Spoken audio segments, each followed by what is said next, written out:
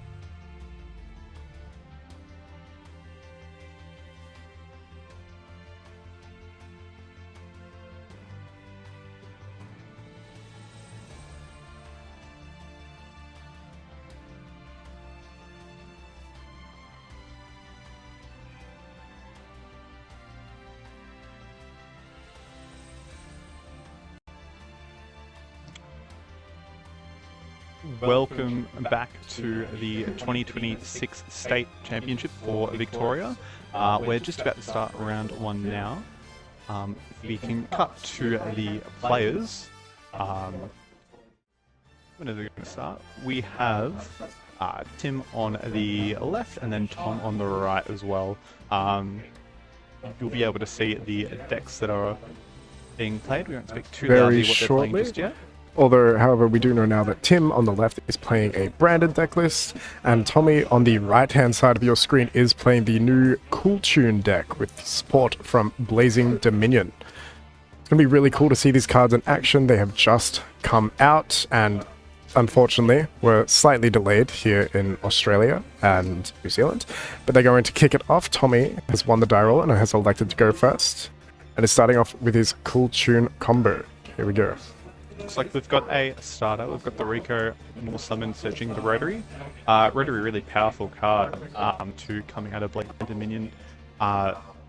Being able to look at your opponent's hand pretty much for free and then just add a card for no reason.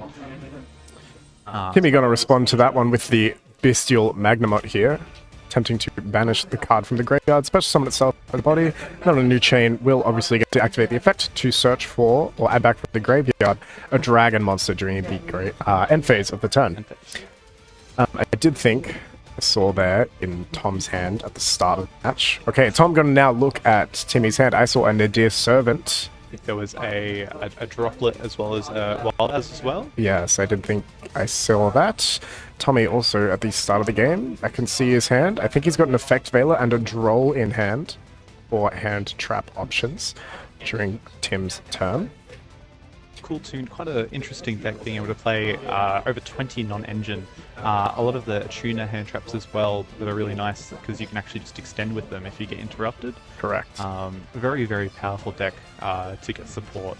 And we see something really nice. Q being able to normal summon any tuner from the deck. Adding back the Harmonia, the new card. Very new card. Very powerful card Very, too. very powerful card. Summoning itself, revealing... Is it 6? It's 5. 5 Synchro Monsters from the extra deck, yeah. Sending one of them, summoning itself, destroying a card, and then getting an effect off of the Synchro Monsters sent to the graveyard.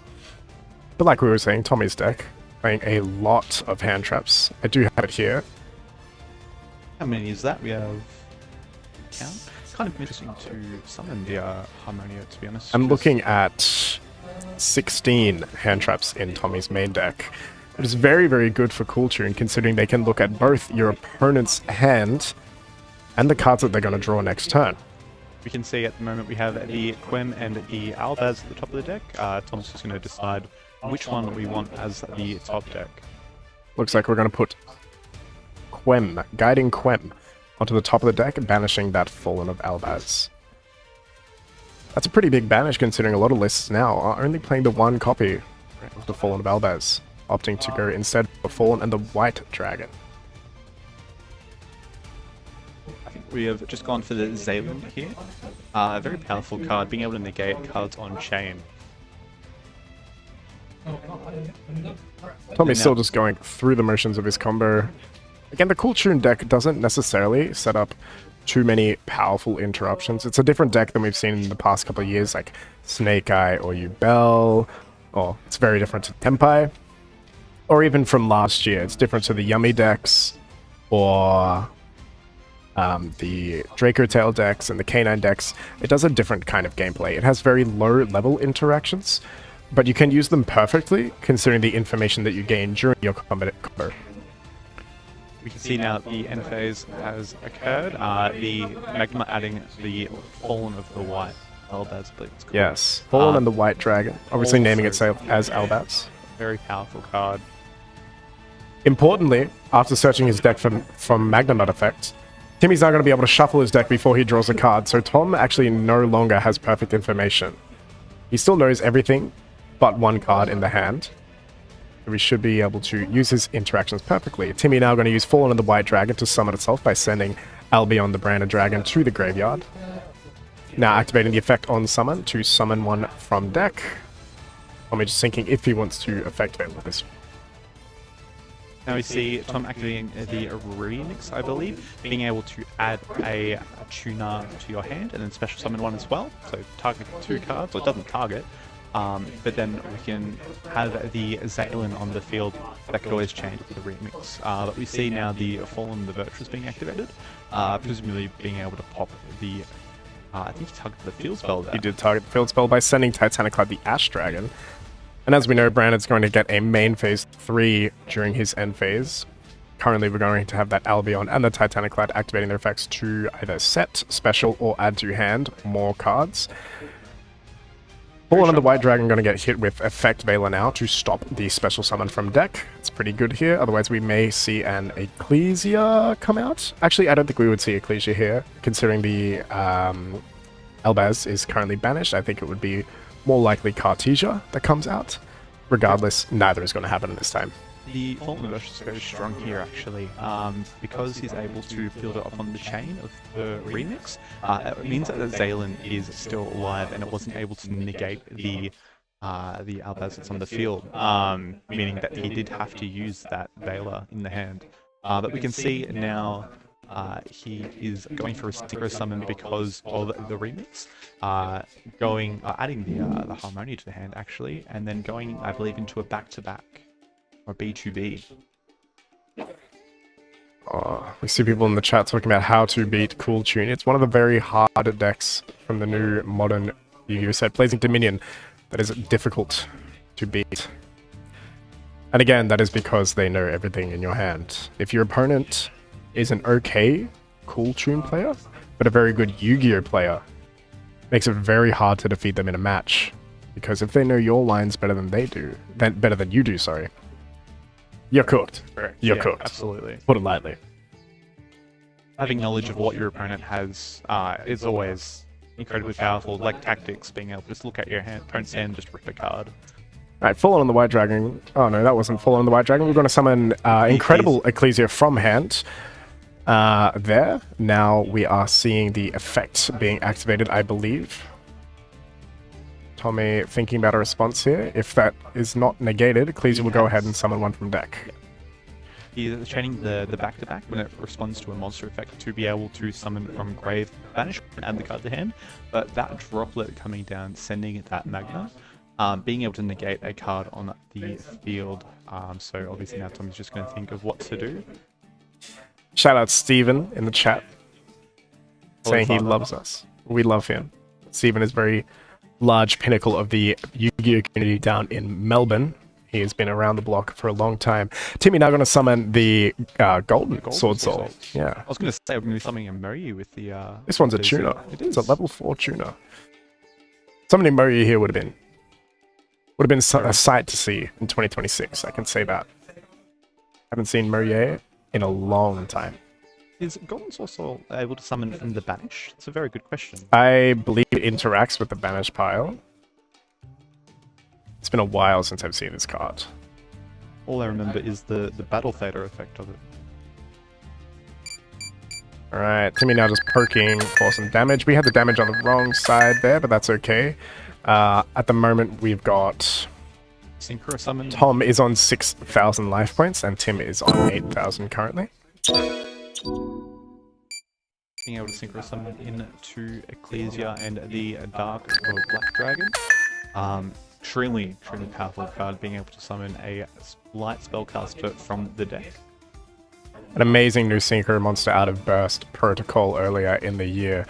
Again, isn't just another way for Brandon to just grind out these games for a very, very long time, which is important against Cool Tune, because if you can grind the game for long enough and have it go on for long enough, your opponent will probably just end up forgetting what you have in your hand. Correct, absolutely. That's one thing I'm afraid of when I play the deck. You got to absolutely be on the ball, thinking about what your opponent has and how you can interact with it.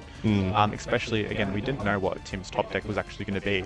Obviously, Branded decks are known for running Super Poly. So having that, if there was a Super Poly just on the top deck, being able to remove the remix and the Zaylin would have been powerful.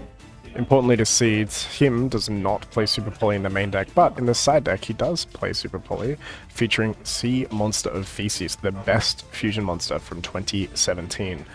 Tom now going to interrupt this combo. playing the yeah, Harmonia. It's very powerful. Yeah. So I was thinking Sending the Wind Dragon Pegasus Adignisto.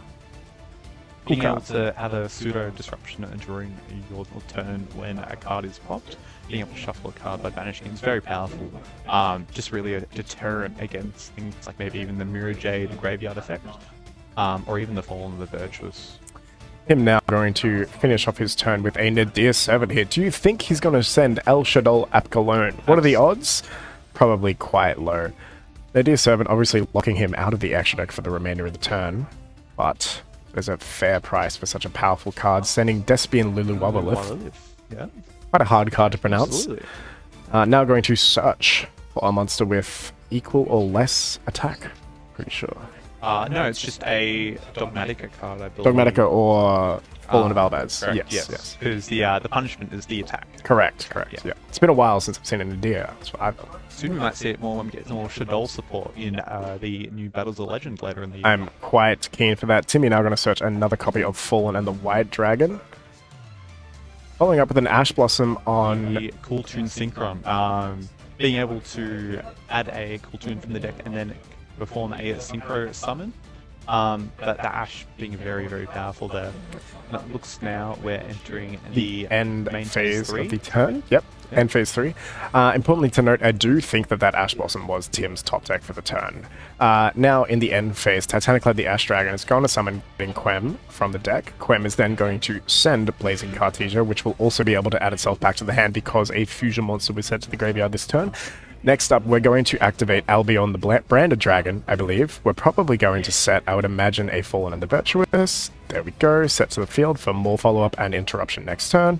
And lastly, I believe we've got Despian Luluwabalith also performing a search. And then we'll have Blazing Cartesia to add back in the end phase as well.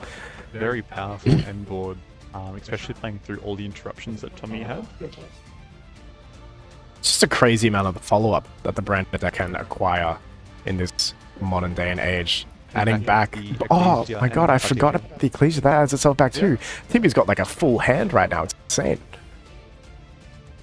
Granted, a Premier deck even since the first states that we had back in 2021 or 2022, following the release of Albaz Strike Structure Deck way back when, just before Power of the Element came out from memory and ruined everything.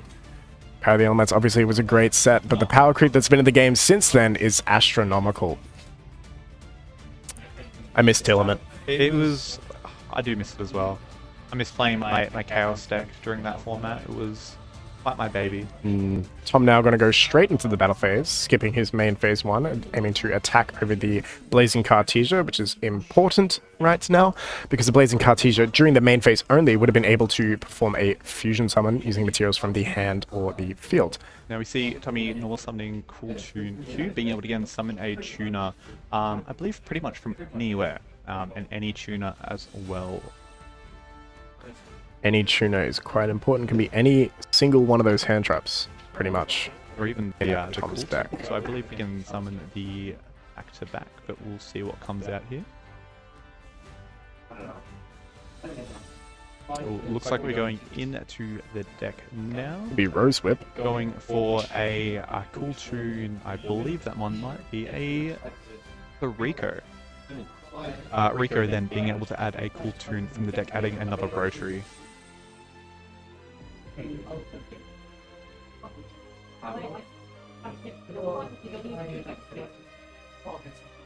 Is anybody playing Red Dragon Archfiend post Blazing Dominion today? I can have a look for you in between this round. Not to my knowledge, though. I imagine there might be. Fallen of the Virtuous now going to send Rin Brum from the extract to the graveyard. Actually, because now we can actually activate the Quem to reborn the Cartesia that he has in the grave. Unfortunately, that Fallen of Albaz is still in the banished pile, so we can't be summoning that one to spawn in a free mirror out of nowhere. But he does have a Fallen of the Albaz under the new white Albaz. Yeah, Fallen of the White coming up from hand here. Summoning 3 monsters during Tommy's turn. Really just spawning in a lot of bodies right now, generating a lot of advantage. Now we're going to go ahead and activate, I believe, Cartesia to perform a fusion summon. Fusion summoning Fallen of the White Dragon, and something from hand, and the Ecclesia. Yeah. Incredible? Ecclesia? Incredible? Yeah. I think so. Yeah. I think so. Summoning Sword out- Soul one. Summoning out Albion, the branded dragon. Now going to go ahead and fusion summon again, using monsters from the field, hand, or graveyard. By banishing them, going to go ahead and banish the Fallen of the White Dragon, treating itself as Albaz, the... Despian Lulu Walil. Yep, and now going to summon Mirror Jade, the Ice Blade Dragon, which is Straight importantly a worm. summon. That ain't no dragon. Being able to banish the Rico, we just want to remove the monsters off the field of Tommy's, just because obviously he can perform a synchro summon whenever he feels like it. But we also know that there is that rotary, being able to summon from hand, just an additional normal summon for free. Quite a lot of things have happened this game. This is going to be a typical thing to think about when you run into branded at a tournament. The game will likely go for a long time, especially when you're playing something with as much extension as Cool Tune. Now I'm going to go ahead and summon the Visas Amritara, if I remember the name correctly. Very powerful card. Just requires a light monster and a tuner. So really good in the Cool Tune deck.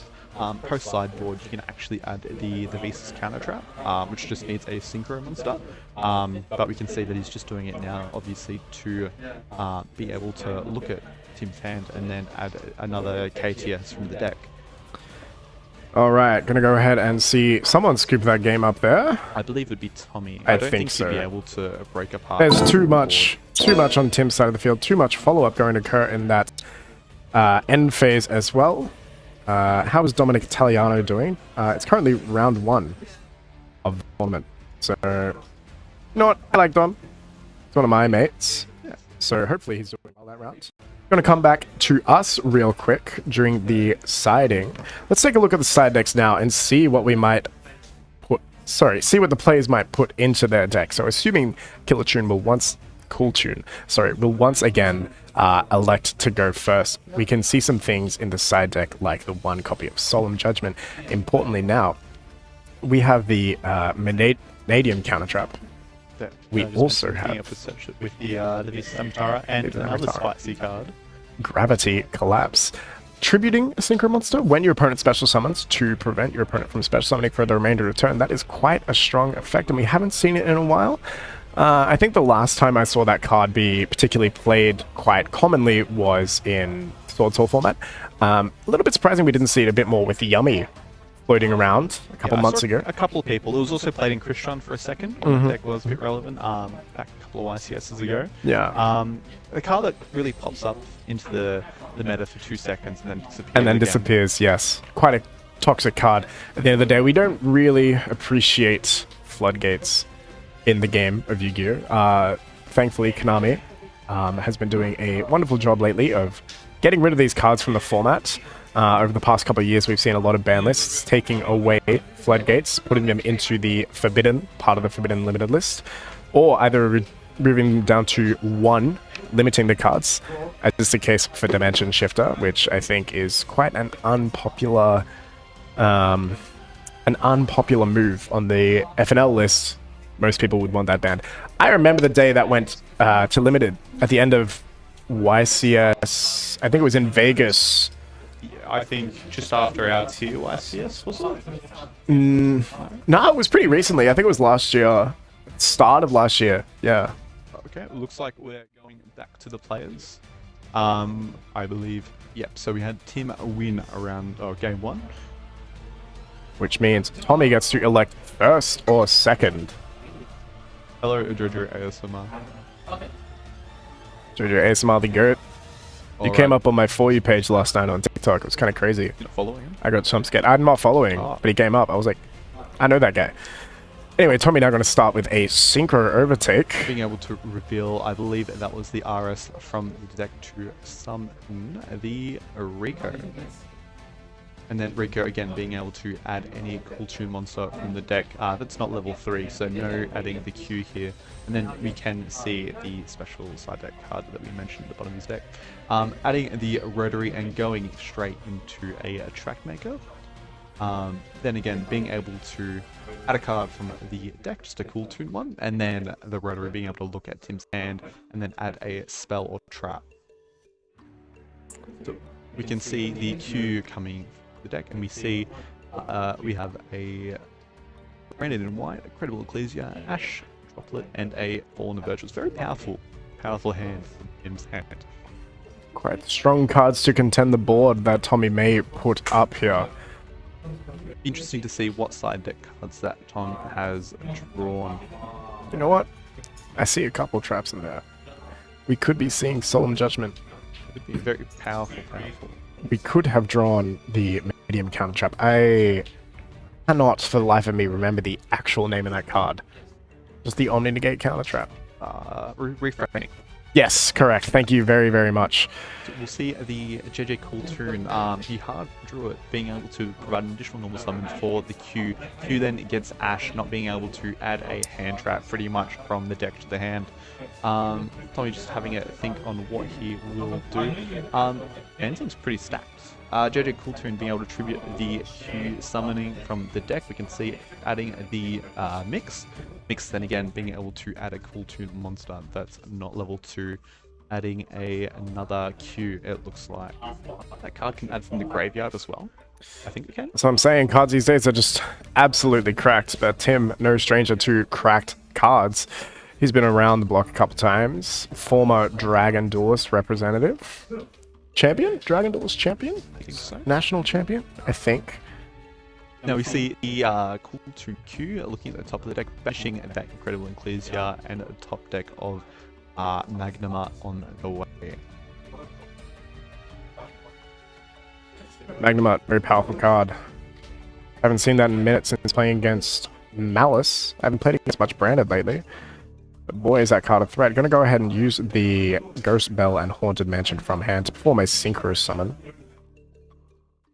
We'll have a timer up for the next round, but we still have roughly about 27 minutes. Yeah, I'm looking at our big clock that we can see here, but you unfortunately can't see. We've got 27 minutes and 25 seconds remaining on the clock for the next 2 games. Timmy now going to go ahead and use Branded in High Spirits.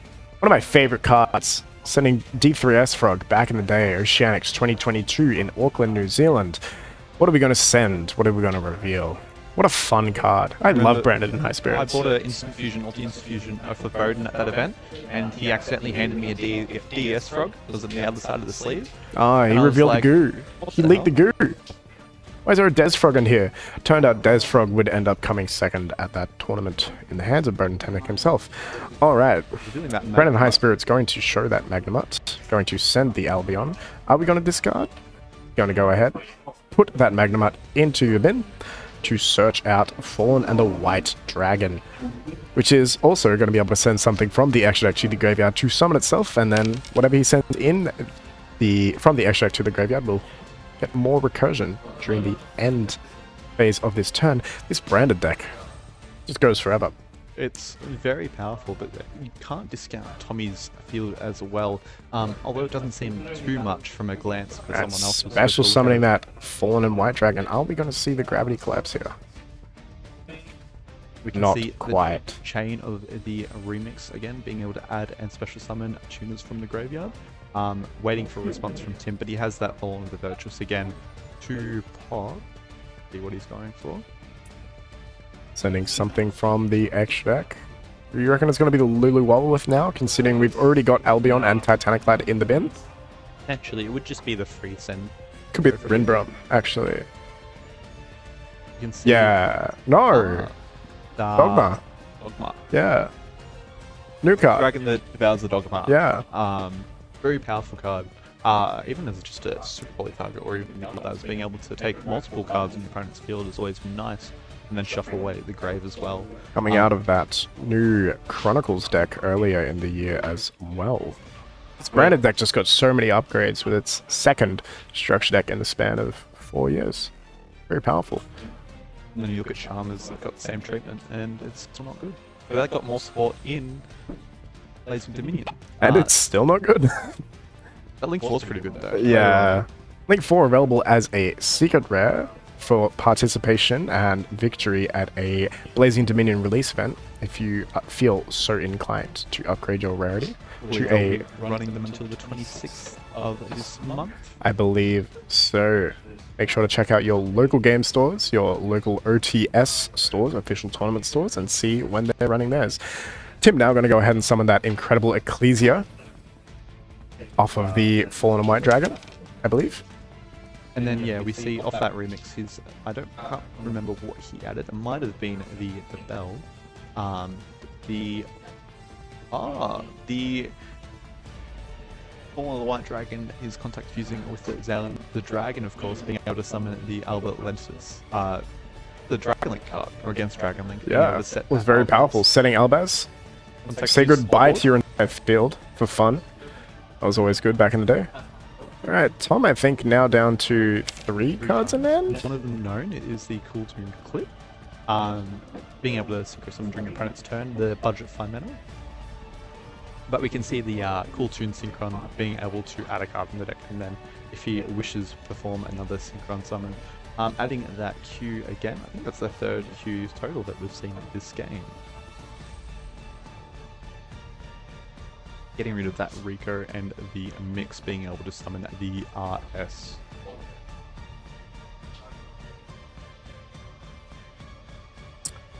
Just resolving some chain links here, or perhaps building some chain links. Not quite sure what the players are up to. So Rico being able to pop a spell trap, although there's none, and then the RS being able to pop a card monster as well. And then again, that RS being a very powerful card, being a spot to get on the field. Then it also gains attack for every tuner that's in the graveyard. It does. Really big beat stick. And then we can see the incredible Ecclesia managing to, or tributing to summon the goat. Albaz. Pitching another Ecclesia. Alright, sending that Ecclesia from hand to graveyard to perform a fusion summon with one of your opponent's monsters and itself. Probably just going to use... There's only one card we can use here, actually. And it is the Synchro monster currently on the field, and we all know what that makes. Albaz plus 1 extra deck monster makes a strong extra deck monster in the form of Mirror Jade. Alright, gonna go ahead and use Forbidden Droplets. But yeah, RS2 chain to negate, and then that droplet being able to attempt to negate. And there we go. Summoning the Mirror Jade. Boy. Recently got an Overframe in Rarity Collection. It 5. did. A very pretty Overframe. Overframe, not Overflame. Also available in Starlight Rare, if you choose to open enough boxes to search for it. The new Overframe cards that Konami has made for us are very, very beautiful. Make sure you get your hands on some Rarity 5. I'm convinced to do a box opening later. See we can. Well, we'll see what we can spin. See what we can spin with the lovely people here at General Games Churnside Park. Just a sweet 30 minutes out of Melbourne CBD. 30-40 minutes. Not hard to get to. Beautiful store. Nice and big. Very bright. Lots of TVs around the place. It's a very good store. But thank you to the 130 near people watching the state championships right now. That's a little shy of the actual number we have entered in the tournament today. Anyway, gonna go ahead and, in the end phase, summon the Guiding Quem, search for the Mercuria, add back the incredible Ecclesia. So much is happening right now. Guiding Quem gonna then send the Blazing Cartesia, which then itself is also going to be able to add itself back to the hand because a fusion monster was sent that turn. I'm not doing that quite yet. Now we're gonna go ahead and activate Albion the Branded Dragon. That's gonna go ahead and set Branded Retribution. Not a card you see activated very much, but a card you see sent to the graveyard Just a a card lot. that I see in my hand all the time wanting it to be in the graveyard. This is very good because now we're gonna be able to use Retribution to protect us from the one set card that Tom has on the field if we feel so inclined. Really handy against any cool tune synchrons, but also the Alphalentus being able to add the Branded Fusion for next turn. Crazy that we've seen this field develop and no Branded Fusion being activated all game. No, a lot of Branded players are ending up cutting down on Branded Fusion. I can see that Tim here is running 2 copies in his deck, which is currently the maximum. Yeah, a lot of people are playing 1 though. Yeah, a lot of people are playing 1 Branded Fusion at the moment. Especially with so many hand traps, you've still got the Dominus cards in the format as well. Correct, and also Ash Blossom now in every single deck, still. But it's amazing that they feel inclined to cut down to 1 Branded Fusion because it's not strong enough these days, which is a wild thing to say. being able to go into the Ecclesia Dragon, it's just an extremely powerful card. Being Yeah. able to send it, and then just gives you a lot more freedom on what you can do. I feel like we have the brand of fusion more so in the Draco Tail decks. Correct, yeah. Being more powerful. Here we go. We can see Tom normal summoning in a Cool Toon Q again, being able to summon any Cool Toon or any tuner from pretty much anywhere. But this might be met just with Retribution. We'll see. Do we reckon Tom sided out a copy of Harmonia this game? I reckon we might have. Not a copy, all copies, probably. Yeah, it's not the great. destruction not super strong into Branded. Packbit, however, great card into Branded. Being able to put that Mirror Jade into the spell and trap zone. Hello, Jesse Cotton. Goodbye, Jesse Cotton. That's what Dominic Italiano did to him at the YS, putting the Mirror Jade into the spell and trap zone, which means no more Mirror Jades for the rest of the game, unless there's something like a Forbidden Drop there to send it to the graveyard. Now we see the RS coming back from the graveyard. I'm not going to guess how much attack it has, but it will have a fair few. Now we see the Mirror Jade just on summon, being able to send any monster that mentions Fallen Albaz. Rinbrum the Striking Dragon. Very, very powerful card. Honestly, I want to see that card summoned more. I want to see that negate. You know what I want to see? Yeah. Some OG Branded plays. I feel like we'll be seeing this at the Link Oceanic 1 monsters. Strike a Dragon in Branded. Back in the day, that used to be common card, and then Branded Fusion came out in the Albaz Strike structure deck and was never seen again.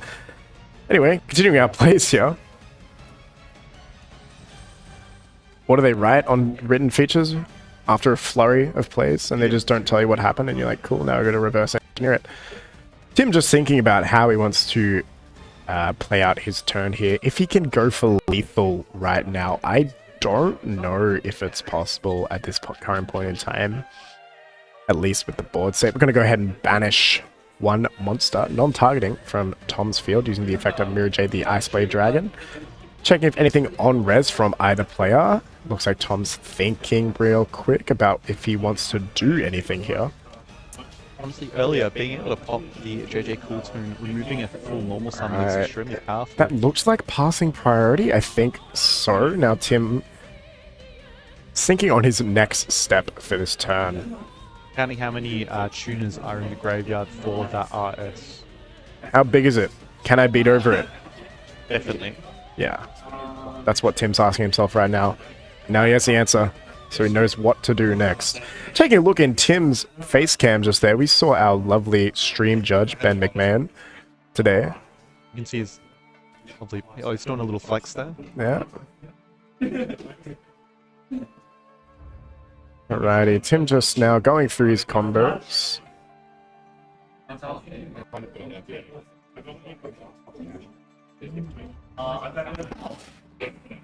I believe, are we ending the end phase now? Adding back all 2 monsters, as well as... Summoning out the OG, Fallen of Albaz. with the Rinbrum. Getting rid of that Rinbrum. Now going to send that incredible Ecclesia, which we just added back, to Fusion Summon. With the RS. That card is only during the main phase, having... Imagine if we could make another Mirror Jade here. Be insane. I think we can't. We're going to go instead for Lubellion. Searing Dragon? Yeah. Yeah. Lubellion now going to be able to Fusion Summon again. Being able to recur resources is extremely powerful card. Just pitching. From the bin or banished. I don't even know how many times the Ecclesia and Cartesia have hit the graveyard. They're just fodder. They're just fodder. Discard fodder at this point. That's all that's happening to that Ecclesia. Alright, gonna go ahead and use the Wildaz. Fallen of Blazing Cartesia, Rinbrum, and the Fallen and White Dragon to make the dragon that devours the dogma. Is that a Starlight, bro? No, I think that's just I think it's just a bit of glare. Yeah. Alright, gonna go ahead and put back some fusion monsters. I think that one's a Starlight, right? Titaniclad and another Dogma that devours the dragon. Dragon that devours the Dogma, sorry. I'm going to go ahead and add back the Branded and High Spirits that we started our turn with. All that time ago. 12 minutes ago, I think. It's a long turn. We have 15 minutes left. But 15 left on the clock, as just mentioned by Destin. Gonna go ahead and slam down that Brand Fusion. Here we go. We're going for game this turn. It's gonna happen. Alright, we see Tim sided in that Super Poly, but now we're gonna send that Fawn and White Dragon, followed by a copy of Kit. Tri-Brigade. I can't remember the full name. Well, this is gonna make a Rinbrun the Striking Dragon. I have the negate, actually. Now I'm happy about that one. Yeah. Gonna go ahead and bring out the Guiding Quem as well. Now the board's cleared. Being able to send another monster, Despian or Dogmatica, sending the branded opening. Oh, we're gonna protect our fusion monsters from destruction. How lovely. How lovely. No Raigeki for you. Alright, switching everything to attack, and we're just going to push our cards slightly forward to indicate an attack and finish the game off here, I think. I think we're done here because the Branded Retribution in the step will be able just to negate. Oh, we had a Mercury anyway. And is that Raps? Perk. Perk. Perk. Perk. And game. That's the match. Tim now taking out round 1 against Tommy on our feature match for the first round of the 2026 Yu-Gi-Oh! Victorian State Championships. Lovely game to watch. Very well played from either players, but Branded ended up taking the cake there against the new Cool Tune deck from Blazing Dominion, going second both games. Good demonstration of the Cool Tune cards, being able to see them demonstrated with the Harmonia as well. Again, that rotary is just extremely powerful, but if your opponent just has extremely good cards, it doesn't really matter. There's always that sense of dread looking at your opponent's hand and it's just cracked and you're like, well, this is going to be a fun one. We're going to go see if we can get Timmy onto the stream up here with one of us, go through his deck choices, see how he's feeling for the day, and then after that, we'll be back for round 2. We've currently got 13 minutes left on the clock, so hopefully round 2 will be not much longer than that, but we'll be right back, hopefully with Timmy.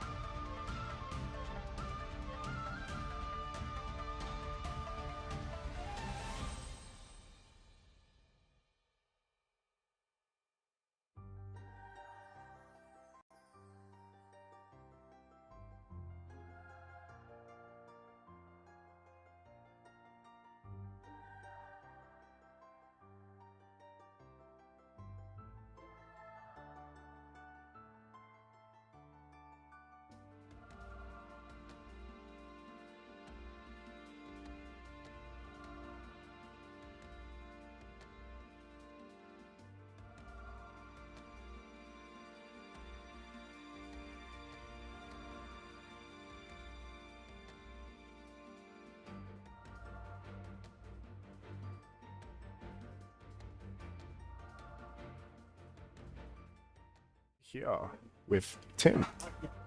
Our winner of round 1 at the 2026 Yu-Gi-Oh! Victorian State Championships. Tim, how are you feeling on the day? Feeling pretty good. The game plan looks solid there.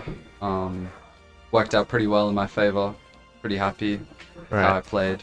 What is the plan exactly? What do you intend to do against Cool Tune? The main idea was to just spam the chain links. So like when I chained Virtuous to his remix, it was just to stop the Zalin from negating what I actually wanted him to like not be able to negate. And then yeah, it worked out pretty well. Also, him not realizing that JJ Cooltoon is his entire follow-up. So if he lets the JJ Cooltoon die, his follow-up becomes much weaker, and that was kind of what let me get it done both games. Yeah, comes nothing compared to the 5 effects you get in the end phase. Some Yes. crazy amount of follow-up. But yeah, we saw you take that game 2-0 going second both games, so Yes. well done. That's not something that happens a lot these days in Yu-Gi-Oh! But well done on that. So you're feeling confident for the day? I am feeling confident. As long as I play well, I feel like I can do good. But we'll see how the rest of the day goes. I'm excited for more. Yeah. Is there anything cool you have in your deck? Any goo? There's no goo in my deck actually. I just I'm relying on my opponents misplaying and me playing good. Yeah. Well, you played well that game, got you the dub. So maybe we can do it another 13 times, 12 times, I think now, and get the win on the day. We'll see how it goes. And if you do get the win in the event today, typically there are flights and accommodation secured to the Oceanic Championship in July, but fortunately enough, that's here for us, Woo. right in Melbourne for the first time since 2018, I believe, before I started playing. So whoever wins today will get flights and accommodation to the next Australian or New Zealand YCS instead. But thank you for joining me, Timmy. Thank you. Good luck on the day. We'll see how we go. Hopefully see you later in Top Cut. Thank you. We'll be right back. Have a nice day.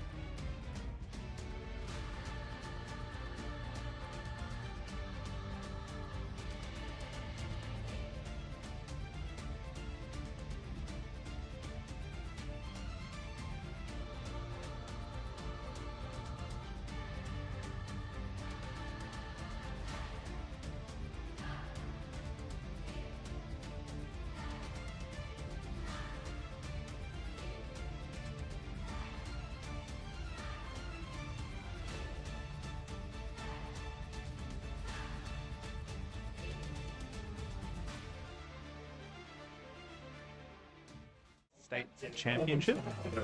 We're going into, as of round 2, we have 2 decently well-known Melbourne players on branded. Correct. Over here on our left, we got Frankie Lin, and on our right, we got Lachlan Murphy. 2 players who, since like 2022, since that Alabaster structure deck, have pretty much only played branded, and both have near max rarity on their decks.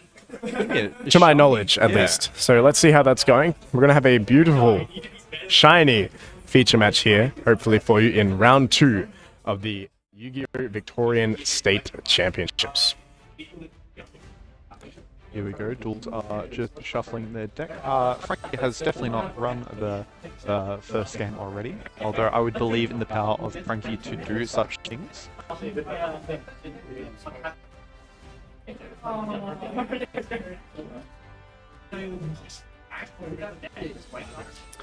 Alright, just resetting our feature displays here while we wait for our duels to shuffle up. Looks like they're just about finished now. People in the stream should let us know what decks they want on the stream as well. Do you want more branded? I hope Branded not. all day. Maybe? Alright, Lachlan gonna roll looks like a 9 there, followed by Frankie's 9. 9 as well. Never mind, I think Frankie won that maybe. Both players with 5 cards in their hand to start the match.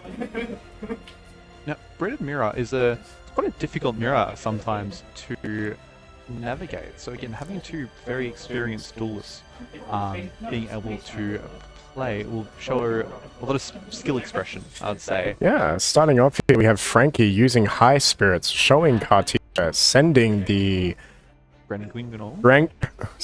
Ashoka told me it was Grand Guignol. To search the Fallen and White Dragon. Now, Fallen and White Dragon going to activate itself to special summon by sending Albion the Branded Dragon from the object to the graveyard. Then going to activate its effect to summon from deck. Lachlan got a chain with Molcharmi Fubulos, and then Frankie going to respond to Ash Blossom and Joyous Spring. We are about 30 seconds into this match, and already a lot has happened. Frankie going to go ahead and special summon The Incredible Ecclesia, the alt the alt art, rarity 5. We can also see the Cartesia that he dumped was an alt art. Yes. Very nice. alt Very, art as very well. nice. I can see in the chat as well. We're wanting some Doomsday or Elf notes. Won't lie, we don't know what Doomsday does. I kind of don't. They look all the same, but we'll try and get them on stream. And Frankie gonna go ahead and synchro those 2 monsters into the Ecclesia Synchro.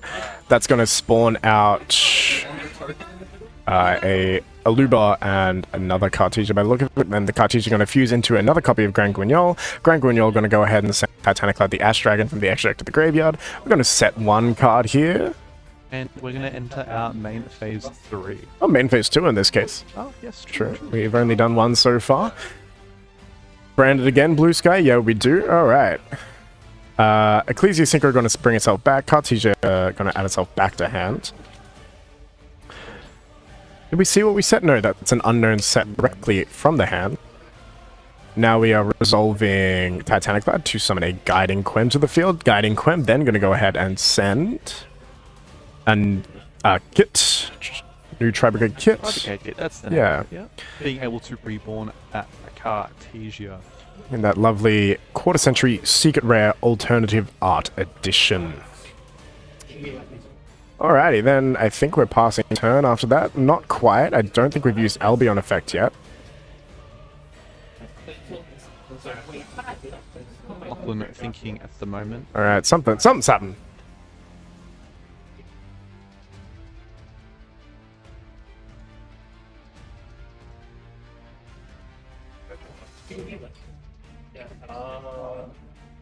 I think, we're just swapping the... Oh, we had a deck and extra deck in the wrong spot. That's fine. Easy fix.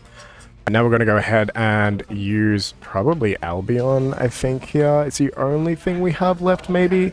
Albion setting that Branded Retribution directly to the leftmost spell and trap zone. That wonderful Omni Negate is now live because we do have a Fusion Monster in field.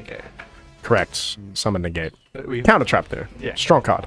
Being able, probably a better card than the Fallen, the Virtuous in this matchup. Again, we have 2 pretty well-known brand players, so it's pretty easy to guess what your opponent will be playing in this circumstance. Next turn. Not this turn, but next turn, Frankie's also going to be able to add back that Branded and High Spirits. I can see here Tim from last round is currently sitting at table 1, I believe. So well done to him. And whoever was asking about Dominic Italiano last round, he's also now at table 2. So both duels doing quite well, placing quite highly, seeded after round 1. Lachlan now going to go ahead and start his turn. Normal summon Aluba, the Jester Despia. Going to go ahead and search for a branded spell or trap. Not a Despia spell or trap, as the original printing would have you believe. Yes. Going to go ahead and search that Fallen and the Virtuous quick play spell from the Chronicles structure deck. And then Going to go ahead and activate the Fallen and the White Dragon. Sending Titaniclad, the Ash Dragon. Checking for response here on Frankie's side. We might have something here. he does have that Retribution set, and again, we don't know what the other unknown could be. That's true. He does have a couple of things here. He could also use the Ecclesia Synchro to summon something out. And also the Grand Grignal can summon it from the... We might want to stop this so that we can prevent a contact fusion with half of our board. Once it comes out. The spellcasters is Grand Grignal. Yeah, it's a Dust Dragon, so it's a... Yeah. Oh no, that one's a spellcaster, I believe. So But once we start bringing out our dragons, we'll be able to contact fuse once that occurs. Okay, so the Albion summon has gone through. The effect has been activated to special summon one from deck, and we are now thinking on that. It looks like we might Retribution it. We're going to Retribution it. Shuffling 2 fusions from the graveyard. Again, that recursion is extremely powerful, and then just A being able lot. to add back a branded spell or trap. Friend by banishing. Titaniclad and Albion the Branded Dragon. Going back into the extra deck there for a free negate. And follow up next turn with its banish effect. Going to go ahead and activate Branded Opening. We're going to go ahead and discard This card's not cost. something when this one resolves, because I think this one should resolve.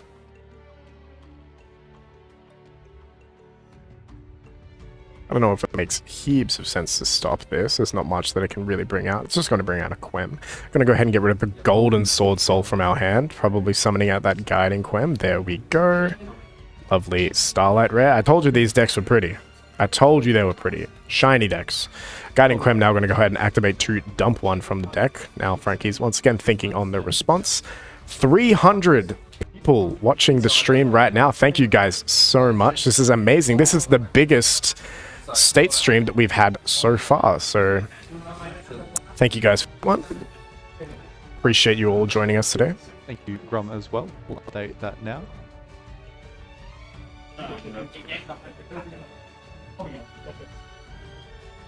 Alright, that one's all fixed now. Let's see what's happening here. Guiding Quem. Not too sure. I think Screen was blocked for a second, so we'll Frankie see what's may going on. have chained something here. Maybe the Ecclesia Synchro. Now we're chaining Fallen and Virtuous, sending the Albion the Dragon to destroy that Ecclesia Synchro, Ecclesia and the Dark Dragon before it can respond. Sorry, before it can summon.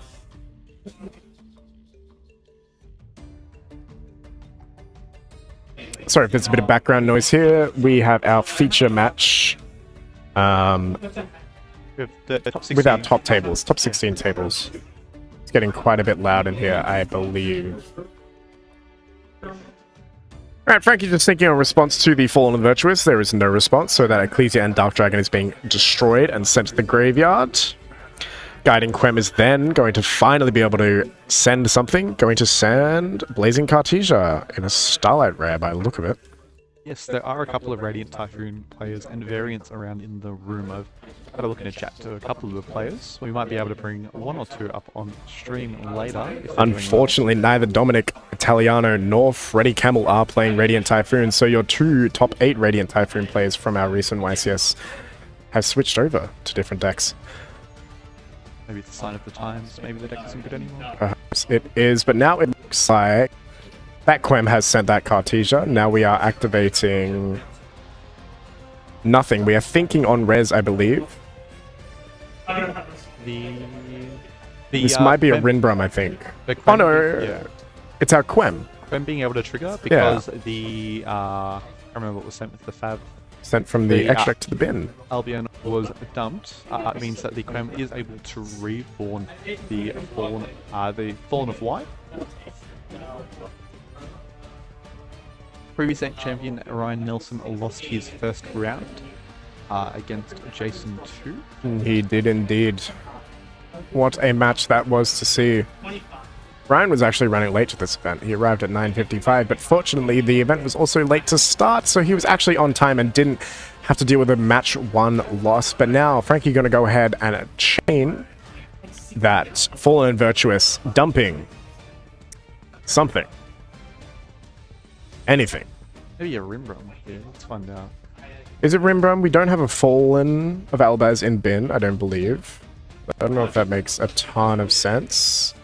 There we go, not Rimbrun. For follow-up for next turn. Probably going to add the branded fusion, but we'll get to that one when we're there. Alrighty. Branded on branded violence, that's true. Now I think we're going to go ahead and synchro summon here. I think we're resolving. No, it's a contact, it's a fusion. Because two tuners don't make a synchro. Oh, Quaddle!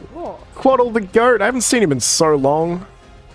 Alright, now we're going to go ahead and use the effect of Frankie's Cartesia, using off the Grand Guignol and the Cartesia itself.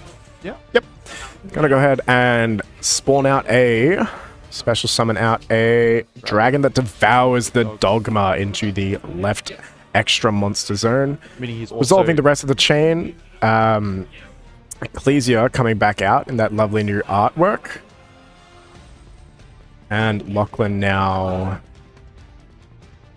thinking about his next plays, about how he wants to interact with this. Importantly, I believe this is only off of 2 cards from Lachlan's hand. Greetings, Elliot. I hope your time up in Brisbane this weekend is alright. Hope you're having a good day, as best as day as you can. Alrighty. The Dragon that Devours the Dogma being able to shuffle away 2 of the extra monsters that were dumped. I believe it was the Albion and the Titanolag. Cutting off a lot of follow-up for Lachlan. Might honestly seal the deal here, but we'll have to see. Again, branded known for many of its pushes. A lot of the cards are extremely powerful and quite forced card design over the past couple of years. Correct. I would not be surprised if this is a match that goes to time. Unfortunately, we might be in for a long one, ladies and gentlemen. Alright, there we go. The incredible here being able to summon that Fallen of Albaz. Albaz being able to discard and fuse with the Quiritus. Here comes Mirror Jade. Mirror Jade is now out. But now we also have our Despian Quiritus effect to bring out a Despia monster, I believe. Because it was sent to graveyard. Despia or Fallen of Albaz? I'm pretty sure it's just Despia monster, I think. Anyway, we'll see what he brings out. Lachlan now special summoning from the main deck. Let's see what he decides on. Oh, Fallen of Albaz by the looks of it. We can see the Starlight Mirror Jade on the field as well. OG Starlight from Photon Hypernova way back when. Kashtira Arazheart also joined in the Starlight rankings, but only one of those 2 is banned. Fallen of Albaz now coming out. Probably going to use the effect on special summon. I don't believe we've sent a card from hand to graveyard left, but we only have 1 card remaining in hand by the looks of that. And the Mirror Jade is just going to be able to deal with this immediately. And again, all that follow-up, it's just been shuffled away because of the Dragon that Devours the Dogma. And it's also unaffected, I believe. Boston Ecclesia's in the graveyard. Extremely powerful card. Which we certainly do have one. Not too hard to deal with though, if you're a yummy enjoyer. Alright, no effect on summon. Then we're going to attack over the Guiding Quem. Now we can contact Fuse, perhaps. Is that an Omega, bro? Main phase 2, activating the Nadir's Servant, maybe shuffling with the Omega, being able to cut off some of the follow-up for Frankie. Being able to shuffle away that Avalantis will be very powerful, but again, that Mirror Jade is just on the field, just staring. Such an omnipresent body that's staying there, posing a large threat. If it gets removed, your field will be destroyed in the end turn, and that's okay because Lachlan currently has a branded opening in the graveyard. Correct, yeah. Correct. But not too much from the field. So it looks Alright, like, yeah, Lachlan surrendering that game. seeing that, yeah, he doesn't have enough follow-up, and then Frankie's hand would just be sacked. Frankie gets like +7 in the end phase, so that game was always over. So now going into game 2, duelists are going to head up to side. We're going to cut back to us really quickly, just for a second. Not going to cut off. Alright, gonna stay on this screen. And Duelists are deciding. We can bring up their deck lists and have a little chat about them. They might be quite similar though. Honestly, pretty much the same looking into the side. We have some interesting text for some Radiant Touchstone decks. I see an Invader of Darkness in that side deck there. I believe This is Frankie. We see... I don't know if it's too catered for the mirror, to be honest. We got a lot in here. We got 2 copies of Grand Guignol, which we did see. We have 2 copies of Dragon that Devours a Dogma. We have Sea Monster of Theseus in our main deck. Everything else seems pretty standard. We have a Dragon's Mind in the side deck. Pretty much the exact same list. We actually see in the main deck. He's, I can't remember the Dark Lord card. Dark Lord stuff. But it adds the Forbidden spell. So he's playing that engine. Very powerful card. Droplets is this format, as well as the Forbidden Crown. Then, yeah, looking at Lachlan's list, honestly, pretty much the same. Might as well be the same card for card. Except he has a fairy. Level 8 fairy in his side deck. Being Our friend, the Sea. Not Max, fortunately. Max C. Not present in the Yu-Gi-Oh! TCG format. Thank God. Yeah. Lachlan's side deck especially is probably more catered for the mirror. Having things like Retaliating at Sea as well. But we'll have to see. Jules just shuffling up, having a small little chat. And then it'll be interesting. Both talking about their deck lists, I'd imagine, or how they're beating other matchups. Hello, Kurt. Adam B, thank you for the sub. I think that puts us over 2K on the Thomas Wayne YGO YouTube channel. Kurt, there was no Christia in the main. There's just one in Lachlan's side deck. But Brandon, a very interesting deck, can go first and second. All these powerful cards that are able just to play into the boards.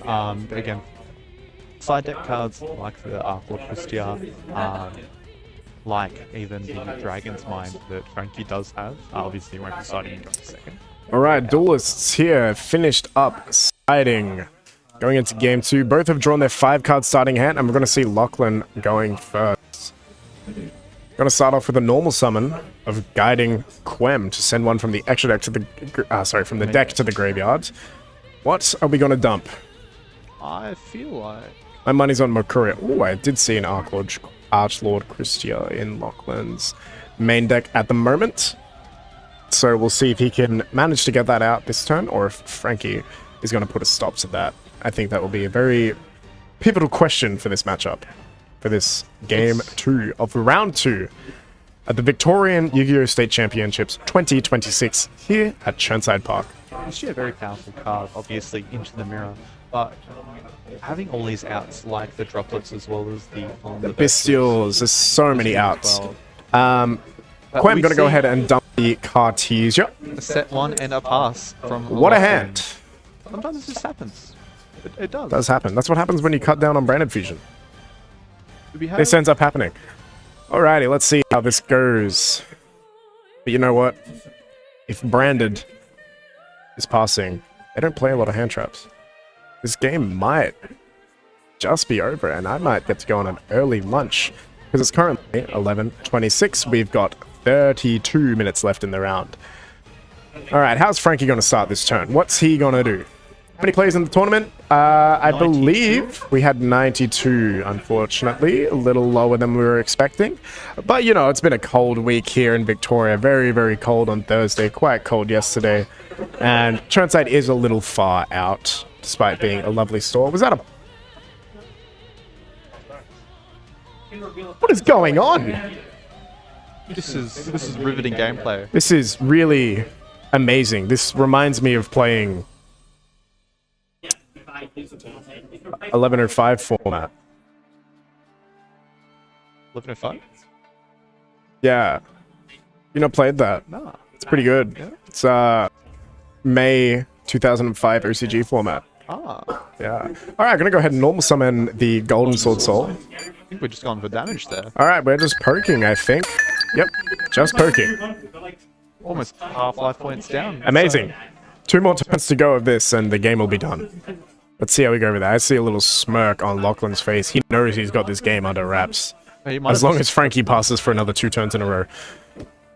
What's for lunch, Schnitz? I think. I reckon I could go for Schnitz. There's one nearby here, I think. Okay, Molchami Fuwat's going to come down on Frankie's side. Yeah, Starting off with our own normal summon Guiding Quem. What are we going to dump? Or what do we have for response from Lachlan?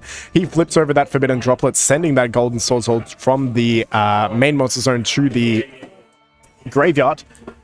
Trying to negate the Guiding Quem, and it goes through. Guiding Quem will no longer be able to send that to the graveyard. And importantly, now it is on half attack points. So it cannot beat over the opposing Guiding Quem. Frankie going to follow up with a set 2 back row and pass. This is just amazing stuff, people. This is some really riveting gameplay here at the Victorian 2026 Yu-Gi-Oh! State Championships. Hey, Blue Sky, we have, I believe it's 8 rounds today and maybe 2 or 3 tomorrow. I believe we have 3 tomorrow. With the new tournament structure, we have quite a lot of rounds of Swiss ahead of us, even at 92 players. All right, back to Lachlan's turn. He's just drawn a card and he's thinking about, Jesus, what can I do this turn? Blazing Dominion is also legal. We did have Cool Tune on round 1, and we will have hopefully some other Blazing Dominion decks on later in the day as well. Correct. Not as many branded, but we've got a... Right, gonna crash the Cartesians there. Let's reset the game state. Set 1 card and pass turn back to Frankie. This is amazing stuff, people. I'm loving this. I'm loving this. This is exciting. People complain that Yu-Gi-Oh! Is really a 3-turn Yu-Gi-Oh's done in 1 turn. Yu-Gi-Oh's done in 2 turns. No, it's not, guys. Look at this. This is peak gameplay. This is done in This is how maybe branded 8. should be. Maybe 8 turns, we might see. This is like, who draws Fusion first, right? That might be what this comes down to. Who draws Fusion first? And my money's on Frankie. There we go. Branded in red. I haven't seen that card in so long. Gonna add back the Guiding Quem to the hand. We're not gonna Fusion something. We're just gonna normal it again. What are we gonna dump? It's another droplet. So we're not gonna dump anything. Oh, we could have Fallen and Virtuous. Because he sent a monster. Do we have Fallen and Virtuous? We do have Enocraft players here, but if... Alright, the droplet resolves. Now we're going to chain the Dark Lord. Going to go ahead and get another search. Do you really want to stream? We can. But probably not. But we have Forbidden Crown. Yeah, the Dark Lord card being able to search any Forbidden card when it's in the graveyard. Crown, very powerful card. And again, this Quem is just... Might be able to resolve. It's just a Quem game. Alright, ladies and gentlemen, I believe that this Forbidden Crown is going to put us into another turn after this, because I don't think Lachlan is going to top deck a play this turn. I don't think it's going to happen, guys. $5 says it doesn't happen. Is that a troll and block that? Alright. Oh, Brennan has spirits. Here we go. We might have something. We might have a game on our hands, but we can't forget the 2 set cards from Frankie's side of the field. Okay, you're going to reveal the droplet, which is a spellcaster. It is, yeah. Going to show Grand Guignol, the Dusk Dragon. Going to send both of those to... There's no way we search another Guiding Quem, right? Alright, Fallen on my Dragon. The Guiding Quem didn't work. Let's pivot game plans. Let's start sending cards from our extra deck to the graveyard. Because currently, Frankie doesn't have anything in to summon back off of that Guiding Quem. Yeah. So this Fallen of White Dragon might just go through. We might be able to end the game here, noting that Frankie is currently only on 4,700 life points. We're going to send that Albion the Branded Dragon, special summon the Fallen White Dragon. Fallen White Dragon now got to activate its effect, special summon one from the extra deck. What do we have from Frankie? Nothing. It's resolving. What could be set? I have no idea what we have, but I don't think it's a Fallen Virtuous, because we didn't respond to Forbidden Droplet with it. We're going to summon out that kit. Ecclesia. No, Ecclesia, new art. Super Poly! Standing Retribution. Okay, so we can get back the Branded and Brand next turn. What are we going to summon? Is it... Honestly, a lot of things that he can. Being able we can summon Lubellion and then make Mirror Jade. But he has no Albaz. He's got no Albaz. Oh, he's got no Albaz in his bin. Yeah, so true. we have I believe for something. Oh, Dragon that devours the dogma is actually really powerful here. Yeah, there we Being go. able, again, to shuffle away Lachlan's grave, getting that Albion. No, it getting clears the you now follow-up. graveyard though. So not invincible currently. But it might not be enough. Having that giant body on the field is just powerful, and then again, giving him more follow-up, having the Branded Retribution again, adding any branded spell or trap from the graveyard. I think this should probably just seal the deal. I think that's game because yeah, we can just brand it in red, summon back the Quem, but it's not going to matter because we do have Albion effect currently. So now, oh no, this is Lachlan's Albion that we're now putting back. Yeah, correct. We're putting back the Golden Sword Soul as well. And next turn, we can Retribution, add back Branded in red, add back Cartesia, adding Quem, and do it all again. And then on 7250 life points, I'm pretty sure we can get there if there's no more interruptions. Except I lied because we know Lockie has the Forbidden Crown. So there is one more interruption again for that Guiding Quem. And that's been our only play so far. So unless we top deck something, this game is going for another turn. Provided we don't top deck something. Lucky now just using his graveyard effects to add the monsters back to hand. Ooh, is that an Ash Blossom? I think he's got Ash as well. Yeah, okay, cool. All right. I think this game's going for another turn. All right, draw. Frankie can draw a lot. Again, having that access to red in red will be able to dodge potentially. What if it's Cold Buy? Could be a If he has Cold Buy set, he didn't use it yet. He might have it.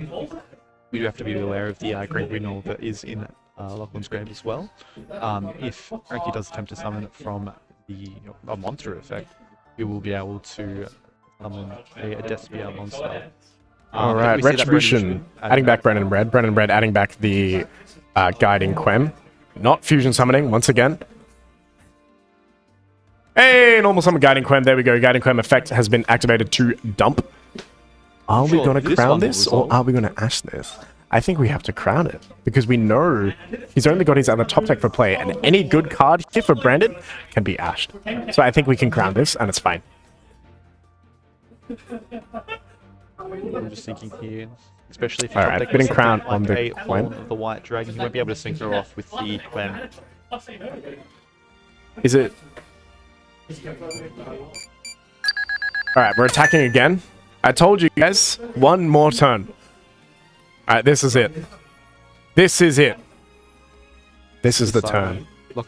Lockie's locked in. He's taking a sip. He's drawing a card. And if it's a play, a pretty good one. That's pretty good one. I don't think it kills it, Frankie here, but I think it does enough because we already have the other two cards in hand, so we might actually have lethal. Probably going to go ahead and start with a normal summon, no, a special summon of the Incredible Ecclesia here to summon out, let's say, the OG Elbaz, and then we can fuse away some stuff and get rid of some effects here. Dogma was unaffected. The crown chained to the Quem. Oh, sorry, I think you're responding to the other previous comment. Alright. Looks like Dom has just wrapped up his match on table 2. I think it'll give us a thumbs up or a thumbs down if he won or lost. Alright, I think Dominic has won that match on round 2. So Dominic going ahead 2-0 into the tournament. But let's not worry about that right now. We're running back our feature match here. Frankie going to go ahead and use the Incredible Ecclesia to summon out Fallen of Elbaz. Fallen of Elbaz going to go ahead and discard the Blazing Cartesia from the hand to attempt to perform a fusion. And we're going to get hit with Spark. Very Dominus Spark from Blazing Dominion, being able to banish one of Lachlan's monsters that just vanishes pretty much free. It's fine. We still have Nadir Servant. We can still play the game. Does Frankie have any other cards in hand? I can't tell. Oh, he's got a couple. I think he's got like 4. Looking over there real quick. I think he's got like 4 cards in hand. All right, Nadir Servant going to be activated here. What are we going to go ahead and send? We're going to go ahead and send from our extract to the graveyard 1 copy of... You have the Dragon that devours the Dogma. We're thinking. I think we're choosing between a couple different things here. It looks like he's landing on Dogma, the Dragon that devours the Dogma. We're going to go ahead and send the... And we let it go. That's final. We're going to go ahead and send the dragon that devours the dogma. Now we're going to go ahead and search the fallen and white dragon. Being able to dump an Albion as well with the Fallen White Dragon, being able to then summon one from graveyard or the deck. Notably, again, Lachlan is locked from the extra deck this turn because of the Nadir's Servant. But again, the amount of follow-up that he does get from this one Nadir's Servant is incredible. Being able to search for Fallen Virtuous during the end phase to potentially destroy that Quem. But we'll have to see what we're doing. I think we're entering the main phase 3 now. Alright, we're adding back that Brandon High Spirits that we started with. We're adding back the Blazing Cartesia, and we are using the effective Dragon that devours the Dogma. Now, what are we grabbing from our deck? Looking through, yep. Going to grab the Fallen Virtuous. Fallen Virtuous can pop this opposing Dragon that devours the Dogma because there is no Ecclesia in the bin of Frankie. Are we going to use it? The follow-up the next turn, because then Frankie would be able to search with it. That's true. It's kind of a tough spot. I feel like we can pop the Quem here. We can pop the Quem, send the Albion, because then we haven't sent Albion already. We can use Albion to set another Fallen Virtuous. Oh, is there? Yeah. I'm not paying attention. Sorry, guys. I'm not looked in. Alright, gonna go ahead and use the Fallen and the Virtuous. Gonna send a... something. Oh no, we're reborning. Are we? Reborning that Guiding Quem. Guiding Quem now gonna hit the field. Gonna be able to activate to send one card from the deck to the graveyard. And that's gonna be... something. Well, looks like we're picking the Golden Sword Soul. And... gonna go ahead and dump the Golden Sword Soul. Yeah.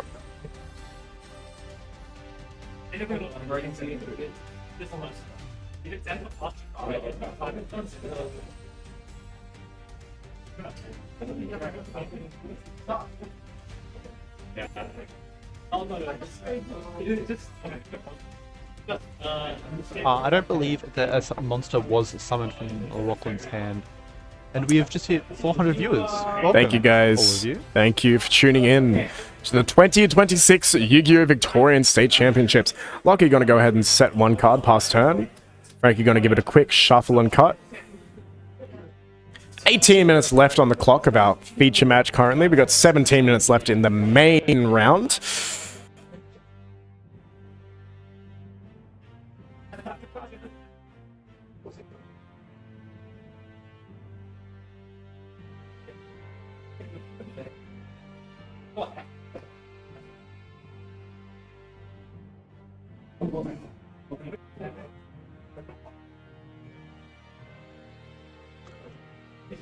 Still end phase shenanigans. And we can see a swoop from Frankie here. Alright. Going into a game 3. 17 minutes going into game 3. I reckon that's enough time. We've currently had 2 games in 33 minutes, so 17 minutes for one. It's just about on the cusp of the previous 2 games. We should be alright to go here. Our duelists are now 1-1 in round 2 of the Victorian Yu-Gi-Oh! State Championships 2026, and that is a sentence that you're going to hear me say quite a lot this weekend. So buckle in, get ready for that one. Because we got 8 rounds-ish, I think, today, followed by another 1 or 2 tomorrow, and then a top 8 cut to see who's going to become the Victorian State Championship. You know, we got a couple opportunistic people here, some players. It could be the current reigning champion, Ryan Nelson. He could take the cake again with whatever deck he's cooked up. Who knows? It could be anything. It's anybody's game at this stage because it is currently only round 2. So at worst, anyone in the tournament is currently X1, which means anyone in the tournament is currently in the running for Top Cut. And that's what's important here. All this Swiss games just leads us to Top Cut, which just leads us to a final, which just leads us to a champion. So, we'll see who that is at approximately 3 PM tomorrow. 3 p.m. Australian Eastern. Are we daylight or standard currently? I think we're standard. Australian Eastern Standard Time. Yeah. So make sure to tune in then. Same time tomorrow. 10 a.m. Australian Eastern Standard Time tomorrow is when we should be starting the stream up again, roughly. So just hit that subscribe button, hit that bell button, and then you'll get notified whenever we're live again. Finishing up shuffling up. Going into game 3. Presumably Frankie will be going first. We'll see if there's any cool side deck cards that we have for here.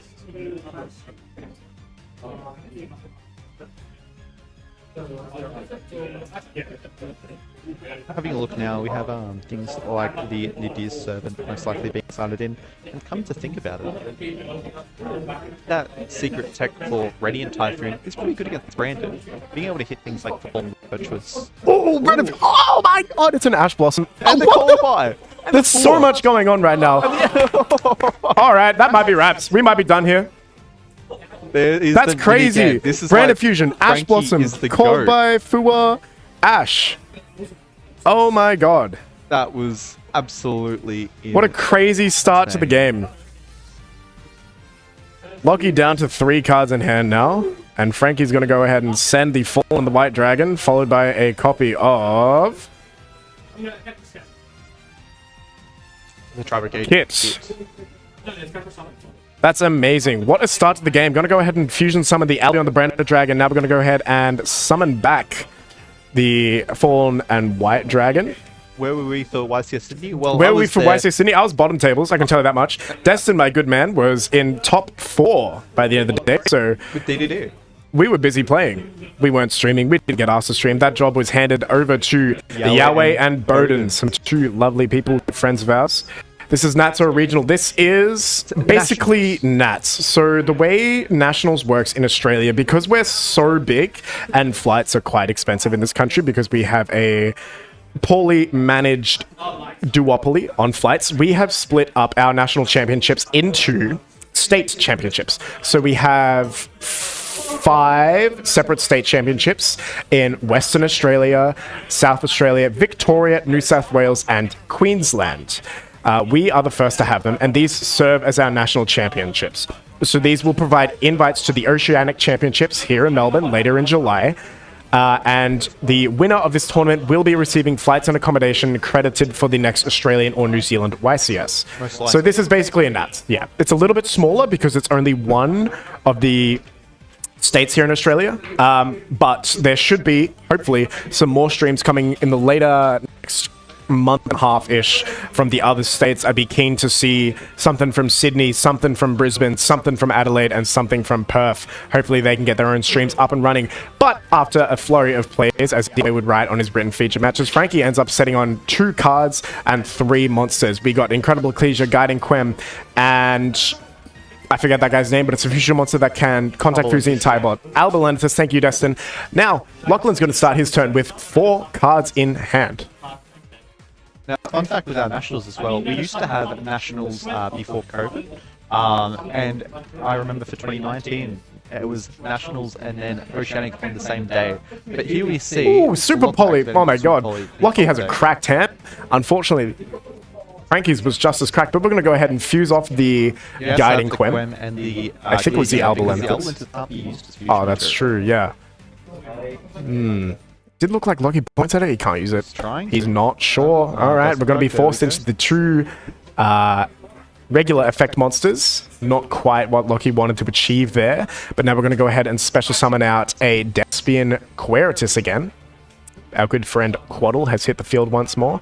I love that card so much. Yeah, me too. Alright, Josh Smith, I remember our match from YCS Sydney this year, and I remember our match from YCS Sydney last year too, actually. You've been great to play against both times. The U-Bells were quite difficult to out this year, so credit to that. But yeah, I've been doing this commentating here at the Victorian State Championships for the last 3 years with my friend Destin, giving everyone else a chance to win the tournament. Pretty much, yeah. I would have loved to play this event. I've got my max full power Cooltoon deck sitting around. It's right here, actually. I've got it in my hot little hands right here. A very rich max rarity deck. That's what I'm going to say it is for the stream, so you all think he's rich. But we see Why is there a deep sea prima donna? That's crazy work. Anyway, we've got the normal summon of the Aluba. Aluba, the Jester of Despia. The Mercuria that Frankie searched during the end phase, being able to negate it. And then the Fall of the Virtuous being able to attempt to pop the Quiritus. Interesting here. We can see if Lachlan's going to try and summon from the deck here. What an incredible game this has been. So much has happened. That first chain link and then a super poly, like so many powerful cards have been activated in this current game 3. But that's what Branded's trained for, to be honest. That is what A lot of Branded's these like. Power cards in this mini game. Alright, gonna go ahead and activate that Branded Retribution to stop the Fallen White Dragon, shuffling back the Dragon that devours Dogma, and I think it was an Albion. Yeah, I Lachlan's think. having one card. You all saw it. I'm not going to say Slam it. but Branded Fusion, one time. Ash Blossom is Ash Blossom- currently negated by Coldbite, right? Coldbite, yeah. Alright, good game. Well done to Frankie for taking out that Branded mirror match in round 2 against Lachlan at the 2026 Victorian USA Championships. I'm going to go ask and see if we can get Frankie for an interview, and we'll be right back.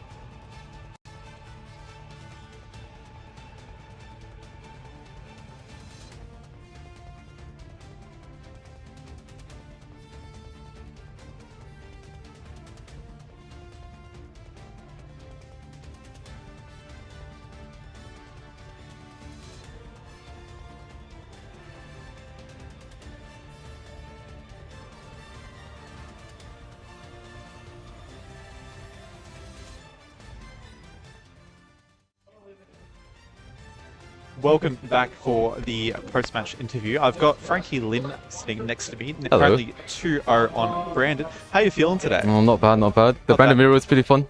What did you first round one? I played Kilotoon. Cool tune. And how did that go? Did you go 2-0 against that? Or? I made a Theseus and that was it. Yeah, 2-0. Good. How do you feel about the deck? Do you feel like you've got a good chance today to possibly top the event? Maybe. The deck's good. Yeah.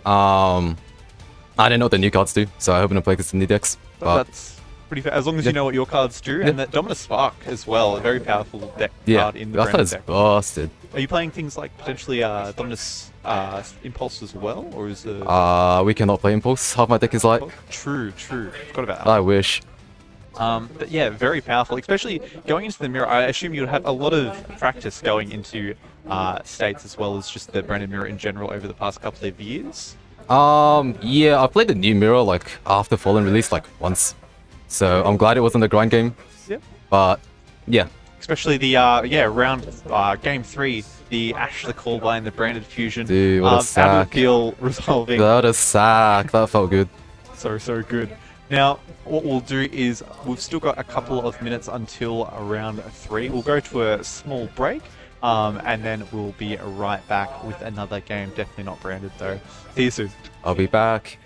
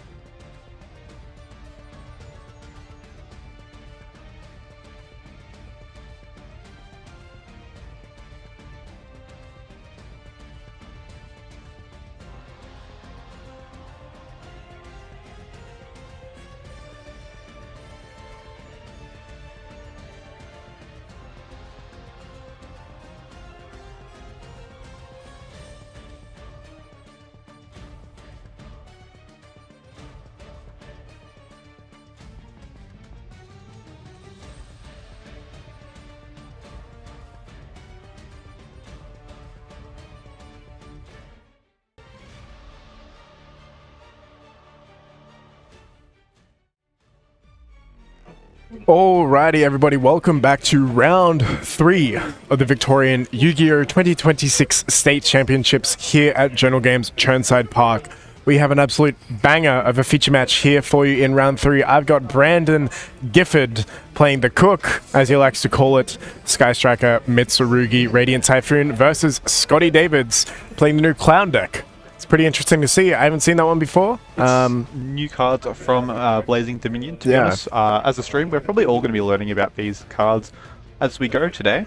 Not a super popular deck, and also, again, in Australia, the set was delayed by a couple days, so this is really like day 2 of having access to the cards for us, so this is probably going to catch Brandon quite off guard, but these two are quite good mates, and they're going to have a lot of fun on stream, and we're going to have a lot of fun commentating over their match. So let's send it over to the stream camera, and we'll get started for you as soon as we can.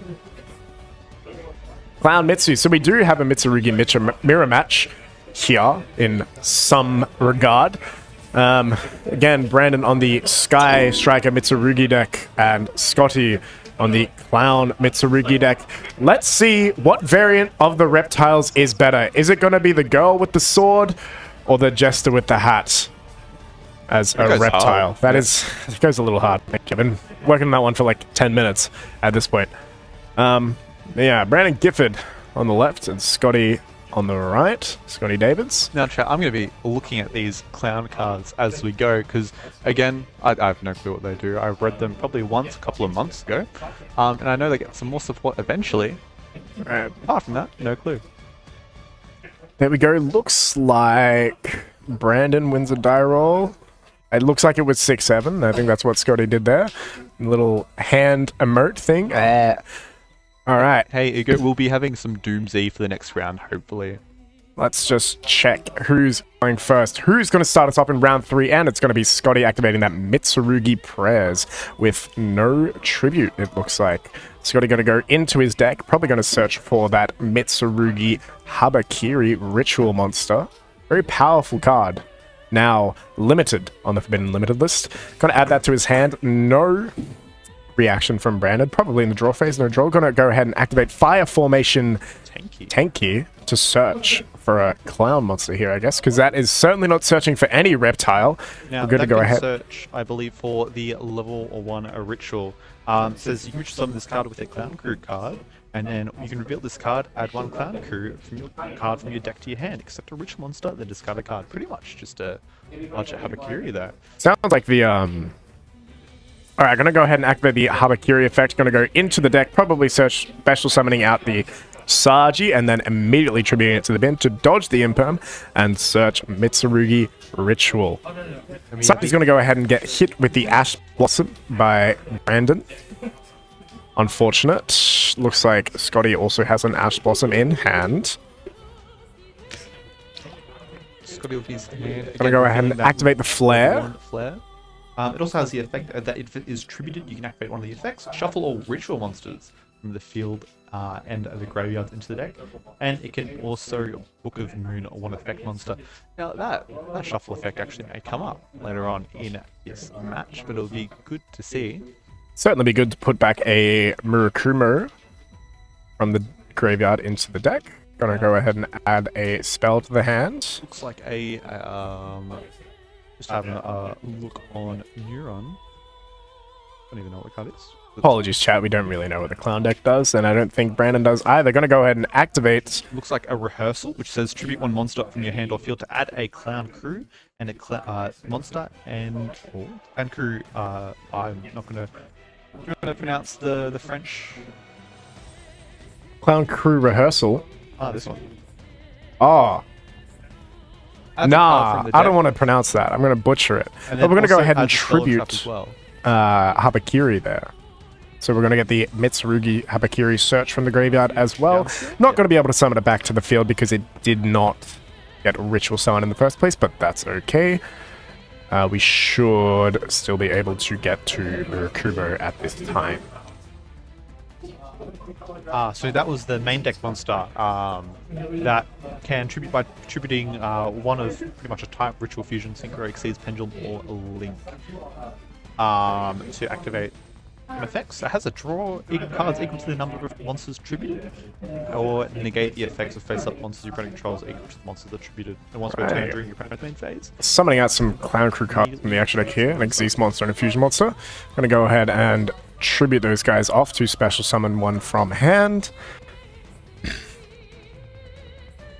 Honestly, yeah, what Scotty's playing is a pretty nice budget deck. All the cards from Blazing Dominion, all the Clown Crew cards are commons and supers. I think there's only 2 supers in it. And following the new Legendary Modern Decks 2026, the Mitsurugi half of Scotty's deck is also now very, very cheap. Make sure you go into your LGS's, your local OTS stores, see if you can pick those ones up. And then you'll have access to basically the entirety of Brandon's deck and half of Scotty's deck. Now that spell card that Brandon's reading has an effect during the end phase. You can draw cards equal to the number of different cards attributed this turn with Ritual, Fusion, Synchro, Exceeds, Pendulum, and Link. Then also sets a spell or trap card from your hand. So it's sort of that super rejuve effect, which is extremely powerful, being able to draw into hand traps and then possibly into, say, a Super Poly and then set it.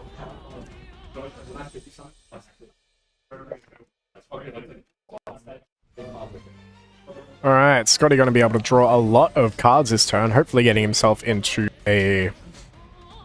Probably looking for a Mitsurugi level 8 that we can use to Ritual Summon Murakumo from the deck.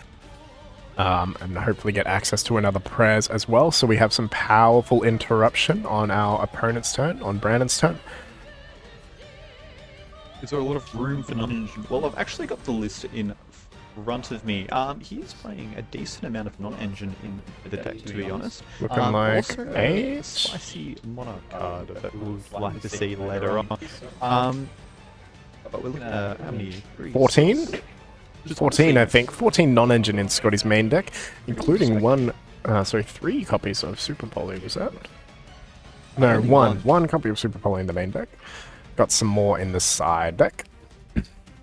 Still winding down the end of Scotty's turn here. You can just look at that hand size and see he's got everything. Alright, now he's going to set one card so he doesn't have to discard down to hand size. Brandon's going to go ahead and draw a card for turn, and let's see what he can do with the deck he has dubbed the Cook. And he cook here. And he cooks Scotty. Can he cook these plays? Yeah, activating that pre-preparation of Rat's going to go ahead and be able to add a Ritual Monster and associating Ritual Spell from the deck to the hand. Got to go ahead and activate, add the Mitsurugi Habakiri and Mitsurugi, not Ritual, the spell to the hand. And now we're going to be able to activate Habakiri. Once per dual effect. Very powerful. Obviously, been saying this for the past couple of months now. Scotty going to go ahead and respond with an Ash Blossom to the Habakiri effect. That's going to stay in Brandon's hand. And realistically, if Brandon is able to get to a Murakumo this turn, it's not going to matter too much. Scotty has so many cards in hand that he's just going to be able to discard whatever he wants for free. Brandon going to go ahead and activate Triple Tactic Thrust now to be able to search or set a spell card. Looks like it's not resolving though. This Clown Trap card of some variety. We'll read right now. It says activate one of the effects. You can only activate one of the effects. Also, until the end of the next turn, after this card resolves, you can't activate the effects of monster special summon from the deck or extra deck. Now, it's going to get ashed by Brandon. Is getting ashed, but it would have summoned 2 Clown Crew cards or added one. Not too sure which effect. Ooh, adding the Sky Striker Mobilize Engage, powerful secret rare all the way from Dark Saviors in 2018. I think Dark Saviors came out. 2018. Gonna go ahead and slam the Radiant Typhoon Visions to be able to draw 2. That's gonna get chained 2, but importantly, this Visions is the 3rd spell in Brandon's graveyard. So that Sky Striker Mobilize Engage is gonna be able to draw an additional card after resolution, provided he doesn't just put it straight into the graveyard and mark the card as resolved, which he's known to do. So let's see how this goes. Gonna go ahead and search a copy of Mystical Space Typhoon here. Reading that. Other than the draw effect might present that Brendan doesn't have a lot of quick play spells in his hand. Cool Tune is currently a menace in Master Duel, but fortunately now for us, the TCG has completely caught up to the support that is available in Master Duel. So if someone has been practicing on the digital client, Yu-Gi-Oh! Master Duel, they will be able to maybe take this tournament by storm. We'll see how we go. I imagine we won't see heaps of it today, particularly in Swiss rounds, because, again, product was delayed, so not a lot of people have it yet. But the people who do have it, if they are good at it, will likely make top cut. Brad, I'm going to go ahead and activate the Sky Striker Mobilize Engage now to search for a Sky Striker card and then draw one card on resolution. Scotty going to contribute the 2 extra deck monster clown cards he has on the field to summon one from hand. Brandon going to go ahead and search something. What are we going to grab? Go for a Widow Anchor here, or maybe an equal. Oh, going for a linkage. A lot of good, powerful Sky Striker cards. Again, more force releases, like branded cards that have been coming out as of late. That's alright. The Sky Striker one's pretty cool, and this is a very cool deck to use them in. I'm a really big fan of this Sky Striker Mitsurugi Radiant Typhoon deck. But I'm going to draw a card there. I didn't quite see what it was.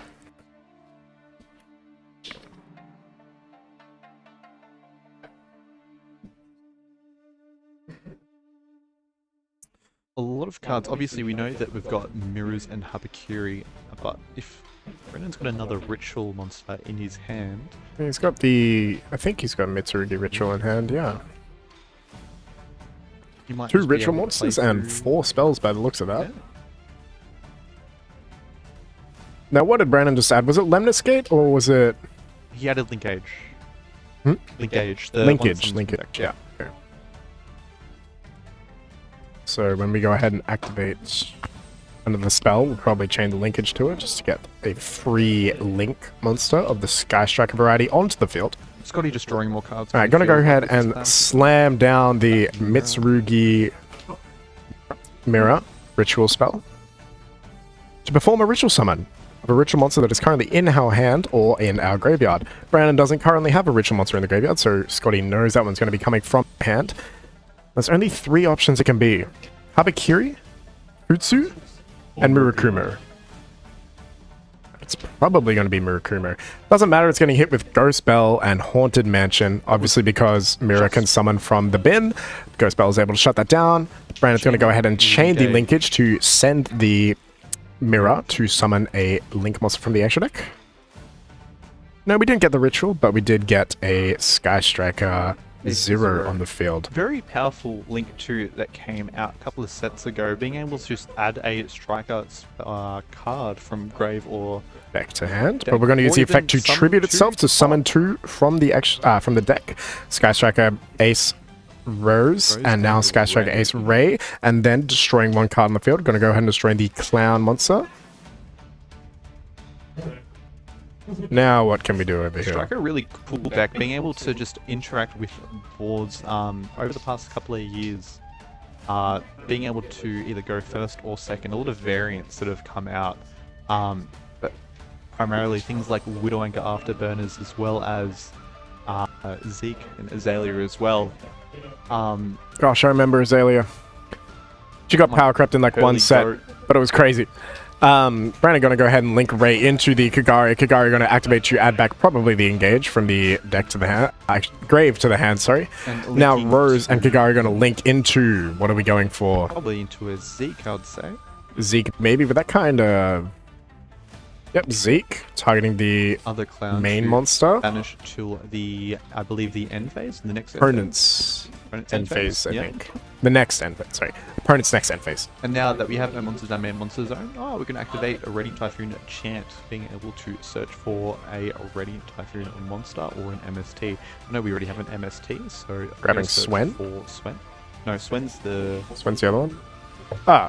This guy can summon it, so I've got to activate the Mitsurugi Space Typhoon. Got to pop the last remaining set card. Got to activate another engage. Can this draw Mitsurugi Ritual? Knowing Brandon's luck, it probably does. And we know probably draws Ritual. Brandon hasn't activated, or hasn't normal summoned this turn, has he? But there's always a chance that he can draw into something. I don't know. But we're having a look.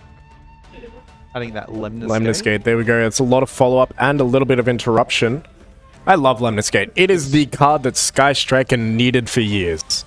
Because you can grind for a little bit, but once all your Widow Anchors are in the bin, bad luck. But now Lemnis Gate lets you put them all back, and importantly, lets you put back Engage, The link monsters. Yeah. And then it's also, I believe, you can link summon using, like use it to link summon during your opponent's turn, or something like that. I'm gonna go ahead and spawn 2 free Radiant Typhoon bodies. There's that swing, Just for fun. being able to search for the Radiant Typhoon visions, the draw spell. Going into the link to being able to add the MST back from the graveyard as well. We can see definitely that Brennan's just been able to pick apart Scotty's board. Nice. Slowly, cleanly dismantling the board that Scotty set up. True Actually, duelist. Are we able to summon the Radiant Typhoon Link monster under Link Edge? Let's have a look. We'll have a look. We'll have a... Brandon Gifford the Lightning. Alright, MSC gonna pop the continuous spell on Scotty's field. We're not. We're currently going back by a little bit. Whoopsies daisies. These Alright, things do Judge is happen. just taking care of the situation at hand. Yes, you did Link Edge. We're Beenden. Can we reverse this game state? We've drawn a couple cards since then, I think, right? We drew one off of Engage. Hopefully we can. Brandon says he knows the 2 cards that were drawn. But our lovely stream judge Ben is going to try and take care of this quite professionally. been a respected player for quite a number of years, turned into a judge. Also has some fabulous muscles as well. Yeah, he's ripped. Yeah. That guy is ripped. It's crazy. You seen that pic of him in the singlet at YCS? It's insane. Oh my goodness. He could break any one of us. Break me. I meant our Anyway. bones. Anyway, hopefully going to clear this up quite shortly so that we can get back to the action for you. Timer has been paused. The Lovely. timer, so everything is all right. I bet Scotty knows how to glove. I think he does. That guy does know how to glove. You can hear the duelist talking. Brennan was indeed lost in the source. Yep. And we are now back. All right, we have reversed the game state. Thankfully, we didn't have to give anyone a game loss there. Ryan Nelson is the kind of duelist to decline many feature matches, which is why he was in the finals feature match last year and not earlier. And here we got the Azalea, the Sky Striker monster, being able to remove, I believe it was the continuous spell. And again, No, the really MST simple. popped the other continuous spell. Azalea just beat over the guy and now is going to link summon into Shizuku. And yeah, that's Scotty's entire board gone. But Brandon had a lot of follow-up. He has the Lemnis Gate, right? we're linking away the Shizuku now into one of the new monsters. I know this one has replacement effect for monster effect. Can make a opponent's monster effect turn into destroy one Sky Striker Ace monster. Very powerful card. Then it will be able to trigger the raid that will be in the graveyard. Alrighty, I think Scotty just accidentally revealed the top card of his deck, or what he was top decking that turn, but I think Brandon only has the Lemnis Gate set. So 2 pieces of interaction here. Lemnis Gate might be able to put back, I think it's 2 cards with the amount of Sky Striker things he has in graveyard. I think he'll be able to put back 2 cards from Scotty's field, and he obviously has the replacement effect to pop the Link monster and then trigger Ray later on. So, let's see what Scotty decides to do here to counteract this gameplay. Importantly to note, our duelists currently are not 2-0, they are 1-1 each. So that graphic at the front there, not quite super accurate, but we can go ahead and fix that in a moment. Not that it matters all that much. The duelists are 1-1. Yeah.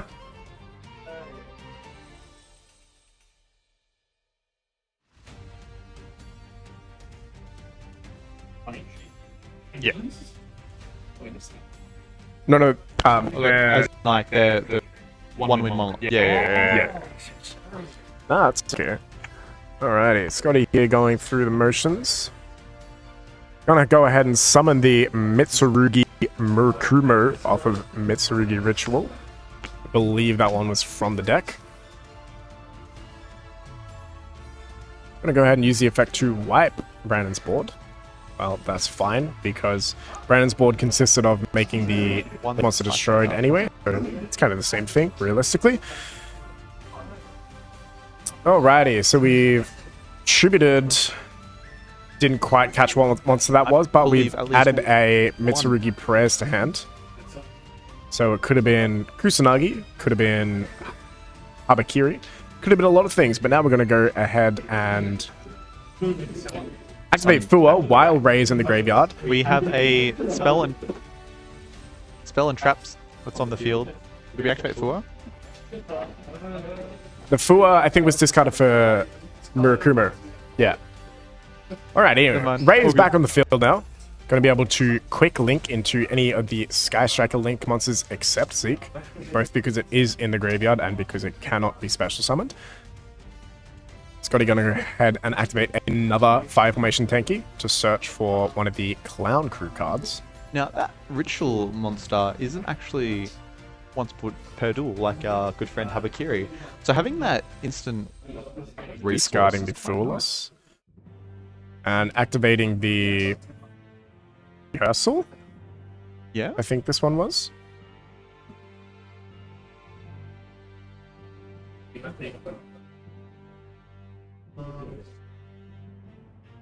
Again, a lot of love in the chat for our True Duelists on feature right now. Everyone's loving the feature match that we got between Brandon Gifford, the Lightning, and Scotty D. Some other important, notable duelists in the room. I've got YCS Sydney 2024 winner Jason Huang on table 2, currently playing against YCS 2026 winner Dominic Italiano. So that would have been a crazy match to see on feature, unfortunately. I believe we have Freddie in the room as well. Yeah. From our 2025 YCS. I can't see him in here, but he's currently 2-0. Freddie Camel, 2025 YCS Sydney champion. Completely undefeated the entire weekend.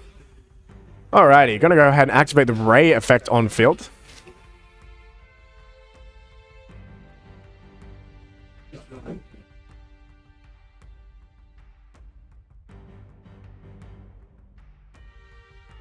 Only Onagiza was here. We have 4 YCS champions in one room. Yeah. Unfortunately, Onagiza likes to hide.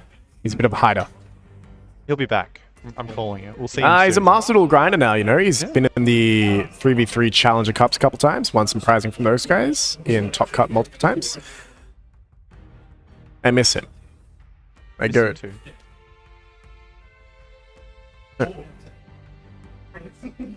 Scotty just thinking what he'll be doing. He's got honestly, again, a lot of resources. These Clown Crew cards, being able to draw. Yeah, he has so many cards in hand right now. It's absolutely crazy. Sometimes it just turns into that decision paralysis, though. You have so many cards and you just don't know what to do with them. Yeah. Not like Tempai, you know, you gotta flip this deck. Look at Kaiman, activate, get Ash, pass. We love Tempo. Sorry, I was just looking at our big screen that we have our stream on currently, with a delay, of course, and Aquaritus just hit the field, and then I got really confused for a second. I thought Aquaritus was on this current feature match, but it's not. Murakumo are going to go ahead and beat over the Sky Striker Ace Ray, put it back into the graveyard where she belongs. Hope she doesn't come back out again.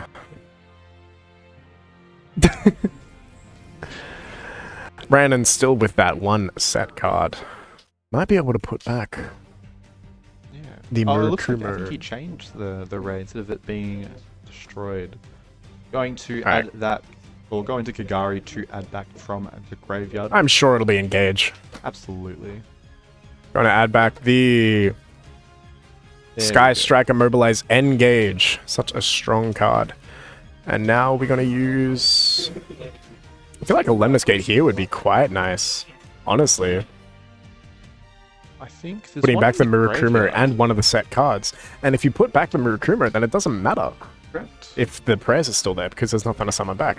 Nothing of relevance. Super strong impactfulness to summon back. Kagari going to go ahead and get beaten over by the Murakumo, taking 800 points of damage because that Kagari was boosted by the amount of Sky Striker spells. So the amount of spell cards in general in Brandon's graveyard.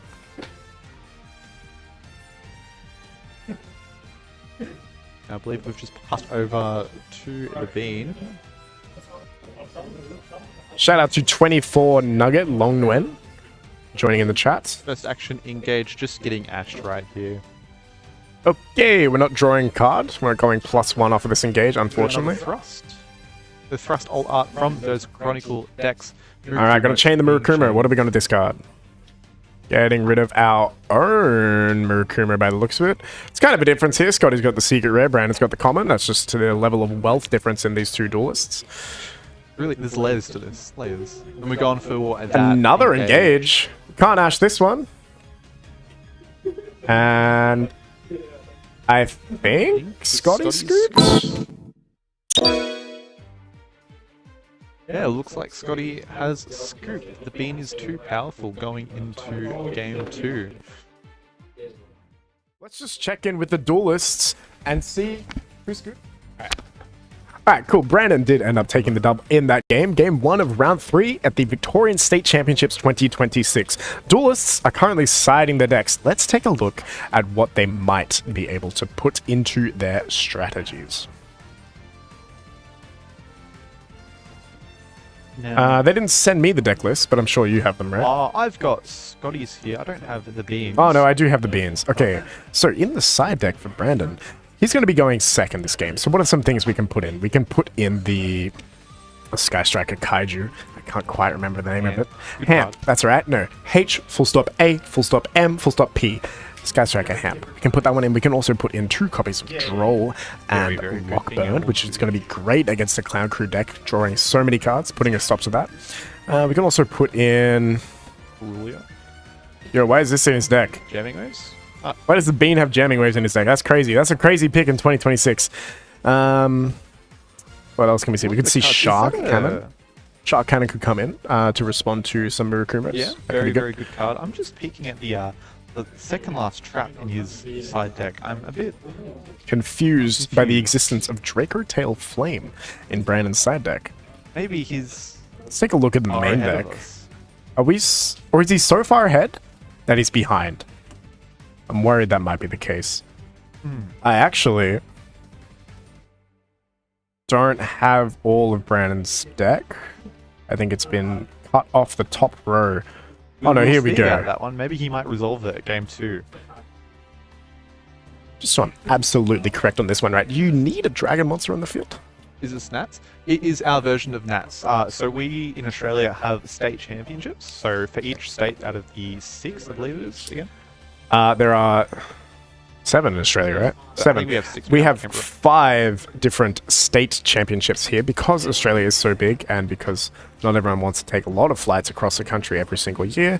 If we had Nats as well on a separate date, duelists would be traveling interstate 3 times a year, which is a lot for Australia. We're going to cut back to our current duel. But yes, we have 5 different state championships in Australia instead of national championships. We have Western Australia, South Australia, Victoria, which is where we currently are at General Games Chermside Park, just about 40 minutes out of Melbourne CBD. We have New South Wales in Sydney, and we have Brisbane for Queensland. So all of these tournaments enable duelists to earn an invite to the 2026 Oceanic Championship late in July this year, and the first place at all of those events will be receiving accredited flights and accommodation to the event. Quite nice, to be honest. I'd like to do that, but I guess we're stuck here. But you know, we got to give these guys a chance. You know, we're here for you. All right, duelists are ready for game 2. Scott probably going to be going first this game unless he's pulled some mind tricks on us, which would be kind of wild. Now, looking at Scotty's side deck as well, he's got a couple of powerful cards. Things like Gazelle's Prism, the budget D-Marriott is quite good. He also has a little Vanity's Ruler. Be interesting to see how it goes. And then also another Zavorg. Now we see the rehearsal going off, tributing the main deck Clown Crew monster, being able to search for, I believe again, it was 2 monsters, one of itself and a spell and trap.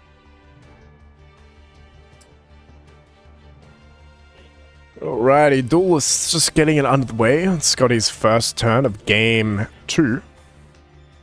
Just going ahead, starting his turn with his clown card combinations. We also heard that someone really handsome is running Oceanics this year. Thank you, I am running Oceanics, actually. No, I'm not running Oceanic Championship. I will be there, though. certainly will be there. And we have All right, a Brandon going to go ahead and Fool. activate Mulcharmy Fool us in response. All right, try to get a couple cheeky cards out of there, but that's going to be responded to with Scotty's Ash Blossom and Joy Spring. No cards will be drawn for Brandon, -1 hand size. Unlucky champ. But really, getting rid of that Ash Blossom means that we're not going to have to worry about any sort of ashes on our rituals or maybe even the engages. Correct, So yeah. we'd probably rather our Fool get ashed rather than anything else. And it does look like we have 4 quite powerful spell cards in Brandon's hand. And I think, if I saw that correctly, I think they can all get hit by Ash Blossom. I believe so as well. So yeah, it's quite nice to not have to worry about that now, unless, of course, Scotty has a second copy hiding in his hand. Not that it would be hard to get to another one. The Clown Crew deck obviously drawing a plethora of cards each Three or turn. more Yeah. cards, because he's contributed 2 already. And we'll see, he's adding the trap. Now one can summon from the deck. Ooh, actually, I do see Freddy Camel in this room, playing against Freddy Rose Oh. currently. Freddy Camel this event is playing the branded strategy and is currently playing against Freddy Rose's Memento deck.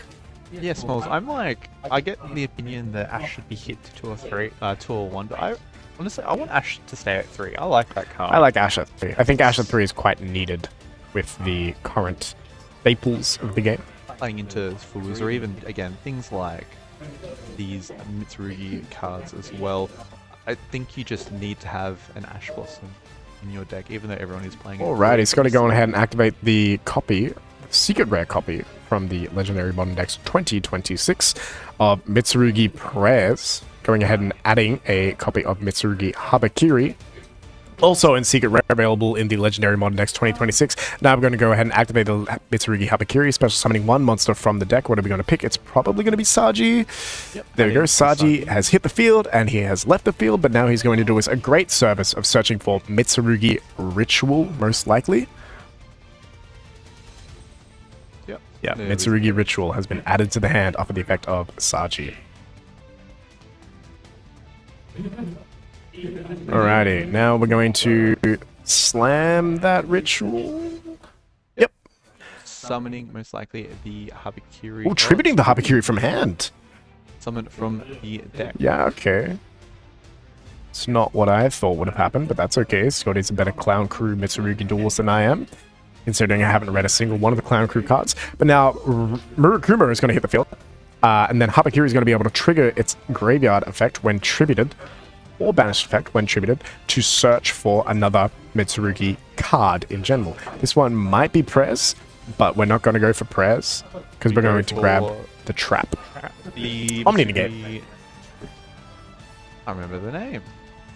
Can't quite remember the name, Chat, what was the name? but it's the Omni Negate. Habakiri is not going to be able to summon itself back because it was not correctly summoned originally. Scotty's going to go ahead and set 2 more spells or traps alongside the Mitsurugi trap card. And going to proceed to the end phase. Does he have any end phase effects? Let's find out.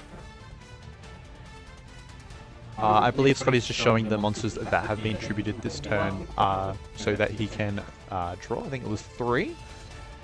So drawing into 3 cards, another Ash Oh, there's Blossom. another Ash Blossom. There we go. And a Zaborg. What do you know?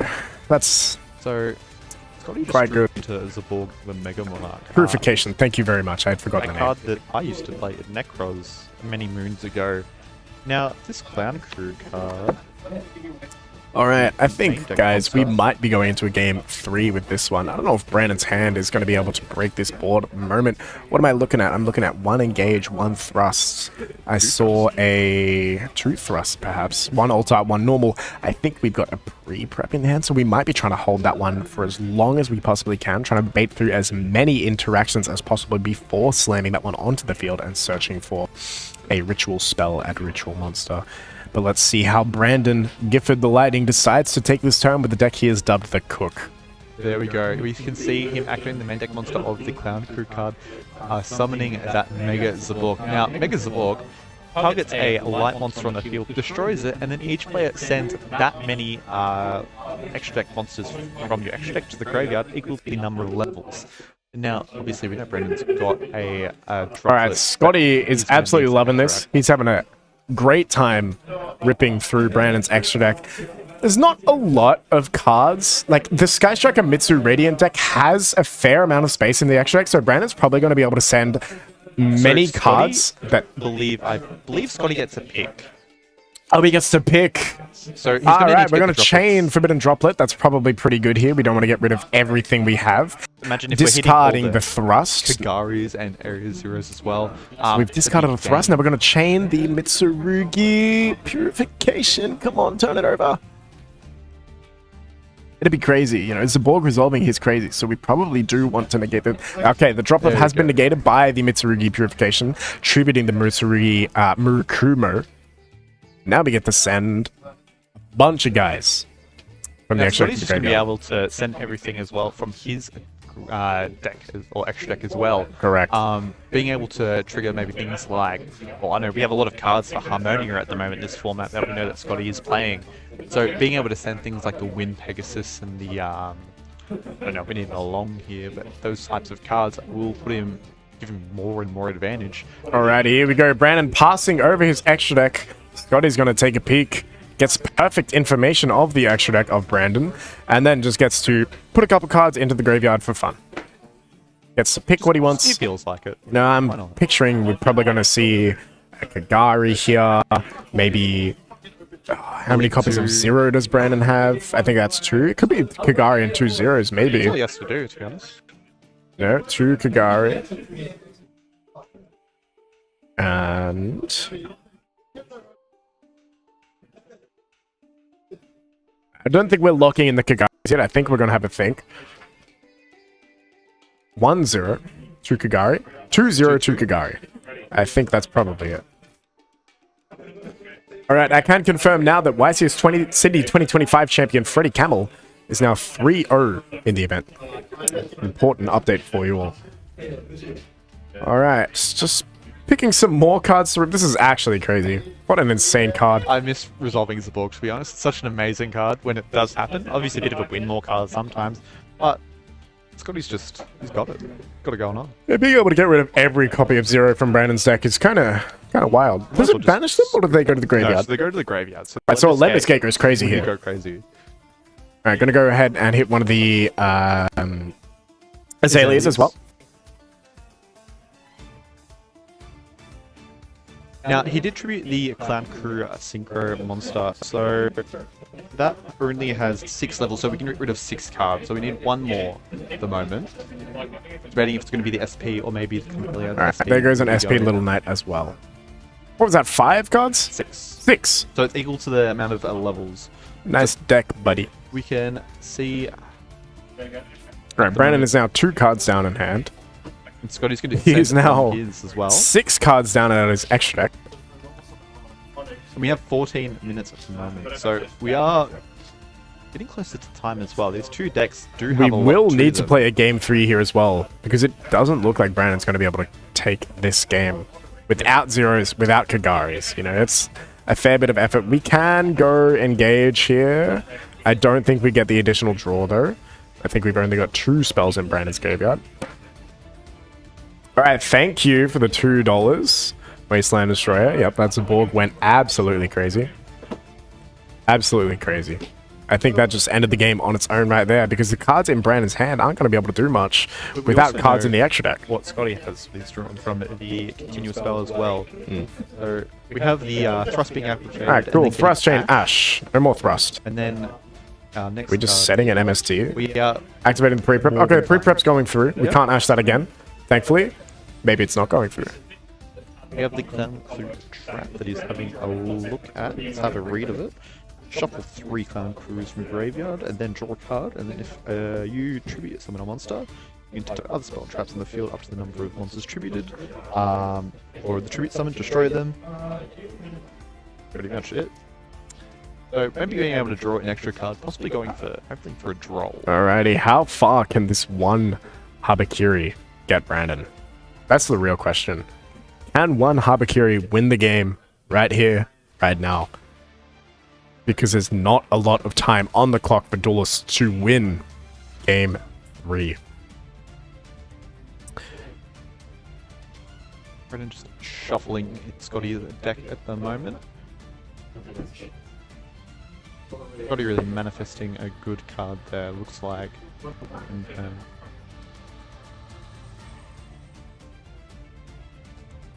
Now pre-prep adding the Habakiri and the Mitsurugi Mirror. Mitsurugi Mirror loves to be in my hand with pre-prep. It always is. Always is. You either don't have pre-prep in your hand, or you draw pre-prep, and then your 5th card is Mirror, and you're bricking, and you're passing, and you are having a good time playing the Yu-Gi-Oh! Trading card game. Habakiri going to go ahead and special summon Saji. Saji's going to be tributed from the field. Saji's going to activate to search another Mitsurugi spell card. And we're probably going to take prayers here because I don't see Mirror doing too much right now. I'm taking Ritual. Mitsurugi Ritual, sorry. Now we're going to be able to... What are we doing here? We are going to summon the Habakiri, I think. Getting the Mitsurugi Ritual back to hand to go for a Murakumo later on. Wiping the field. And then... Okay, we're going to go slam the engage. I do not think we are getting the draw currently. I don't think any additional spells have been added to... We have Thrust, Droplets, and I think another Thrust, don't we? I think we have 3 cards currently in the graveyard. Oh, you might be right. This draw could be cracked. Or it could be really bad. He really needs to just go for Lemniscate here. If he goes for any Sky Striker, like, he's not going to have a... Alright, cool. Adding Hornet Drones. What are you Link summoning, buddy? You're not doing too much with that one, but... Oh, well, we're getting the draw. I think a Widow Anchor would have been nice there, but might have been sided out. Or a Lemniscate. Lemniscate would have been great. Should have gone for, yeah. Probably. Because he doesn't already have it. Maybe he drew it. Maybe it's just that nice. Maybe he knew he was going to draw it. Alright. Drawing 1 card off of the engage. So we know that Brandon currently has Habakiri. He has Mitsurugi Ritual. He has Sky Striker... Hornet Drones and 1 unknown, I believe. Yeah, 1 drawn from that engage. Using that ritual going to go ahead and probably summon the Habakiri, I would imagine. We just need as many monsters in the field to be We do. We just need something. We need to buy ourselves time right now to get back into this game until we up deck 11 escape, I guess. Alright, gonna chain the drones. Free body. We should have summoned that one in attack because it has 1500 attack points now. Yeah. Must be summoned in defense, I think. Oh, yeah. Never mind. Well, it has 15 defense. Alright, gonna summon the Habakiri from hand by sending the Murakumo from deck. Murakumo from deck is now going to be able to search another Mitsurugi card. Full stop. Is not going to be able to summon itself to the field this time because it was not summoned correctly in the first place. Alright, gonna activate the Harmonia from Scotty's hand. Actually, no, he's not activating. He's having to think about it. He doesn't need to do it yet. Alrighty. Brandon let that one slide, and Ben let that one slide too. All duelists on equal footing right now, you know. Brandon got a pass for the summoning under linkage, and now Scotty gets a pass for revealing the card at the wrong time. Gonna go ahead and activate the Mitsurugi Mirror. Gonna go attempt to summon our good friend. Alright, Bell. There's Bell. Bell's good.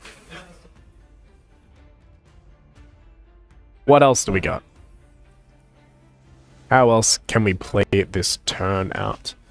We did add... What did the Murakumo add? Prez. Alright, can we get there with Prez? I think we can. Looks like it was the Swen that he had drawn. Alright, here goes the Harmonia. Harmonia is hitting the field, being able to reveal a number of synchros, and it's just a scoop from Brandon. Let me take a look at Brandon's deck list. I think we could have maybe gotten ourselves out of that. Oh no, there's 1 Murakumo in the deck. We were never getting out of that, unfortunately. Yeah, there's not much we could have done there with 1 Murakumo in the deck. If we had another one in deck, we would have been able to use the prayers, tribute the Habakiri, search a second copy of Ritual, of which there is also only 1 in deck. So a bit of a deck build difference here. The thing is, if Brandon had 2 more copies of Murakumo and, sorry, another copy of Murakumo and another copy of Ritual in his deck, he would have been able to take that game, but unfortunately he does not, and now we are going into Game 3 of Round 3 of the Victorian Yu-Gi-Oh! State Championships 2026 with less than 8 minutes on the clock.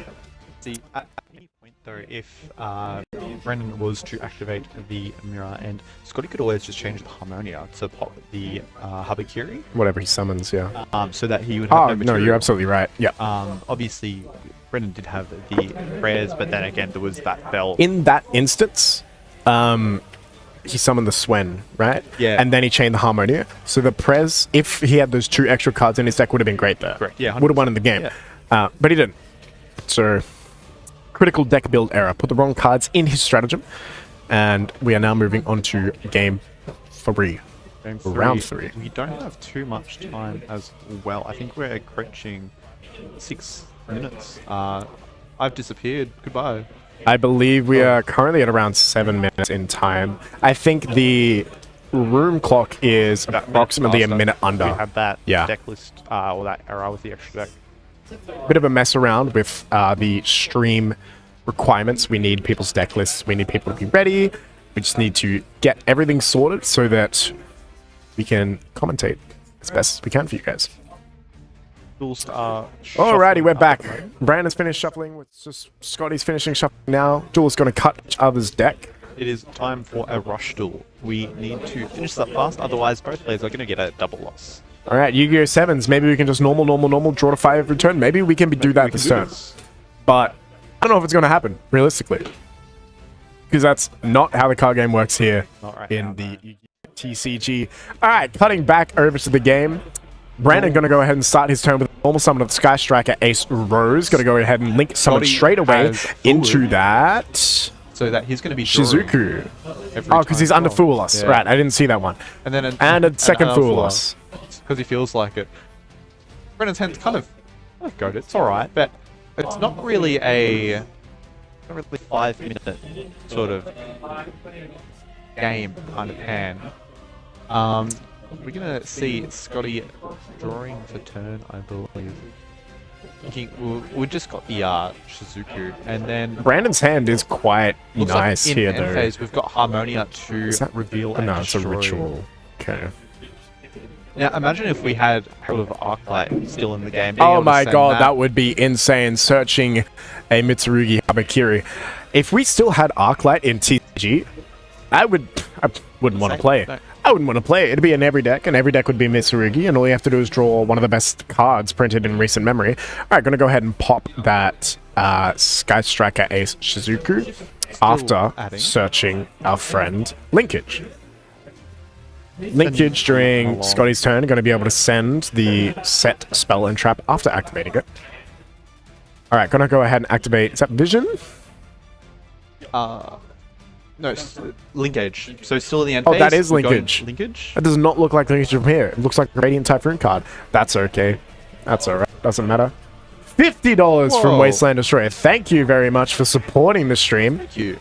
We appreciate that very, very much. That is insane. Invite your friends, invite your family to the stream. Watch this Sure. great States Alright. Championship. Linkage gonna go ahead and send Mystical Space Typhoon. Now gonna be able to summon Sky Strike Ace Zero. Zero is going to proc 2 draws from Scotty's side of the field, while also searching Brandon a copy of.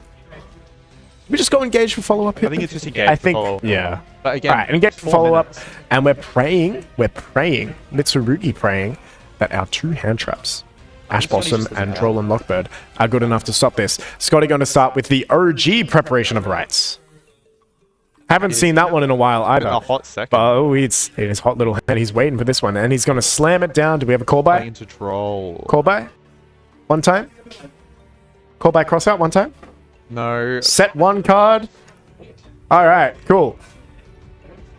We Searching are that engage is a great in follow-up for for it. Brandon. Yeah, look, Scotty's hands are... Scotty passing turn back over to Brandon here. Brandon going to use the effect of Zero, attributing himself to summon a copy of Ray and Rose from the graveyard. Being Ray able obviously coming from the deck this time. to And then pop the destroying card. 1 card on the field. Let's get rid of that Pop that Harmonia, I set. think. Oh, no, the popping back row. set, getting rid of that Just an Imperm, Imperm. and then that Ray. That would have been trigger. fine. We could have popped the Harmonia. Imperm, not that impactful into Brandon's deck, I don't feel. But we're going to go ahead and start our turn by Link we're still summoning in the end Ray. phase. Still in the end phase, Ray sorry. Using going Ray's for quick Kagari. effect to special summon Kagari from the extra deck. Kagari going to now add back the linkage. Wondering if this is fine. Scotty is thinking he does have a belt in hand. What is going on here? He's just thinking on the Kagari effect. Alright, there we go. Bell the Kagari. I don't like that at all. Because we can just start next turn with another Kagari. We can link into Hayate. Or we can link into Zeke, banish the Harmonia, Honestly, and then go back into Kagari and do the exact same thing. I think that's not a super great bell there, but now we're going to go into Zero. Zero's going to be able to search a guard. He's not actually searching. He probably should have added from the graveyard with the 0, but decided not to. Well, we've So skipped actually, over no, that regardless because we've gone straight into Sky Striker Mobilize Engage. We're going to search one Sky Striker card from our deck here, and then, if I'm not Scotty's mistaken, scooping, all right, yeah. scooping Yeah. the game nicely. Scotty could have drawn that one out there. He could have fought a little honestly- bit more to take it to time and then get a double loss out of spite. But however, Scotty, Brandon, obviously some great friends. Great friends, love each other very much. Scotty would never do that to Brandon. Such an honorable duelist. Appreciate that. What a good ending to round 3. Brandon taking the game with his deck he calls the Cook against Scotty's Clown Mitsurugi deck. What a good game to watch. It was honestly very interactive. The striker cards, again, they're so fun. Being able to break apart opponent's board pretty much just for free. You keep on going and going. And then obviously playing against the new deck with the Clown Crew cards was quite an interesting feature match, I'd say, for round 3. Yeah. What we'll do is we'll bring on the winner. So Brennan will come on this. Brandon will come up. I'll have a chat with Brandon, see then what he's doing. We will be back to round 4 shortly. Yeah, we've currently got 9.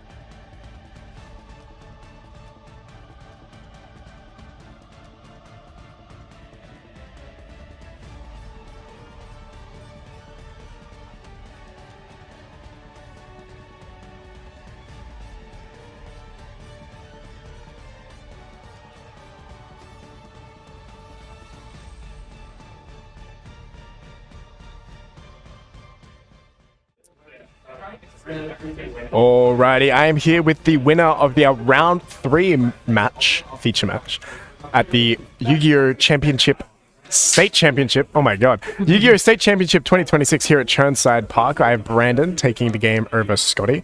Walk me through it. What happened? What happened was I simply slammed him out. His game one, you know, my deck is just so good into his. It doesn't put a lot of things on the board at once, so his interactions aren't really too impactful. I can dismantle it piece by piece. But game two got zaborged. I play Mitsurugi cards, so I don't like need my extra deck the whole time. Except he banished both your Kagaris. Yeah, but and the both thing your is, zeros. I have thrust into engage, and I have gauge anyways, to get to Lemnis Gate, and Lemnis Gate can put back my Kagaris. Yeah, and but my you zeros. searched drones. Yeah, because I was gonna Shizuku and do it in the end phase. Oh, okay. Because I would only have one spell. I need to target at least 2 spells to be able to get a bounce. Yeah. To make it effective. Yeah, but he had the Harmonia to destroy the Lake monster. Yeah. So I wasn't able to do that. Then I lost. And game 3 was crazy. I look at my hand. I'm like, oh no, only Rose to play. But it got me there in the end. Yeah, able to get to Suzuku and get to 0. So yeah. Normal summon Rose won you the game, which is quite shocking in 2026. I know, right? All right, so you're currently 2-1 Yes. in the tournament today. I think we got 5 more rounds today. How are you feeling? Feeling quite good. I feel like I'm gonna win out. You're gonna win the tournament quite all the way. All the way. All the way. All right, you heard it I here might first, not even folks. lose a die roll or a game. All right, I'll believe it when I see it, buddy. Okay, so that's been Brandon Gifford the Wait, can I Lightning. do some shout outs? Can you go ahead? Please. Okay, I want to shout out True Slimy for giving me motivational music for my preparation. I want to shout out Elliot Harris for being a good little boy. And I want to shout out everybody here and this great event. And yeah. And also my importantly, man behind the team, And Tom, my goat, for making this all happen. making the stream happen. Yes, sir. Yes, sir. All right, so you heard it here first. Brandon is going to win the tournament, so place your bets now because he seems pretty confident in that. And we should be pretty quickly right back with round 4 of the 2026 Yu-Gi-Oh! Victorian State Championships. Stay tuned. We'll be right back.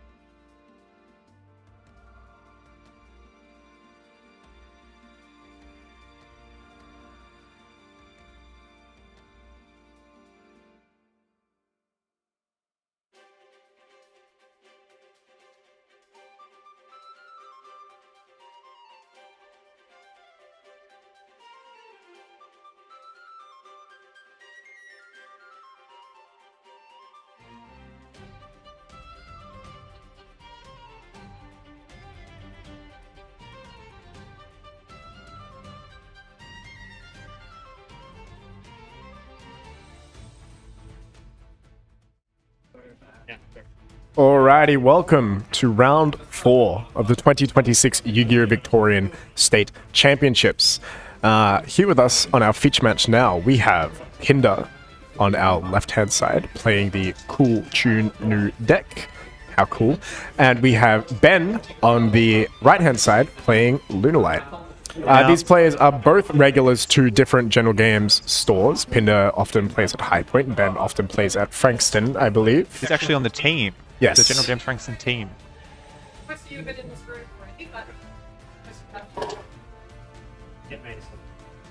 Alright, our head judge, Kara, just running through the motions now. Informing the players in this room of what's going on.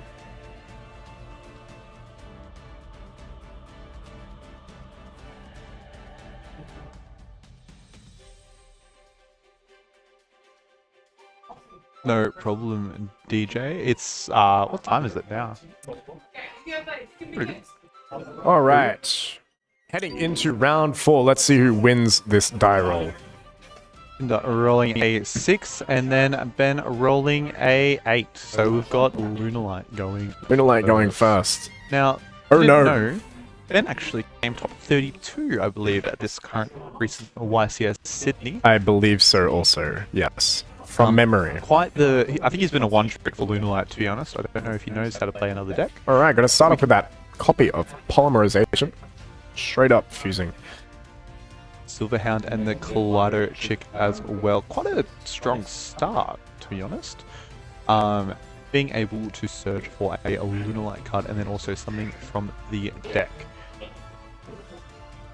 Now, we'll have a look.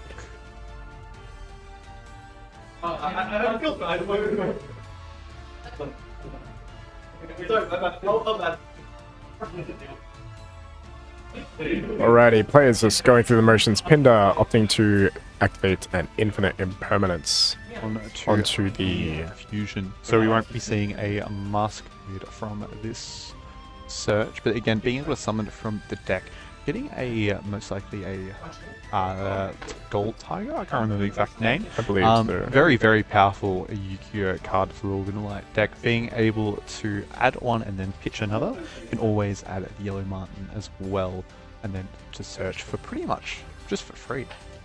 Usually this is what I want to imperm, to be honest. It's a very Yeah, powerful although card. imperm in general not typically that strong into the Lunar Light strategy. Going to activate a Harmonia now, revealing itself in the hand. Never mind. Need to finish resolving Resolving the, first, unfortunately.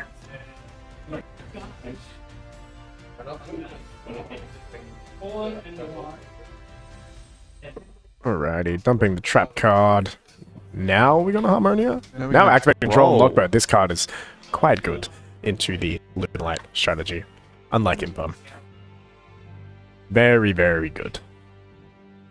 Let's see how Ben opts to play through these cards. That'll be interesting. I don't think Cool Toon has an out to Liger Dancer, but I think their main out is just having a gazillion. Oh my hand traps. god. Wasted Destroyer. $100 from Wasteland Destroyer. You can decide Thank who you you want very on stream much. next as well. Yeah.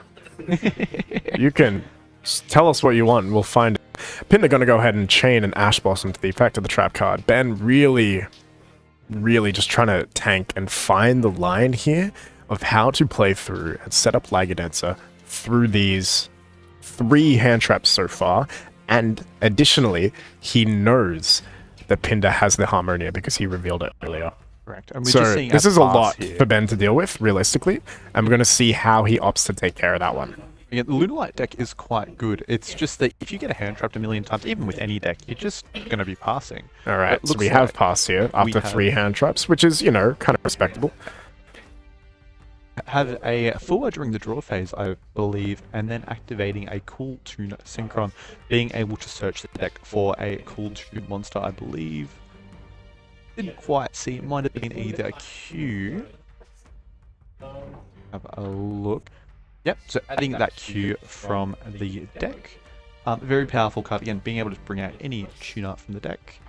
A Q, normal summon.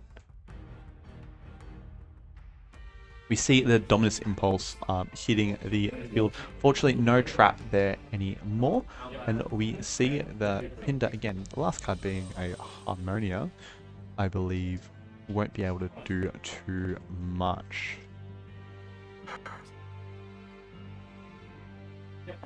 Alright, currently nice and quiet on our top 16 tables, thankfully, so there's not going to be a lot of background noise from the tables coming through our microphones for you. But yeah, just playing out these turns. Ben going to draw for turn here.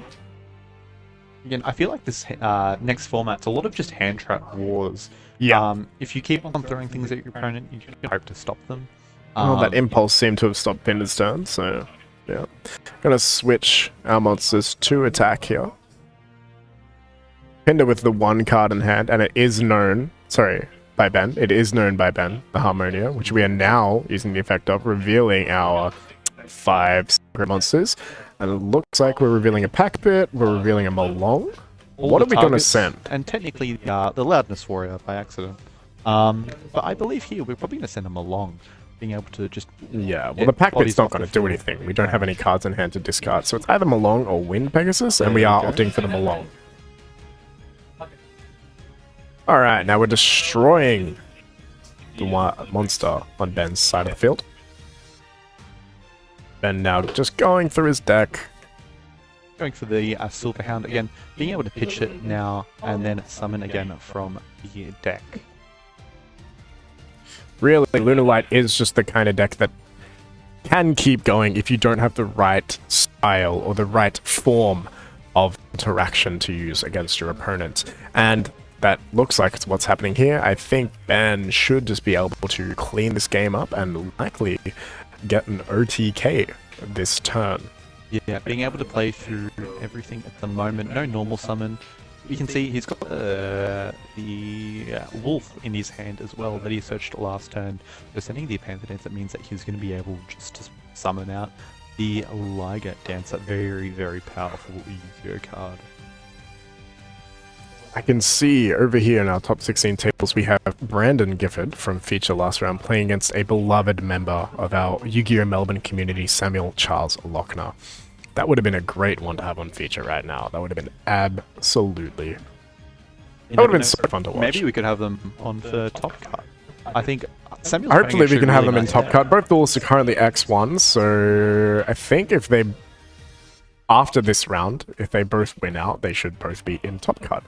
But there we see Pinder scooping up that game, and Ben taking the dub in game 1 of round 4 of the 2026 Yu-Gi-Oh! Victorian State Championships. Again, bringing out that Liger Dancer, being able to attack twice with a monster that's unaffected and just a free Raigeki is quite powerful. Yeah, Oh, not. sorry, other side. But again, Right. Ben is quite the expert with this deck. I've seen him grinding quite a lot with it with his teammates from General Games Frankston. Shout out General Games, yeah. No, Ben is certainly a one-trick of all time. He might be the best Lunalight player in the world at this current point in time. Ryan, you ain't got nothing on my boy Benjamin Du Bois, you know? He is the boy. He is the boy. But Duel is just siding now for game 2 of round 4. Destin happens to be sleeving up his deck Yeah, with his disgusting collector rares. it's for collecting ulti actually. It's even better. It's even worse. I've Yeah, it's a little bit displeasing to see, to be honest. But it might be looks playing like some duelists Sonic have almost finished siding, so we'll give them a little bit longer before we cut back to the stream table. Pinder looks done, just shuffling up. Ben is currently just shuffling up his deck now, so we'll cut back to them real quick. You're right, chat. Cool. Just having full hand knowledge is quite insane. Again, if you told someone from even 2022 during the maybe tier format that this is what's going to be happening in 2026, they probably wouldn't believe you at that point. Oh, they might. I don't know. Tier kind of is still far and away. I feel like it's a lot stronger than Cool Tune. It is, but the fact that you'll be able to look at Oh, your opponent's 100%. If you played 100 games of TR versus Cool Tune, then Tier would win majority of the time because of its randomness that it generates and things the like bodies the it Shizu generates. cards and the Herald of Arclight as well. Yeah, or Orange absolutely. Light. Orange Light, yeah, correct. But this game looks like Pinder's going to start off. He's going to go ahead and perform his Cool Tune combo. Ideally, just going to take a peek at what Ben's drawing, what he currently has in hand, gaining that perfect knowledge, and then gaining the knowledge beyond that, if he understands the Lunalight deck enough, how best to interrupt the strategy and stop him from getting to that 1 or 2 Liger Dancer. Because really, I feel like if Ben gets to the Liger Dancer, the game just ends on the spot. Honestly, there's not a lot most yes. decks can do to counter that. Being able to activate in the draw phase as well, obviously dodging the prevalent roll at the moment is always nice. We could see the Powerful normal summon troll. Q, summoning a tune-up from the deck, but getting impulsed.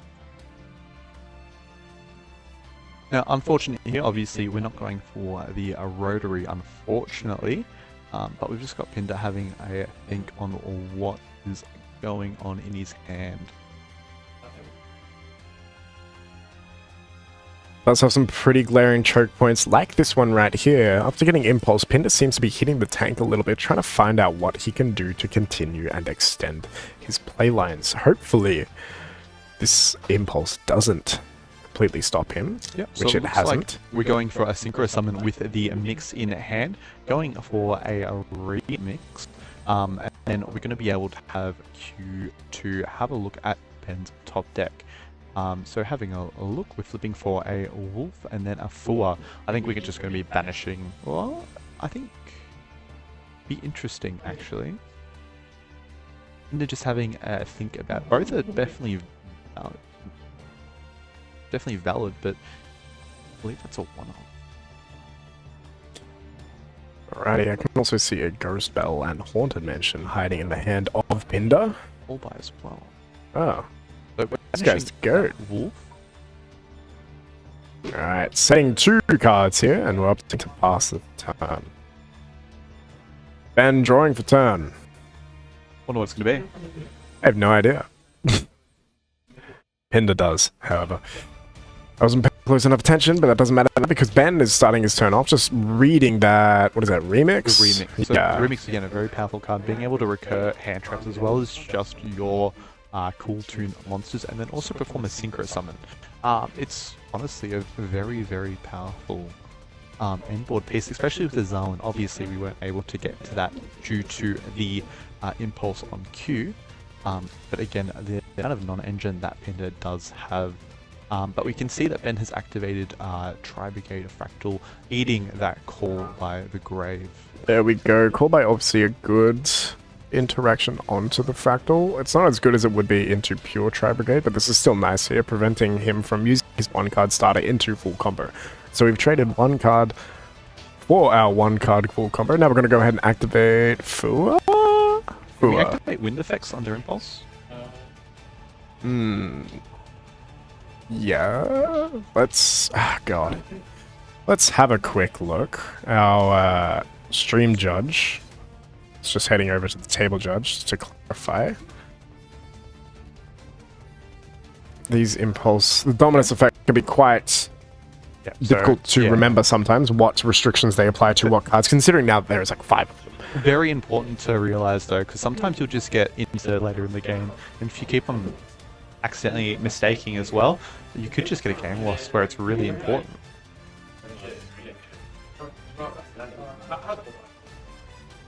And then we have that imperm for the Moonlight Emerald Bird, meaning that obviously Ben's going to miss out on a draw here, which is probably really relevant, because if he's pitching something like a Yellow Martin or the Trap, then he'd be able to snowball from here. Alright, passing turn there, I believe. So Ben did not, in fact, make it to Lagadancer, which is a sigh of relief for Pinder. His turn was interrupted enough where, to the point that he had to pass turn.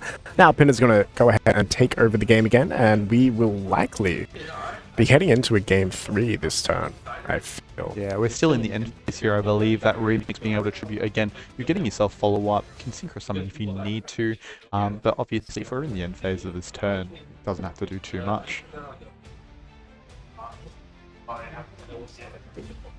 Again, even that rotary as well, he knows that he's going to have some follow-up, he knows he can look at Ben's hand as well. I think honestly, yeah, we might be a bit cleared here.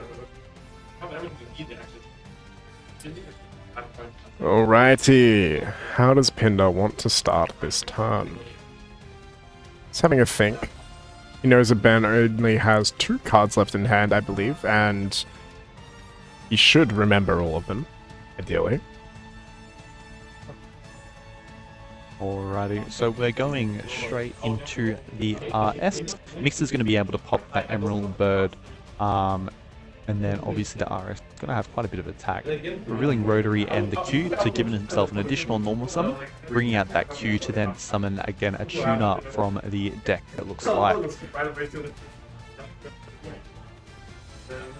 Yeah, summoning any tuner from the deck is very, very powerful, being able to recur as well with the remix, but I'm not too sure we'll even get to that point, to be honest. I think we might be a bit finished.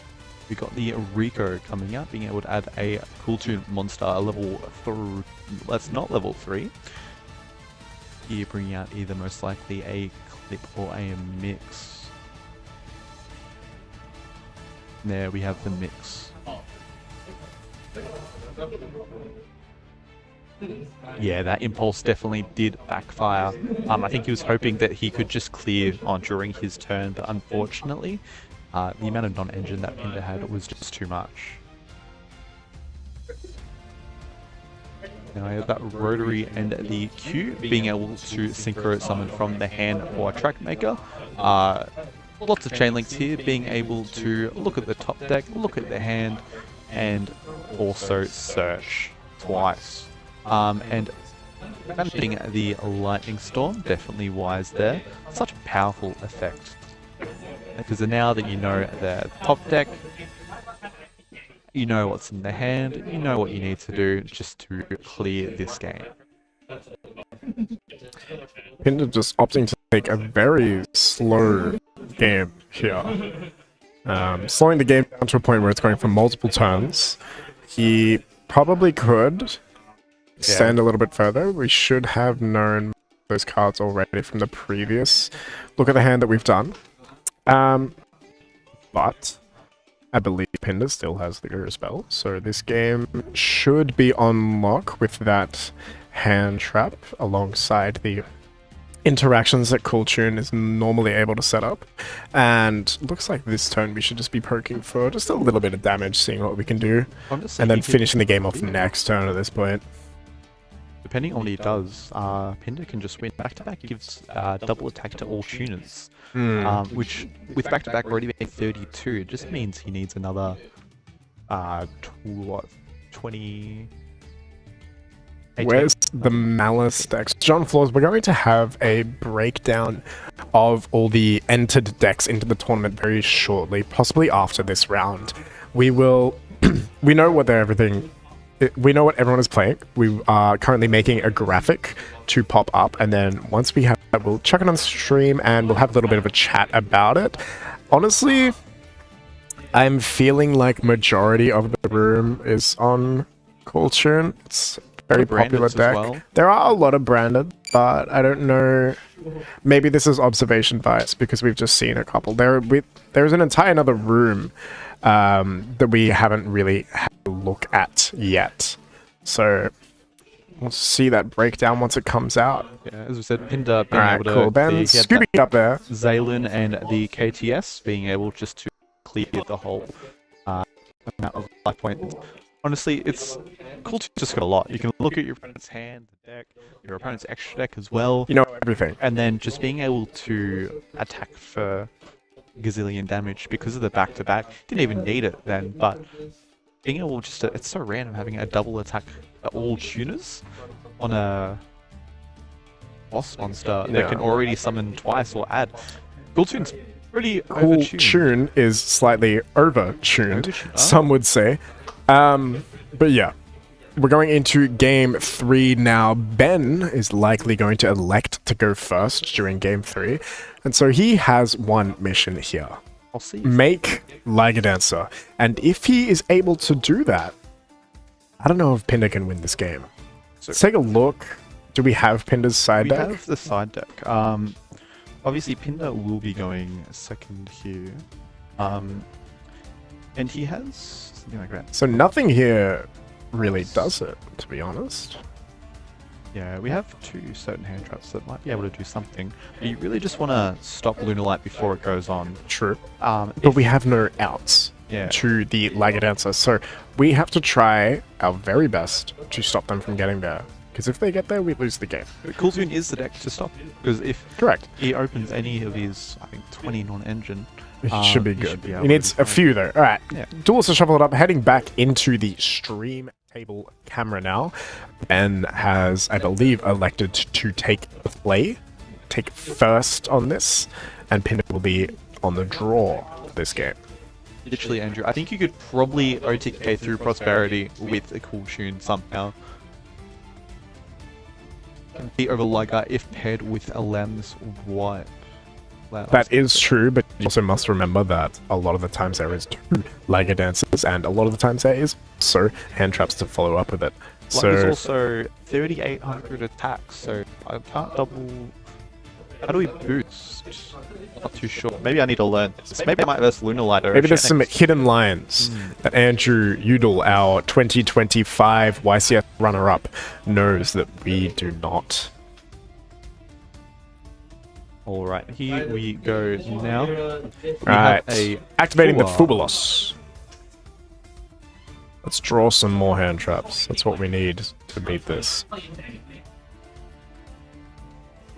Alrighty, Gold Leo type. Gold Leo, that's the one. Being normal summoned, again, powerful card, being able to tutor anything from the deck. Oh, true, Iris can get massive, that's right. And then we Right, have an Ash. Ashling Nicolata check here. Is it enough? No, not quite. We have the Black Sheep being able to search for a polymerization from the deck.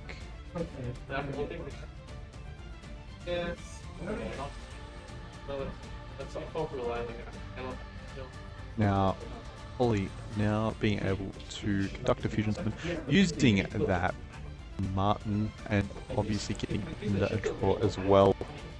Alright, drawing one card there off of our Molchami Fulos. And then Ben being able to search for a Lunalight spell and trap, as well as either a Lunalight perfume or I believe a Masquerade. So adding that Masquerade now, and the perfume.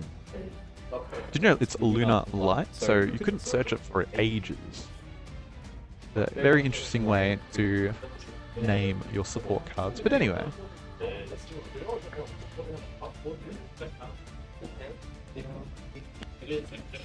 Ben just having a think. He's seen these lines before. He's definitely played under Fua more than once, more than twice. Fua Ash is nothing new to Ben. So as long as he's seen the cards that he knows how to use very well. As long as he has the right cards, should be fine here. We are just checking something with this table judge. Ben's just checking on the effects on the searches.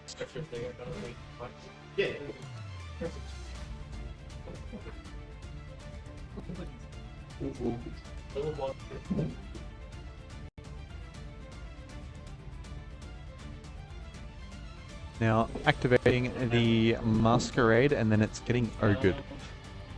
Quite unfortunate there for Ben, because it would have been a nice card to bounce as well with the Martin that's in the graveyard. We will see what we will do from here. Alright, just a quick update. I just received word that Jason Huang, our 2024 Snake Eye WCS champion, is moving on into the 4-0 bracket of the tournament. So halfway through the day and currently undefeated. Let's see how far he can go. Now we're going to activate the perfume, targeting the... Is it the Black Sheep? The Gold Leo? Yeah, 3 hand traps down from Pinder, but is it going to be enough? Was it 3? It's 2. 3. We had Fua, Ash, Ogre. True. Is it going to be enough? That is the question on everyone's mind right now. All of you watching. Now, we have the perfume pitching from the hand a Forbidden Droplet to search for a Lunalight monster.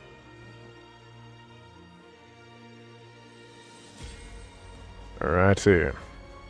Big thank you to all 441 of you watching the stream currently. That is an amazing, amazing number. And we're very privileged to have you all here with us. And we're very privileged to be here behind the booth to bring you the amazing games and matches that we will have here at the Victorian State Championships 2026.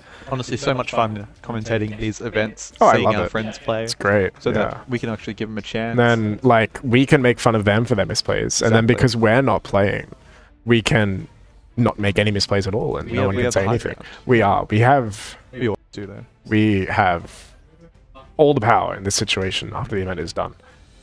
Now we've got that Tiger. The TCG does still have Baguska, correct. Smalls, where are you watching from? Do you normally play CG? Or do you play Master?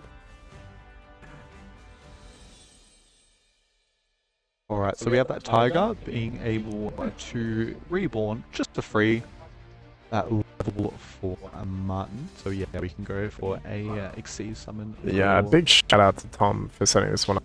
This wouldn't be possible if not for him this weekend. Alright, here we go. Henry Lai.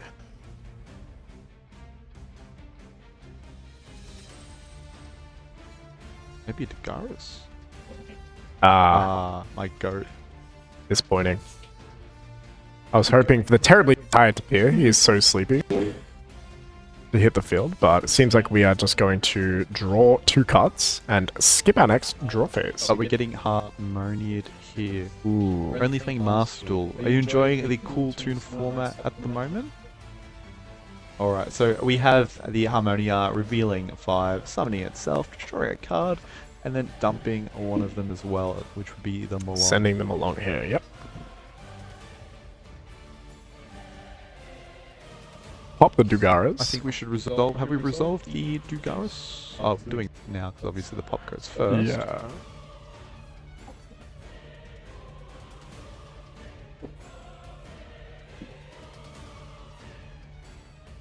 Alrighty, Ben drawing these 2 cards now. Let's see what he gets. Can he continue any further?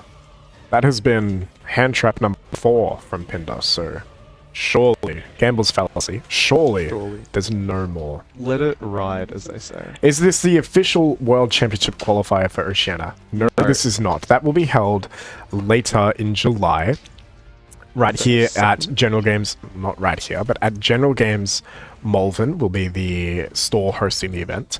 This is the State Championship 2026, which is our Australian equivalent of the national championships across Europe. We have separate state championships because Australia is a very big place. So all these state championships alongside OTS championships and regionals offer invites to the Australian or Oceanic WCQ later in the year, held at the lovely General Games Melbourne store. So hopefully we can see you guys everywhere. Now, we have Ben with the draw, I believe, obviously drew 2 and pitched, I think, the Serenade Dance. Serenade Dance now summoning from the deck by banishing it and discarding that Ash Blossom. Look, we don't need too many hand traps. We have a Liger Dancer on the field, which hopefully Ben will be able to go for. So we can see the Kaleido hitting the field now.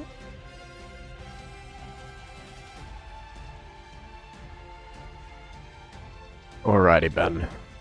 Let's pop the Liger Dancer on the field. And you got to think, obviously, we played through all these hand traps, so what could be left for Pinder?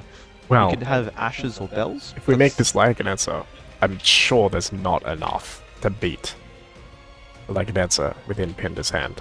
Correct. Having the Raigeki during your opponent's turn and being a very large tower monster is quite the punishment for a lot of people to beat.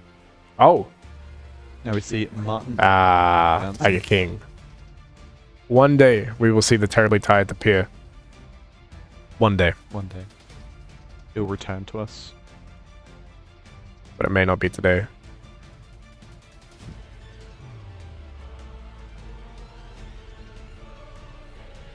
Now we have Targin searching for setting Tanky, and then Tanky searching his deck for the Black Sheep. Black Sheep also has the effect, I believe, to add a Lunalight monster from your graveyard to your hand. Now, obviously, that's going to be adding the Wolf, I believe.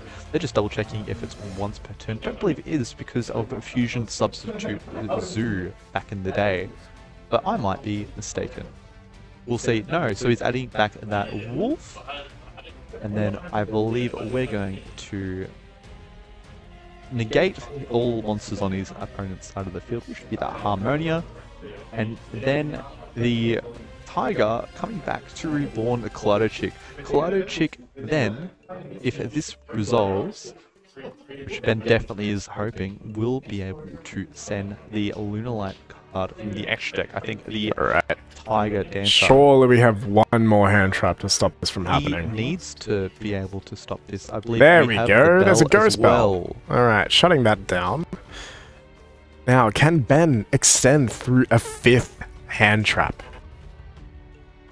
5 hand traps, 6 interactions with them along, also in bin. This is crazy. During the Ben's first turn. We're still going to have to possibly go down the Pinders as well. So we see that Wolf being activated. Definitely not something that Ben wants to do here. In banishing 2 of the Black Sheep, I think we're going to go for another Masquerade as well. Not too sure of the name, but we're giving our opponent another draw. Can we deck out Pinder? You know, it's Nah, actually there's funny. no way possible. I versed Ben once when I was playing DDD. And he decked you out? Me. He decked you out through 5 hand traps? I decked him out. Oh.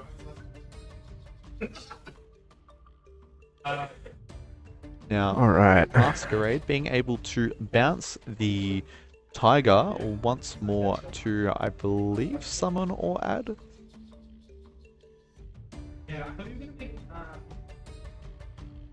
He definitely cited 3-2 Dark Magician Girls, I reckon. It'll be very interesting to see if he's actually able to make the Liger Dancer through this. We have a Veiler as well. Interaction man. number 7? Yeah, I think so. 6 hand traps plus Malone. And then SP. SP pass. You know what? SP pass through that many hand traps is... That's impressive. See, Ben, despite not going full board, impeccable gameplay. He's absolutely tried his best, like a puzzle, to be honest. Like, a lot of people would have choked probably past the third or the fourth hand trap. Not but Ben. Not Ben. That's why he's one of He's the boys. seen through this. Yeah. This ain't his first rodeo with the deck. But now let's see if Pindar can get through this. Imperm on the SP. No other monsters on the field to chain and banish, so that one's going to go through. Synchro Overtake now going to be activated to start Pindar's combo.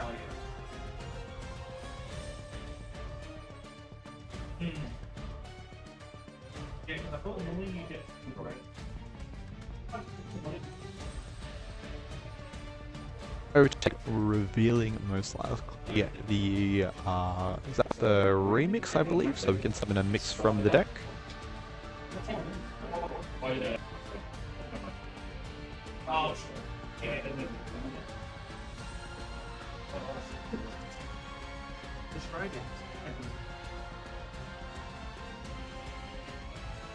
And then mix thinking, yeah, so you search for that rotary. But with so many cards that were drawn, so many hand traps, I think we might almost be done here.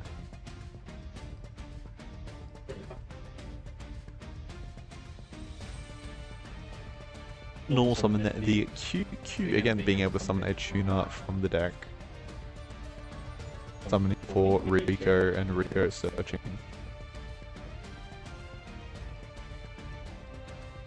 He really wanted that lag dance from the field. He even has the challenger at the Master events. To be fair, if I was Lunar Light, all I would want is lag dancer on the field too. But it's very hard to deal with. But this time, thankfully for Pindar. Yeah. Book of Book of Eclipse. Eclipse. Oh my goodness, Ash. Imagine Ash here. Insane. Over all these hand traps. Alright. We're setting setting an He's attack gonna position. draw 3 more cards in the end phase of this turn. Absolutely insane. W, yeah. Yeah.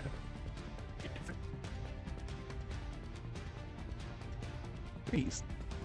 Still have this. See what spells in Pin's 10. I'm not too sure if it is. I don't know, setting 3 monsters is quite impactful no matter what way you spin it. Because even if he can play through this, now he's only got 2 main monster zones to play with. And he contribute the bodies.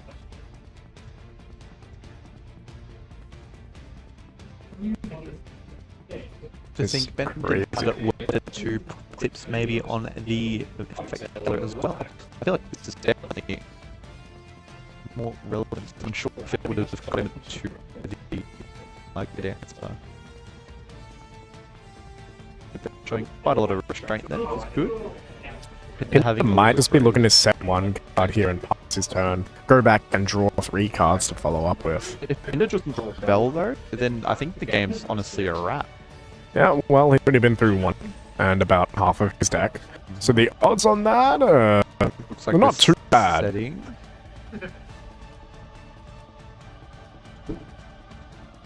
They're having a think. Let's see, setting's not looking good. We're entering the end phase, drawing 3 cards.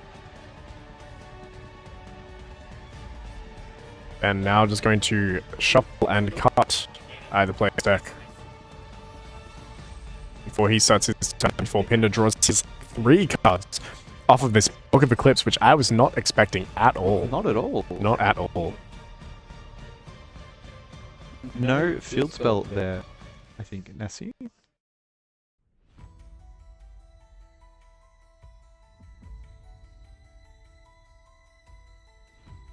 Alrighty, Ben drawing for turn now. Have a look.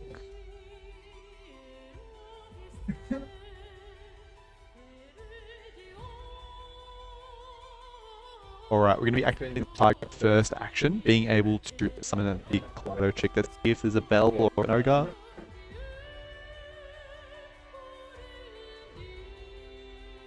Looks like we're going to be chaining Clip to that. So Clip's going to be able to special summon itself and then perform a synchro summon, kind of like a mini finer.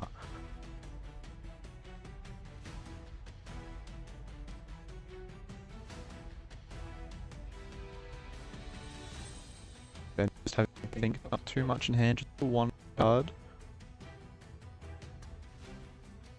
Now we're going to go SB Little Knight banishing itself and the mix.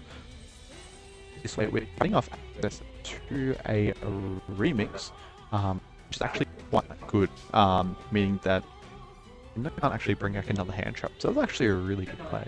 I don't know if Clip's going to use itself though. John, I think honestly Ben does have the sorts. Being a Lunalight player for so long, he's definitely got a couple of things up his sleeve. He would have tried everything. He would have tried everything by now. There's no way he hasn't. There we have the RS coming onto the field. Clip is going to banish a card from the extra deck random, and we're going to be popping. Did Ben draw after cards? That will. You guys.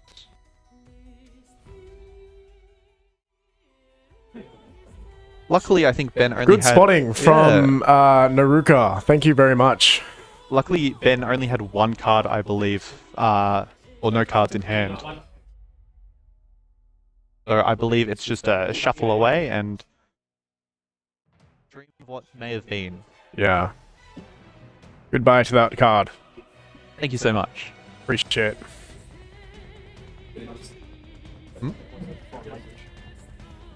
Yeah, I was like, Dugaris. Yeah. Yeah.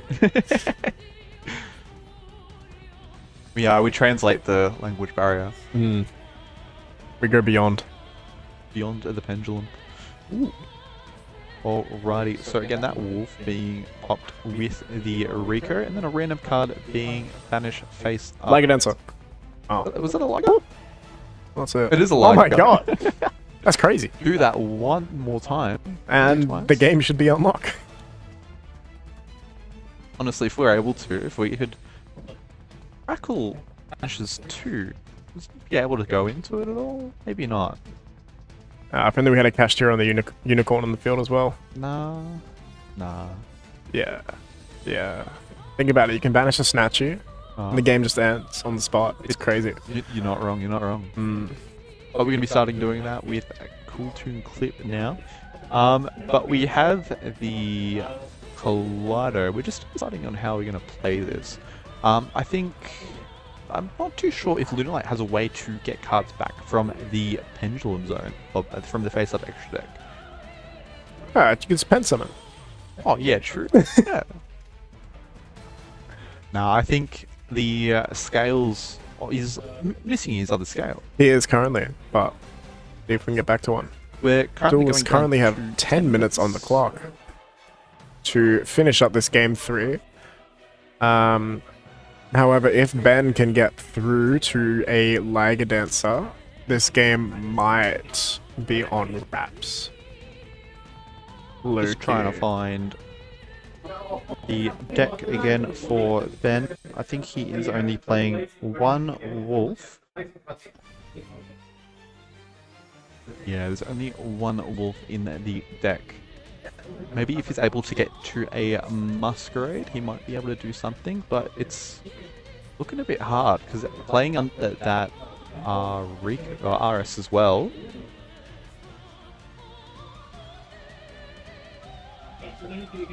Alrighty, we have now bounced the Tiger with the Martin, being able to now exceed summon.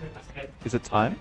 Is it time? Is it sleepy time? It's sleepy time. We're going to Henry sleep. Lai has hit the field in round 4 of the 2026 Yu-Gi-Oh! Victorian State Championships, making his first appearance of the weekend. The terribly tied to Pia And is now putting everything in defense mode and saying, stay there. Now, this set card, I believe, is not an infinite impermanence. I think this... I think it was a Yeah. cool tune, not cool tune, a synchron overtake. So, to be honest, he would still be able to summon a mix from the deck. I believe, regardless, this Baguska will prevent many actions from occurring this turn. No, not if we add Oh, it's the an mix. overtake. Yeah, so the mix Yeah. will be able to pop the Baguska. Well, And, we had a good run. yeah. Yeah. Henry Lai might be leaving the field. The stay Goodbye. was short, but it was beautiful. Alrighty. And we've got a scoop from Ben. Ben He played admitting defeat there. Extremely well, playing under all Through of those six hand traps. 6 hand traps is absolutely insane.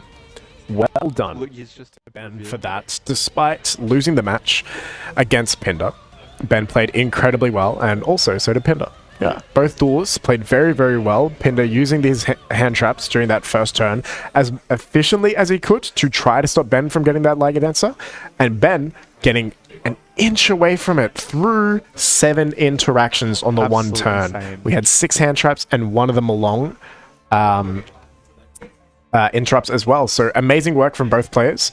Pinder there is taking the victory for that match, round 4, moving into 4-0 bracket territory.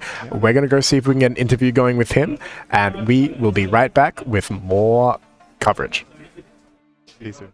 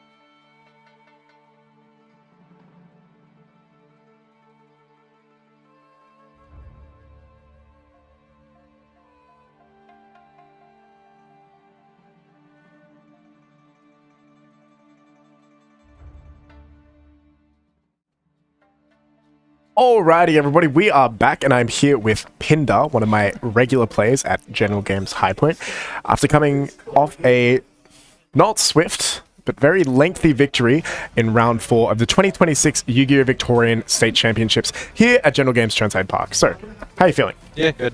Good, good. So that match, that Book of Eclipse was kind of crazy. I just had a little chat with you then about it. Weren't expecting it. I don't think anyone was. I wasn't expecting it. Destin wasn't. You weren't. Chat wasn't. The only one who knew that was coming was Ben. Yeah. So, how did you react to that? I thought it funded the game because I was playing around Dominus Impulse or like an Impulse. Makes sense, right? Yeah. Something that would pop it. I probably could have made the RS earlier, but then it sort of like stops my play there. So if I commit into like RS to Rico to pop the back row, Yeah, then you're like, then not I'm sort much of more to stopped, do. So Yeah. that's why I had to keep going a little bit. No, I think you made the right call there. Like, who's playing Book of Eclipse, right? That's right. And Well, unfortunately, you ran into the one guy Yeah. playing Book of Eclipse. But still managed to get the dub there. Likely, kind of off the back of 7 interactions on Yes, Ben's first yeah. turn. That was absolutely crazy. yeah. How did you feel about him just still playing after every single hand trap you did? So a lot of people aren't playing Fuwa in the main for June because they think that the Gamma package is better, the side frames. But for me, like I get that Fuwa is not better in the mirror, but it's really good against like rogue decks like this. And because my deck is essentially all hand traps anyway. Yeah. So you can just like if you queue into anything other than the mirror, then you correct. have an advantage. So, and even in the Book of Eclipse, I knew that like I have so many hand traps. Like I drew Harmonia off the Book of Eclipse. So I'm like, yeah, I'm in a bad position. I have Clip in hand, so I can play a little bit on his turn, and I've got hand traps to like keep me in the game. Yeah, well, the man from General Games High Point has taken victory over the man from General Games Frankston. So does that mean our store is better? It might. But do you think you can keep this win streak going on throughout the day? Yeah, like I'm playing good. I would have liked a bit more practice in real life with the deck. Like I played it a bit on DB and MD. Yeah. But it's different playing it in real life, and like I definitely misplayed a little bit here and there. Like I'm sure chat's blaming me for that, but I'm enjoying it, and yeah, we'll see how far I can go. All right, well, let's see if you can make it into the top cut. You should got 4 more rounds today, I believe, and then a round or 2 tomorrow as well. So I very much hope that you can make it. I hope that you can take the crown because it'd be nice to have someone from my part of the franchise to take the crown, but we'll see how we go. Thank you for joining me, and we will be right back with more coverage.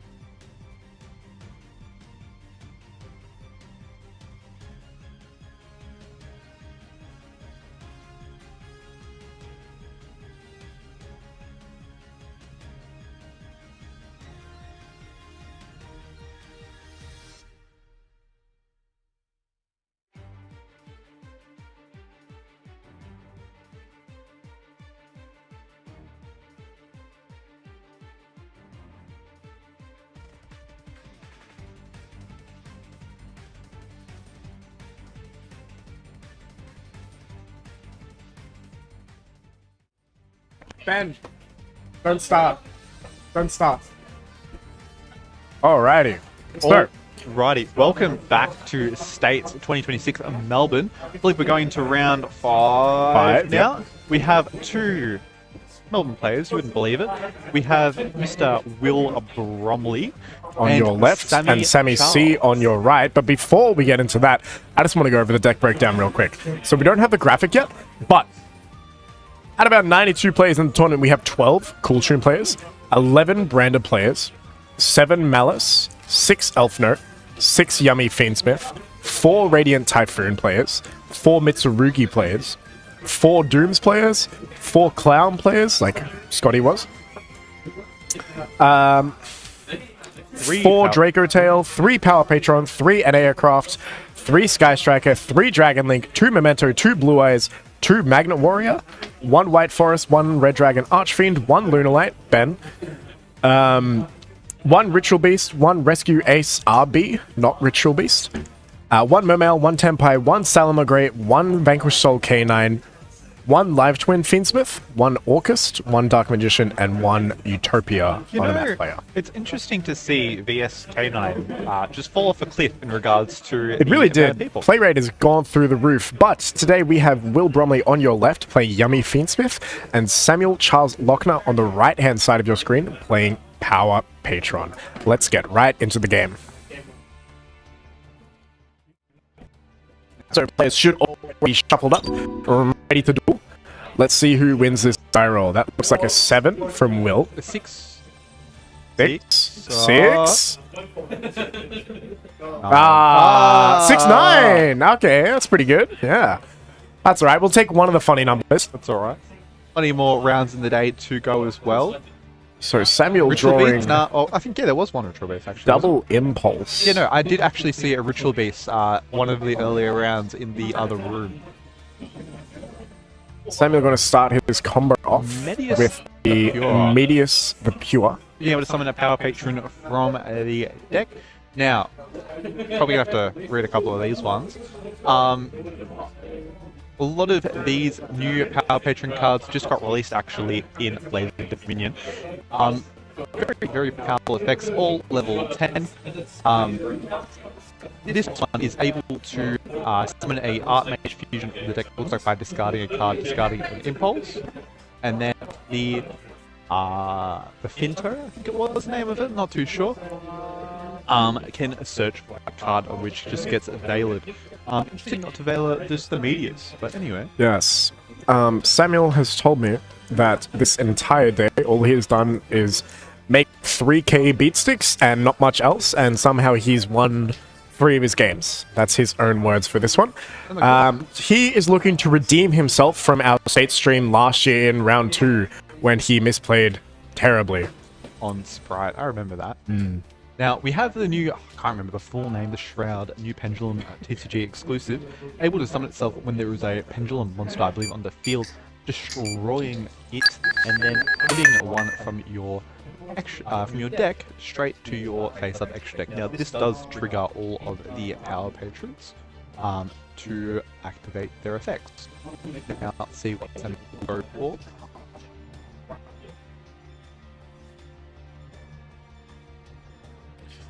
Right, Samuel's going ahead with his combo here. We'll have a look into that, Josh. Do apologize. Now, I know that the Elf Note Power Patron, I know it does draw 2 and discard 1. That's in the Pendulum Zone. I can't remember the other effect. I think it might search for the Terminus. Now, Terminus is able to... And that is also just explaining it to Will. I also have a look at what they do. We'll be seeing a lot of these going into the next format. Alrighty, I am excited for Will's turn to get started in a minute.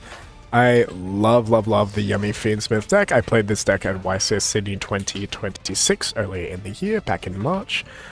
Hopefully, Will plays it a little bit better than I did on the day. And we can see some nice cool combinations coming out of his hand. See what he can do to break the board of Power Patron that Samuel Charles Lochner is about to set up. Looks like we're going to go ahead and make a Dugares, probably to draw a card, draw 2 cards. Hopefully this time the players don't forget about the restriction placed on the player during the next draw phase. I'm sure our head or our stream judge will be able to check in on that.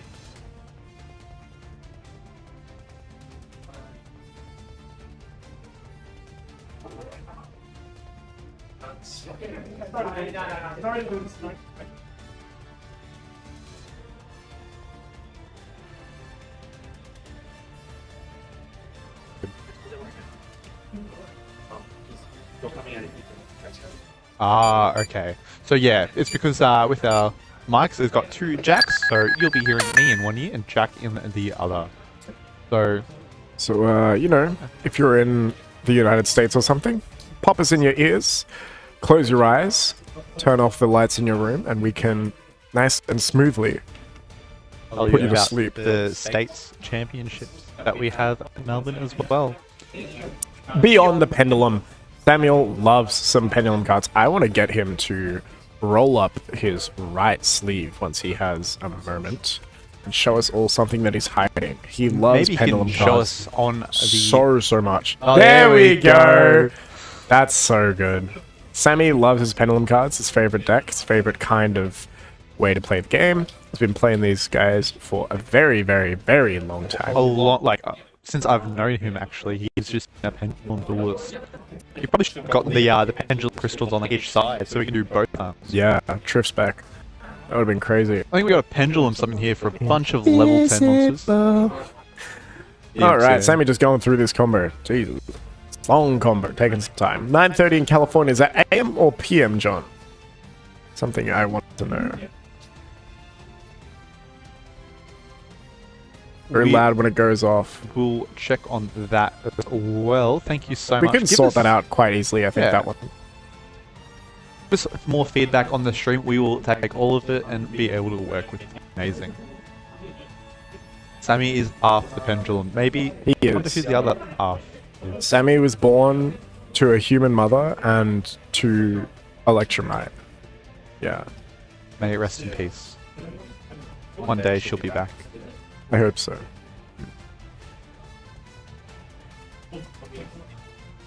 I agree with you. Just forbidden card slots. This I feel could have like- been just avoided entirely. Well, I think he still had follow-up because he had the Shroud, the new TCG exclusive, and another Power Patron, but definitely in a bit of a worse position than he would have been.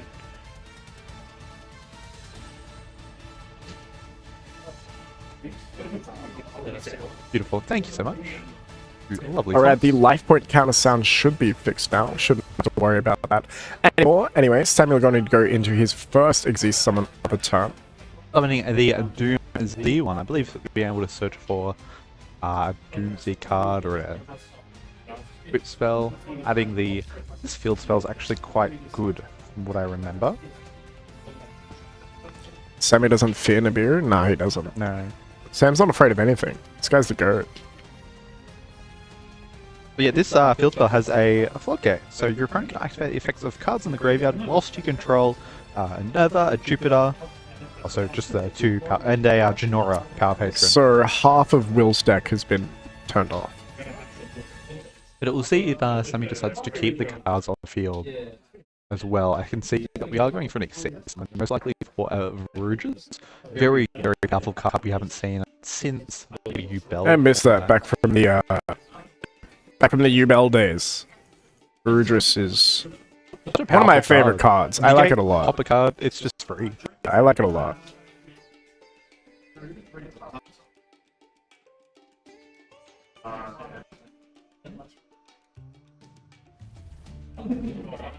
Something or anything, shuffling the deck, passing it across. I believe we banished 3 cards face down, or what's something. There we go. Having a look, 2 traps. Don't want to mix it up with the deck.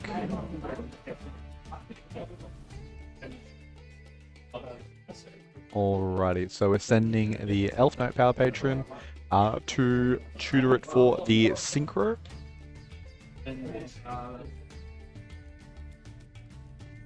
And now we are going to go for that XC summon now. Or for Regis. Here we go, the powerful friend for Rudris. Maybe the best rank 10 we have in the game. It's definitely up there. I think the only other ones are going to be like train ones, and they're not. It's comparison to it, they're generically very generic good. negate, Yeah.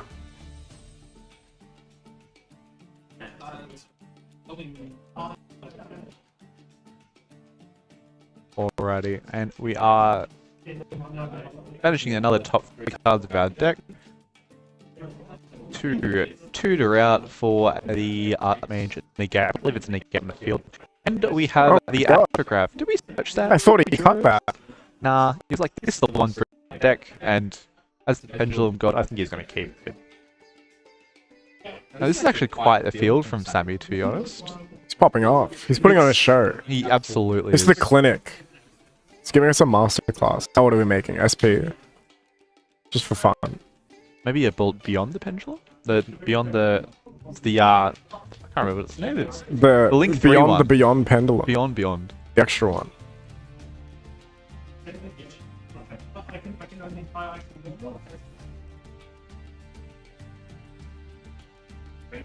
Being able to add a Pendulum monster from the face-up extra deck, and I believe maybe from the grave as well.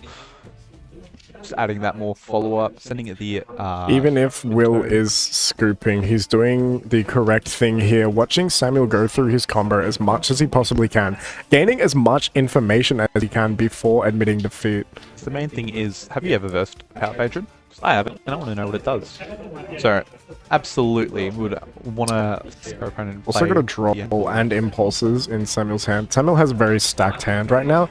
I do not see Yummy Fiendsmith being able to break a board of this size, unfortunately. But we'll see what Will can do. Now, if I'll get it off the field spell, obviously won't be in play. But that is alright. When we're playing under this own, we see the top deck for why that's kind of unfortunate. Alrighty, gonna start our turn with Engraver. Fiendsmith and Engraver. Going to go ahead and search most likely Fiendsmith tracked, then going to activate that one, grabbing out a Lurie, and then discarding it. But let's see if we get that far. No, we don't. We've been hit with a Droll and Lockbird by Samuel Charles Lochner, and immediately into the auto scoop. I don't think we were ever breaking that board, but it was worth trying. I don't think we should have shown Fiendsmith. No, realistically, I think that should have just been an auto scoop, and we keep everything private, showing no information on what deck we're playing. Correct. I think, yeah, it's definitely the play, because again, we don't know exactly what Sammy would be siding as well, but knowing that your opponent is playing Fiendsmith, automatically you're going to be wanting to keep the Drolls in for it as well. But also, like, there's not too many decks in the current game of Yu-Gi-Oh! That are playing the Fiendsmith engine. So, like, a couple of them is just like Fiendsmith Mitsurugi or Fiendsmith Yummy, like Will is playing. Like, there's not a heap of options, like a K9 variant, I suppose. So, yeah, I think it's a little bit incorrect to show the cards there that you're playing, but we'll see if Will can take it back in game 3 going first. Now, this is obviously a very, very, very strong deck going first. Makes a very good board. And we'll see if Will can get there through X amount of hand traps that Samuel draws. And then probably see a similar auto scoop by Sammy It'll be interesting into to game see. 3. Having a look at the side decks as well, obviously Sammy's got quite a lot of blowouts. With a Pendulum deck, obviously you're going to be wanting to see a lot of Pendulum monsters, and just being able to put your scales, put more gas, and being able to play, you're going to be wanting these sort of 1-card, 2-card blowouts so that you don't have to worry about your opponent's board. Knowing that obviously we've got Fiendsmith and Graver, there's going to be my favourite DD Wave King High Caesar in the deck. He will be there. He will make an appearance, ideally. Ideally for Will, Mr. Caesar makes an appearance this game. Such a powerful, powerful card. Insane. I don't think it's going to survive the next ban list, unfortunately, but I've had my fun with it, and he can go rest We've now. all had our fun with it. He can rest now. He can go away DDD now. support soon. Yes. Duels are just shuffling up.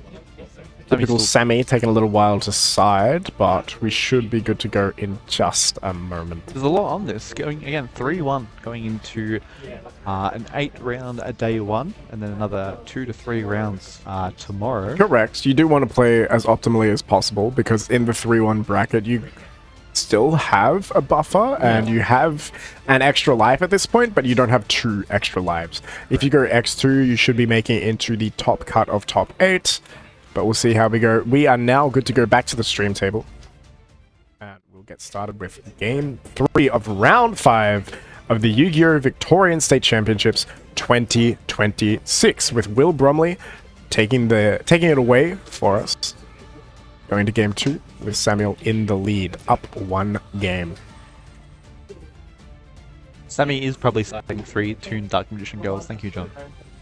I did see a Lightning Storm in Sam's hand. I see a Lightning Storm. I see 2 Drolls. Oh, that's terrible. We got 2 Drolls, Ash, Bell, and Mignon from Will's side. This is not good at all.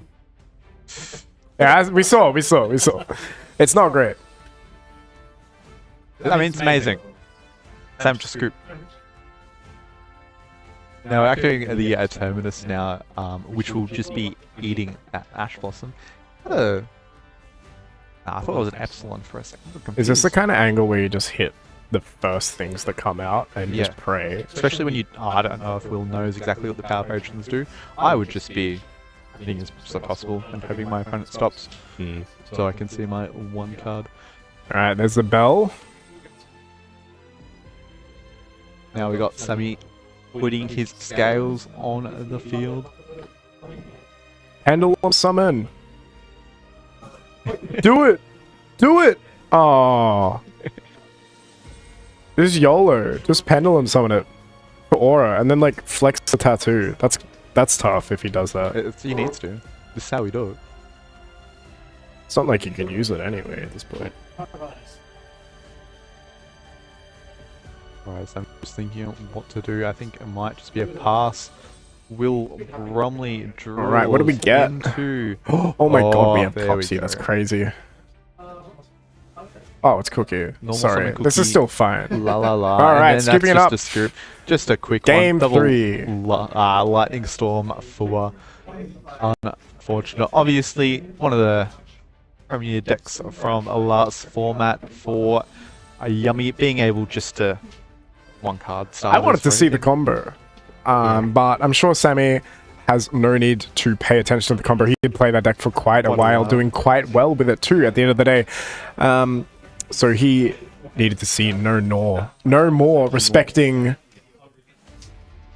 Will's skills as a duelist on the Yummy Fiendsmith strategy, just opting to scoop it up and saving probably 5 minutes of time. Exactly. So The quicker the games, the means they can go for their lunch breaks, go off, go for relaxation. Get some, very important, get some food especially into in their an system. 8-round tournament, Yeah. being able to find any time to relax. I don't know if you guys have noticed it, but I certainly have. The volume of this room has dropped quite a bit, so I'm thinking everyone's getting a little bit tired at this point. Still, we're only halfway through the day, approximately. So, yeah, hold on to your seats, everybody. It's a long day, and then we got a long day tomorrow too. All in an effort to crown our 2026 Yu-Gi-Oh! Victorian State Champion. Be interesting to see what's being decided for Sammy. We do have the decks in front of us. Pretty generic side deck, to be honest. I'm not going to say it's out of the world, but it gets the job done. Interesting thing we haven't seen. He has just Fallen of Virtuous. 6 cards on Sam's side deck. Pretty standard.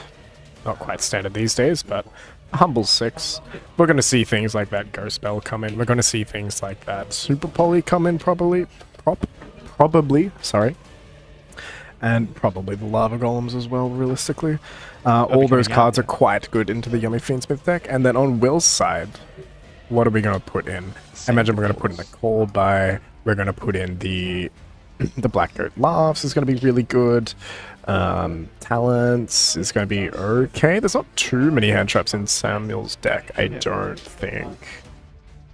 Yeah, there's not heaps. So I think Pounce isn't the right call here, but I do think call by is still good. He's So- going to be wanting for board breakers though, because he's going to be going second to Sammy's board. Sammy's the one that just Wait. scooped too. Oh, true. Yeah. Yeah.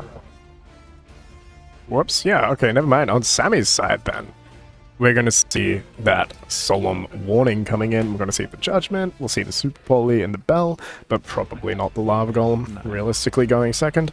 And then on Will's side, I'd like to imagine we'll get in the cosmic cyclone because we need that one. Alrighty, we can see what's in a Will's hand. I don't want to say it too.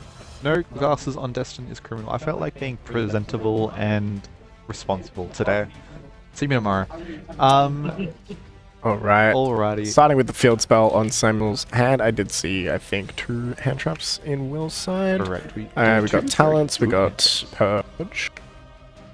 Let's see how we can go. We got a call by over there, but that's not going to help us against Dominus Purge. It's actually going to do a lot of nothing against Dominus Purge. You can't even react to it. The imp? Where's the purge?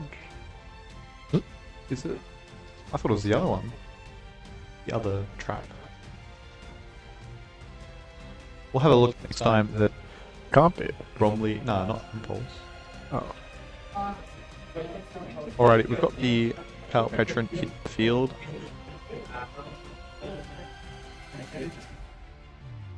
Alrighty, cheating out the Finto with the Power Patron. Yeah, look, it's a... Ah, it's imperm. Imperm, Yeah, okay. not the Purge. Not bad. Alrighty, Sammy thinking on what he's going to do now. I believe adding or special summoning a Power Patron from the deck due to the Pendulum Monster's effect.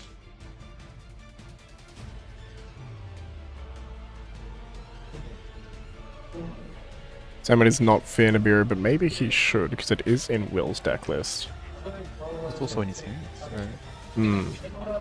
we might see it coming down. I think We might see a YOLO. Oh my god, we just drew Solemn Warning. I think. And then this is able to summon a 1 or add 1? Adds 1, that's right, because it does it for the Elf Knight card. So we have a call by and... yeah, the warning, you're right. So we're going to back the top 3 with the Doom Z Power Patron, and then it will be able to cheat out the Xyz monster.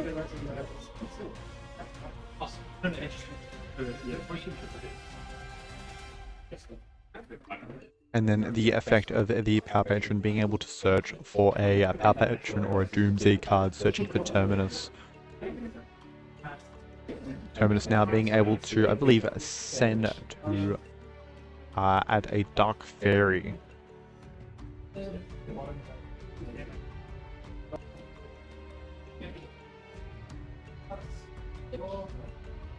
Probably just thinking.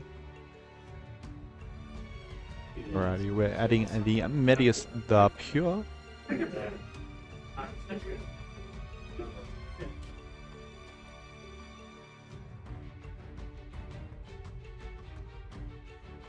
Hello Yada. You should make a video on this one. You should. That'd be really good. Like a highlight reel. You should have seen the second feature. Oh yeah. Scroll back. Yeah, just That one's gonna be go back to crazy. it. It's a branded moment. But we have now the Medius the Pure being able to again summon a Power Patron from the deck. Or add. Or we're putting 2 monsters in our pendulum zones, bringing out those guns.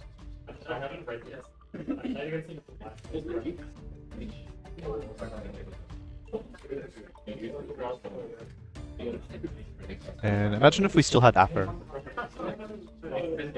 I miss her.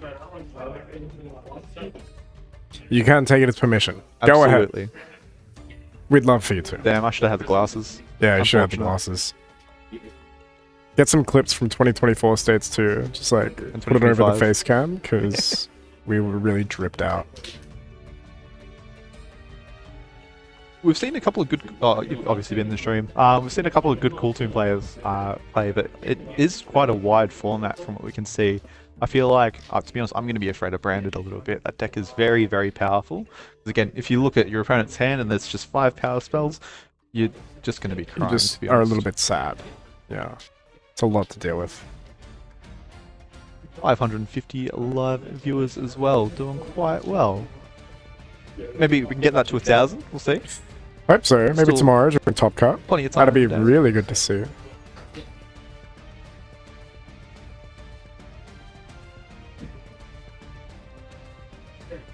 Alrighty, beyond the Alrighty, pendulum. Samuel just getting into the end of his combo here with one interaction from Will. Haven't really seen a lot. Do you think Will has the nib? I think he's doing fine. He's, Well, at what point do you slam at it? he's thinking about it. Has to be now, right? Has to be now.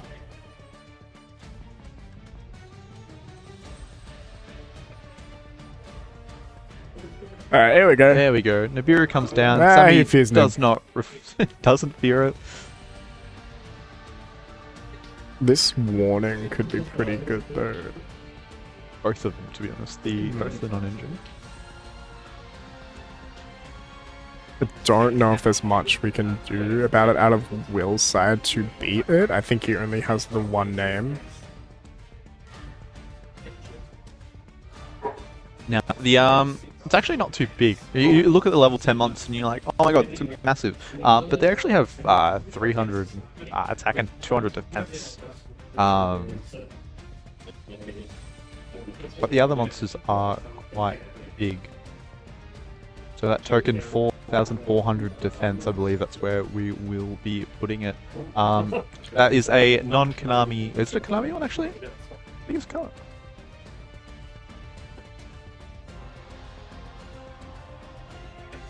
Only Konami products. Get that one on out the of here. stream. You never Look at saw that. You didn't OTS see on. anything. You ain't see anything. Delete the VOD. Delete the VOD. Clip it and chip it, boys.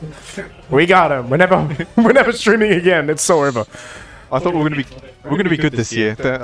We didn't even bring the glasses. We didn't even ruin it this year. That's alright. It's a change. Alright, we have the Medis the Pure putting back a Shroud? No, putting back a monster to summon itself, and then the Shroud. I don't even know what Shroud. What's it called?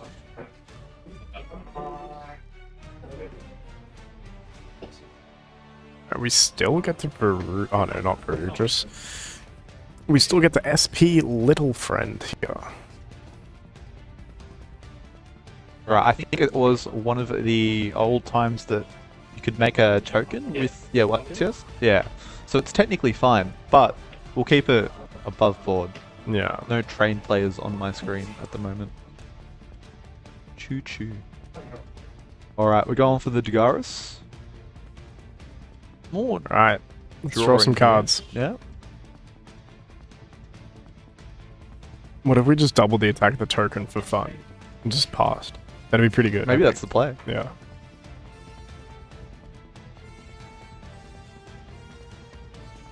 Alright, drawing 2 cards. 2 pretty good cards, to be honest. Again, token's pretty big. So quiet in this room now. Everyone's tired. Everyone's so focused. Playing these cool tune mirrors and Brandon mirrors. Brandon really takes it out of you. Yeah, it really does. Can't imagine how I'd be feeling after 5 rounds of branded gameplay when I want to play perfectly and have everything on the field at the right time and have everything engraved at the right time and then get all the follow-up that I need. I couldn't imagine doing it realistically. Absolutely not. But we do see some people, like we have Xavier Barons on table 1 and Freddie Camel on table 2, both playing the branded strategy. Maybe we'll get one of those guys on feature next round. I imagine it would be Freddie. Sorry, Xavier. Freddie Camel, the YCS 2025 champion, known for not accepting feature matches. Anyway, Will's turn, starting off with a normal summon of Cookie Yummy. La, la, la. That's my goat right there. We're going to activate the effect to reduce the attack of something? Probably not. No. Probably not worth at that point. No, everything's in defense. All right, we're going to link 2, going to go ahead into Camellia? Amelia. Here we go. Now, Sammy just thinking what he wants to do here. Obviously, This is still fine, though, because we do have Marshmallow in hand. I believe we're thinking on the summon. We're just going to warning it. All right, Get off the warning that field. one. No normal summons. Don't have to deal with that now. And now we're going to go ahead and activate the effect of Marshmallow. Let me just special summon itself from there because we control no monsters on our field or all Yummy monsters, but we don't have to worry about that. I'm going to go ahead and link one into the Yummy Snatchy now. Then I'm going to go ahead and activate the effect of Yummy Snatchy to place a field spell from the deck, but I don't think that's going to resolve. So No. on summon, or chaining to it, potentially? Chaining. Yeah. Destroying. We still get the field spell. Not that we can do much with it at this point. Unless we can spawn a Link 1. But looking at Bromley's hand, I don't believe he's going to be able to. I think it was maybe another Yummy name and something else, but we'll see in a moment. Do we have surprise? We need surprise here. No, I think Sam has call by. I don't think anything gets us out of this. Maybe Engraver plus call by works. We'll just have to remember as well that he won't get a draw phase the next turn because of the Dugaris. That is true. Hopefully they'll catch that. Yeah. Right, we're gonna go ahead and do not a whole lot right now. How many cards in Sam's hand? I don't know if he has any.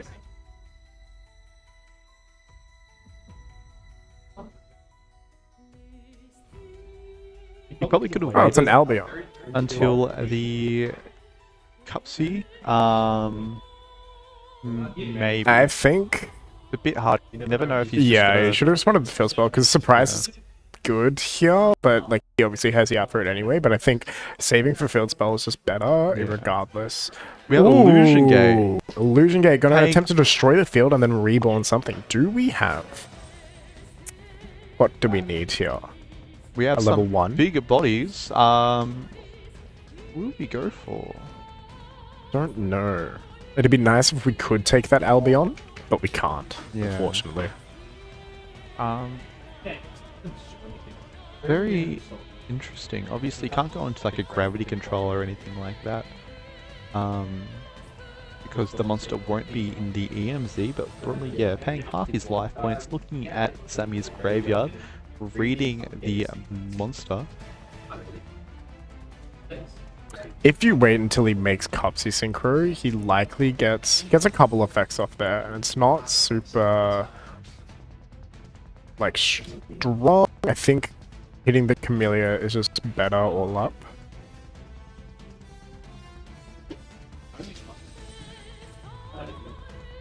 Alright, just reading everything, seeing what he wants to summon back with the effect of Illusion Gate from Maze of my thoughts. Summoning back the big power patron.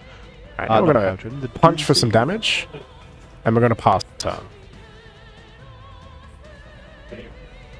Because the summon with the power patron is considered as an exceed summon, which is why he's Step able to bring it 1, out. pass. Sammy only on 1700. Alright, let's see what's going on here. I'm gonna use our graveyard effect of Albion, hopefully. He is triggering it. Yep, perfect.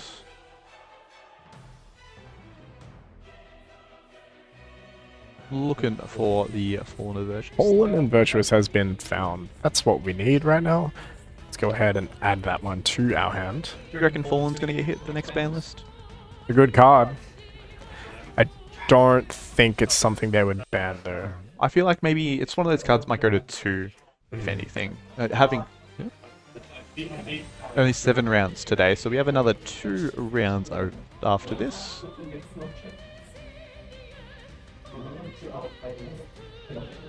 Right, he has remembered to skip his draw phase, I'm proud. I'm actually...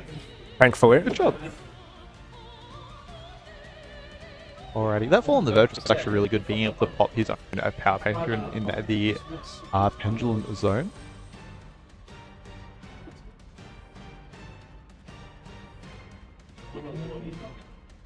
Importantly to note, Sam is only on 1700 life points though. This could be the end very, very soon. The whole thing is he's going to be able to pop that the Doomsday monster with the Fallen and the Virtuous. So they're going to be playing on almost no cards each. So here we go again. Fallen and the Virtuous sending the Ecclesia Synchro.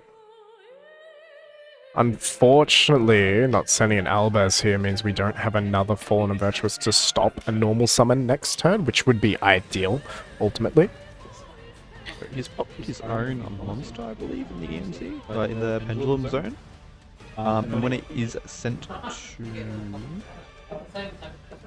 the face-up extra deck, it special summons a power patron from the deck. If he's doing that, not too sure.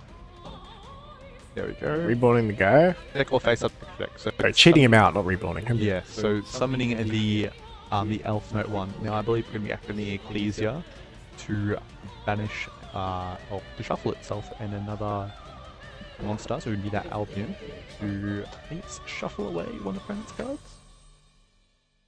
Targeting, or... I think. What are we gonna go for? Does the back row matter that much? Yeah, you really need to get rid of that monster on the field, otherwise you just die. Yeah, I think having the big monster on the field is worrisome. It just depends on obviously if Sam's able to do anything else. We're gonna put 3 cards back into our extra deck. Those ones do not go face up, Sammy. They go face down into the extra deck. Cannot pendulum summon those ones later. You now get to that one.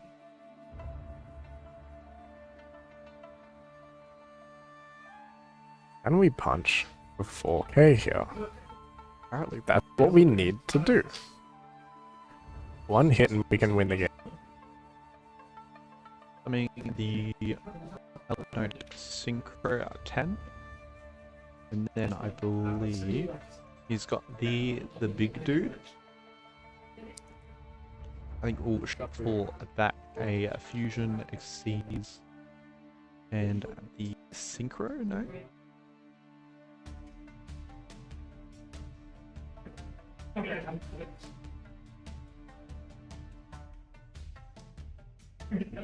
Both duelists on the edge of their seat right now. Both worried that they will die next turn. Or this turn, in the case of Will.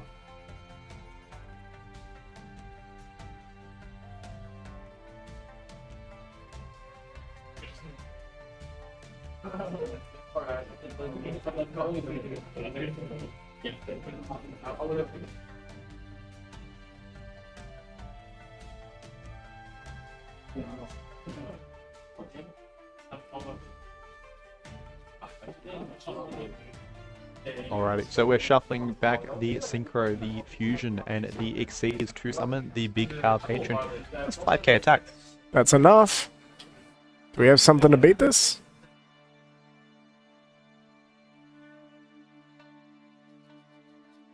What else to do? This card is this.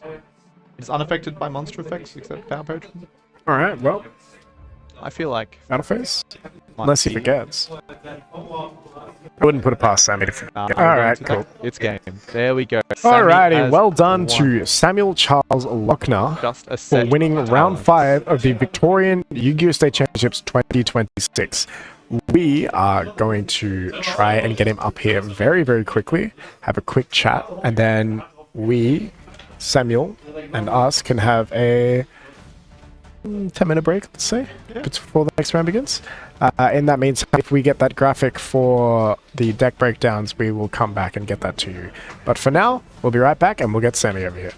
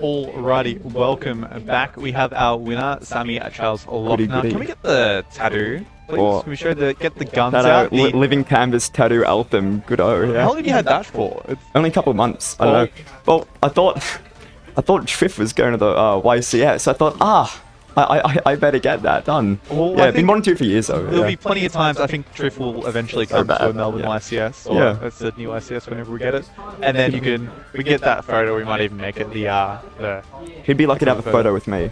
He's a band and pendulum. yeah, exactly. It's Or not on. he might be back eventually. You never know. Hopefully. How are we feeling? We brought our patron, your patron, Feeling good. to a- Yeah, feeling good about that. I sort of read some of my cards a bit for the first time, like Thursday night. So I don't know. It's starting to make sense for deck to me. I didn't really know what I was doing, but I don't know. Now that I'm actually sitting down and playing it, the deck feels a lot better than I initially thought. yeah. I just wanted to summon Pendulum, guys, and I couldn't be bothered reading all the other archetypes. So Yeah. The main thing is if you know what you're playing and what your cards do, then you don't really have to know what your opponents do. Just make a board that they can't beat. Like, we were reading them, and the cards are really they're good. really good. Very really strong. good. And yeah, especially when they're in their own decks, but together, it's surprising that they've made their own. Yeah. Yeah. Have you been able to resolve like the field effect to just have the dweller effect, or? Oh, Yeah. I think I've had it active a few times. I've never taken note of it though. I've definitely had like all three of them on field at a time. Yeah. But yeah, that's something I've like noticed about the deck. Going into this, like I was like, oh, Pendulum. I love building boards. I love like, million negates, through 10 hand traps or something. But from what I felt so far, I mean, I've only played like one locals in today, basically, with the deck, is it feels less about assembling a board, and it's more just like, I don't know, like aura farming, it feels like. Yeah. Because, like, end board's IP plus Varudris, and maybe non-finito. Yeah. And then it's just, the rest of it is non-engine, and then it feels like a lot of games, eventually in Pure Patron, you're running out of cards in deck to search. Eventually, nearly happened there. I had like one Vidolium left in deck, and I had like nothing else to recycle my cards. I had nothing to summon off a field spell. I was out of resource, especially when you banish cards off the top of your deck too. Yeah. And once everything goes from your graveyard as well, it feels like your deck just becomes, you summon these huge bodies, they sit around, they do nothing, and then you just use non-engine. That's what it feels like. You just have a beat stick and non-engine, and then you just play the rest of the game like that. Being able to play a deck as well, you've got Spark and you've got the Impulse, both very powerful cards. I Great feel like they cards. can just make a deck viable by themselves. I think we've seen a couple of Malice players are still hanging around with those two cards, so they're still... They are very good non-engine, especially Super Poly and Lava Golem playing as well. I was maining Super Poly because I was scared of Cool Tune. Luckily, haven't ran into it yet. I don't know what the Cool Tune cards do, I'll be honest. But yeah, Joel, I replaced it for Joel, and Joel's felt really good so far. I just saw like, if I can only play so much non-engine, like I can play, I think it's like 16 non-engine or so. Yeah. Like not ideal, but it's still pretty damn good. Might as well play like the best non-engine that doubles as like breakers too. That's the idea about maining Spolly, not anymore, but Fallen the Virtuous and Impulse and Spark are great going first and second. Yeah. Yeah. That's great to see. What we'll do is we'll go back to break. We've got about 10 minutes until the Yes. next round. Thank you, Sammy, for Thank you coming very on. much, Thanks Destin. for winning as well. Good to see you. And we will be back with the next round soon. All So, good home. That. See ya. Thank you very much.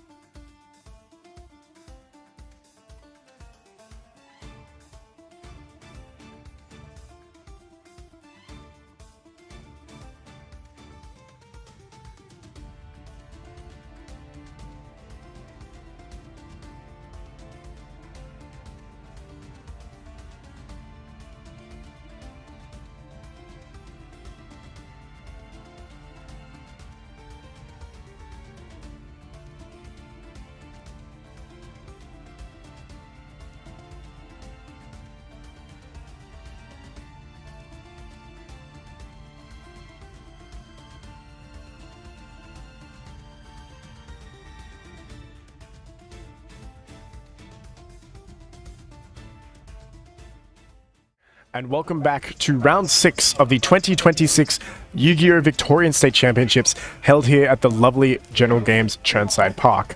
Our duelists on the left, we have Tom Shi playing the branded strategy, and Josh Vine, a wonderful General Games employee, on the right-hand side playing Sky Striker Radiant.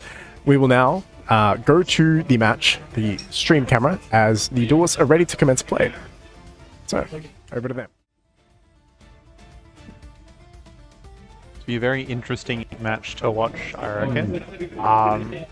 Been wanting to have Josh on stream for quite a while, being the General Games employee. It's him. He is the general. He is him. And then we also have Tom Shi as well. We are just currently waiting for the time to get started and our stream judge to appear, unless they have swapped over. If this is your new stream judge, this is Denham Smith. So say hi to him, everybody. Duelists can now begin and commence play. So we are underway, and we're starting with Josh Vine taking play and going for the Radiant Typhoon Vision as his first action in a beautiful Starlight Rare. Josh, a very rich duelist as well with his shiny cardboard. Many tops for this man, pitching the Lemnis Gate off of that vision. After drawing, he's going to reevaluate his plays, and let's see what else he's going to do. Going to start with a special summon, the Radiant Typhoon in defense position, and we'll now search. Or most likely a chant, and then chant can go There for we the go. monster and etc. etc. I think we're Activate the seeing chant. the Golden Sword Soul in like 4 people's hands today. There's an Ash Blossom. Oh. In Tom's hand, we see Nadir Servant. I think, as Desmond mentioned, the Golden Sword Soul. And obviously the Ash Blossom, which has now come to pass. Hi Reese, welcome to the stream as well. Josh is the GOAT. Hello, Long. Oh, we're going to normal summon Ash Blossom. Go into a Link 2 into everyone's best friend. Familiar. Yeah. Going to activate the effect to search for a striker card. One, actually. Oh, Might as dumps well one, search, sorry, yeah. It's effectively searching because now we're going to link one into the Sky Striker Asagari to add back that Sky Striker Mobilize Engage from the graveyard to the hand. In nice QCR. Josh has had all these max rarity strikes for quite a while. As soon as they building come out, he buys them. Except that Camellia, it's only an ultra. I got such a Widow Anchor with that one. I do not believe we get the draw 1 off this. I think we've only got 2 spells in graveyard at current. No, we have 3 actually. He does, because we have the Lemnis Gate as well. So draw 1 off that one as well. Engage goes to the bin. And now what are we going to do? Activate a link gauge now, sending the Kagari, going for the 0. Link 2. Yeah. And then using obviously the effect to search or add, just adding back that engage from the graveyard. Activating another gauge. Can we draw an engage Very off this? glad. That's why he didn't get one from the deck. So he's just leaving all of his copies that he can to make sure that he can draw. Very discipled play from Joshua Vine. Just looking now at his graveyard at the targets, seeing that it's the Lemnis Gate and the link gauge. Adding another Lemnis Gate. Someone's excited. Someone getting about pretty clowns. excited over there, yep. Alright, Tom Shi just double checking the effects of Lemnis Gate, making sure he understands the card to the best of his ability, drawing another card. That's 4 draws this turn for Josh. Filtering his hand in such an efficient way. Setting 5 and passing turn, oh my god. Imagine a main deck Lightning Storm, that'd be crazy. This is what you want to see though. Tom This Shi is would be the peak- type of person to draw a main Peak deck Lightning striker Storm, though. gameplay right here. Looking at the grave now, and we're just going to draw for turn. Super Poly drawn by Tom Shi. Not going to do too much at this current point in time. After the effect of the 0 resolves, it likely will. I don't think it's going to matter too much. Tom Shi going to go ahead and set one card, activate Super Poly. I was mistaken. What are we going to pitch for this? Let's get rid of the Nadir Servant. Using these two Straight into our a friend Mud Dragon. It's a very powerful card Against Sky Striker strategy, it certainly is. No targeting of effects, but importantly, my friend Destin, Lemnis Gate doesn't target. Extremely, really, really good card again to come out of the, I think it was Duelist Advance that it came out with. That's when Holy Sue also came to Yeah, the a TCG. while ago. Pitch the Golden Sword Soul for the Super Poly. Now what are we going to do next? Going to activate the Branded and High Spirits. Hitting Going to with get the chained Ash. with an Ash Blossom, and that's going to We're gonna soup here. Yeah. Game 1 is now done. I don't know if this one will go to time. Let's cut back to us real quick. We can just have a chat. Just you, Destin, and myself. I'm gonna get real close. I'm gonna get real close to this one. Josh Vine is winning this entire tournament. Mark my words. Anyway. If he doesn't, I'm on the team and he's let gone. Yeah, if he doesn't, we fire him, I think. out. We fire him if he doesn't win this match. Actually, sorry, if he doesn't win this tournament, I think we fire him. Because he can lose this match and still win the entire thing. Correct. That is true. All X2s should make it into the top 8 cut of the Yu-Gi-Oh! Victorian State Championships 2026. Currently, he should be on table 4 at the moment, so he does have 5 breakers as well. We also have a couple, I believe, is that a dragon? Who else do we have? We have Pinder from our earlier feature match currently on table, is that 2? Table 2, I think? We have Jason Huang, our 2024 YCS Sydney champion, playing against Xavier Barons on table 1 today. Any other notable members of the community? We have Camille at the back. We have Camille, our 2024 state champion. Yeah. Table 3, yeah. Table 3 over there. Consistent players here, which is really good to see. Obviously, if you play consistently, keep on testing all of the new decks, you're going to see the results from it as well. We've got Freddie Camel, previous YCS winner, 2025 here in... Hello, commentators. At the Oceans. I believe there is some more events for a young girl like you. To get your invite at Melbourne specifically. I think, do we have any more regionals or states? Do we have any OTS championships coming up? We should, right? I think we might have a couple, or... Yeah, we should have one lot of OTS championships left, and there will definitely be an event held at the lovely General Games Melbourne. But now our duelists are sided and they're ready, shuffled up, and now we're going to cut over to game 2 of round 6 of the Yu-Gi-Oh! State Championship 2026. Go. Tom G electing most likely to go first. Let's see what he starts off with, and let's see how Josh Vine responds. Going to start our turn again with another Branded in High Spirits, which is also going to get Ash Blossom. A repeat from last game. Worked well for Josh last game. Let's see if we can do it again. Fawn and the White Dragon comes out from Tom Shi. We're going to send probably Albie on the Branded Dragon from Extra Deck to Graveyard to special summon him, and then on a new chain link. 92 players. 92 players, yes. Ooh, we're sending the Dragon that devours Dogma to summon the Fallen and White Dragon. That's going to now activate its effect to summon one from the deck. So it's not a WCQ today as well. It's we have our state champions. It's pretty much the equivalent of a nationals in America. Our states are not quite the national. National in Europe. Europe, yeah. Yeah. So this is our Nats compared to European nationals. And then later on, we'll have our World Championship Qualifier in July. That one should be a much better attendance. We're looking at about maybe 400 or 500 players for that one. Now, we see here we have Tomshi going into the Ecclesian Dragon, summoning out the Guiding Clem from the deck. This one's going to resolve. And we also have the Golden Sword Soul resolving as well, banishing it to summon. What's a Spellcaster? From Banish or something? Importantly, this Guiding Quem is protected from effects like Effect Veiler or Infinite Impermanence due to the existence of that Blazing Cartesia currently on the field next to it. Tom Shi setting up quite a strong board here. Unfortunately for Tom Shi, a lot of the power of Branded comes from being able to remove bodies at will. Can do a lot of that each turn, and Sky Striker, as you all know, is less reliant on the bodies and more reliant on the spells and breaking the board before going ahead and starting to play their own ones. So, gonna fuse into Grand Guignol using the effect of Cartesia. Guiding Quem now gonna summon back the full White Dragon from the graveyard to the main monster zone. And we're just thinking on our next play here. Nothing wrong. Come back. Jumping in, I'll be on the Branded Dragon here, now making a Synchro summon into a Mega Cypherame Driver Omega. Now activating Albion on the Shrouded Dragon, dumping 4 cost Branded Fusion to put itself back into the deck. Notably, we do not get an additional draw here because it was not sent, not activated in the hand.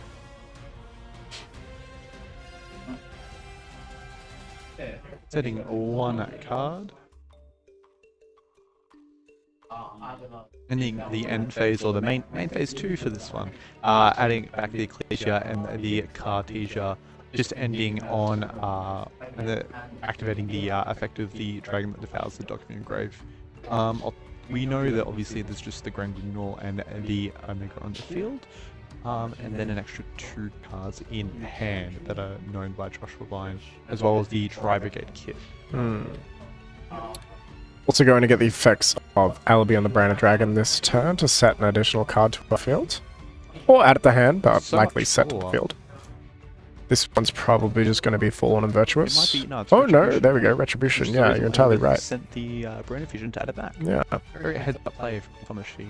We've got a Billy Brake fan over here. Very heads up play from Destin for saying that. Alright, passing over to Josh Vine. Josh Vine going to draw a card for turn. Let's see what he's going to do as his first action. He's not going to do anything as first action of the turn because Tom Shee's going to go ahead and activate the effect of the Omega on field to banish a card from Josh's hand.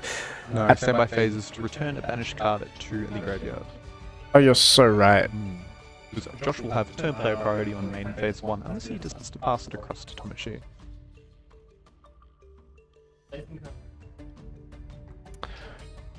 You want to see Engage back to 1. Well, it was there for a little bit of time. Going to chain the Forbidden Droplet to the effect of Omega, sending Sky Striker Ace Rose from hand to the graveyard.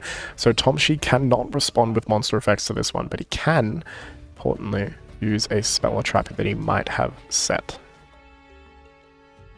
I'd say there's no reason to be honest at this point. It was just the droplets resolve. Again, Tomshi still has so much during his turn that he can do, or during Josh Vine's turn. I'm going to go ahead and normal summon Sky Striker Ace Ray. That's going to get chained. Sorry. Ecclesia. Tom Shi is then going to activate the Ecclesia Synchro to summon from deck or graveyard, and then Josh Vine is going to respond with a Go Spell and Haunch Mansion to shut that down immediately. Tom Shi now thinking of what he wants to do, if he's responding to that. Or if he has any quick effects he would like to use at the beginning of a new chain before we return to an open game state. Tom Shi really thinking about flipping this card over. We don't know what it is. You don't know what it is. Tom Shi knows what it is, and it is the Fallen of the Virtuous. Going to go ahead and aim to destroy the Ray. Thinking now about chaining the Ray. We're reading the Grand Guignol just so we can double check the effects. But importantly, that Branded Retribution set can also deal with the Ray effect if he wants to chain it. I don't know. Is that super worth? Now, Josh Vine just going to go ahead and scoop it up there, leaving us with 38 minutes to play a game 3. Plenty of time for this. Seasoned players Yeah, that know what's on the game and say they know what's going to happen.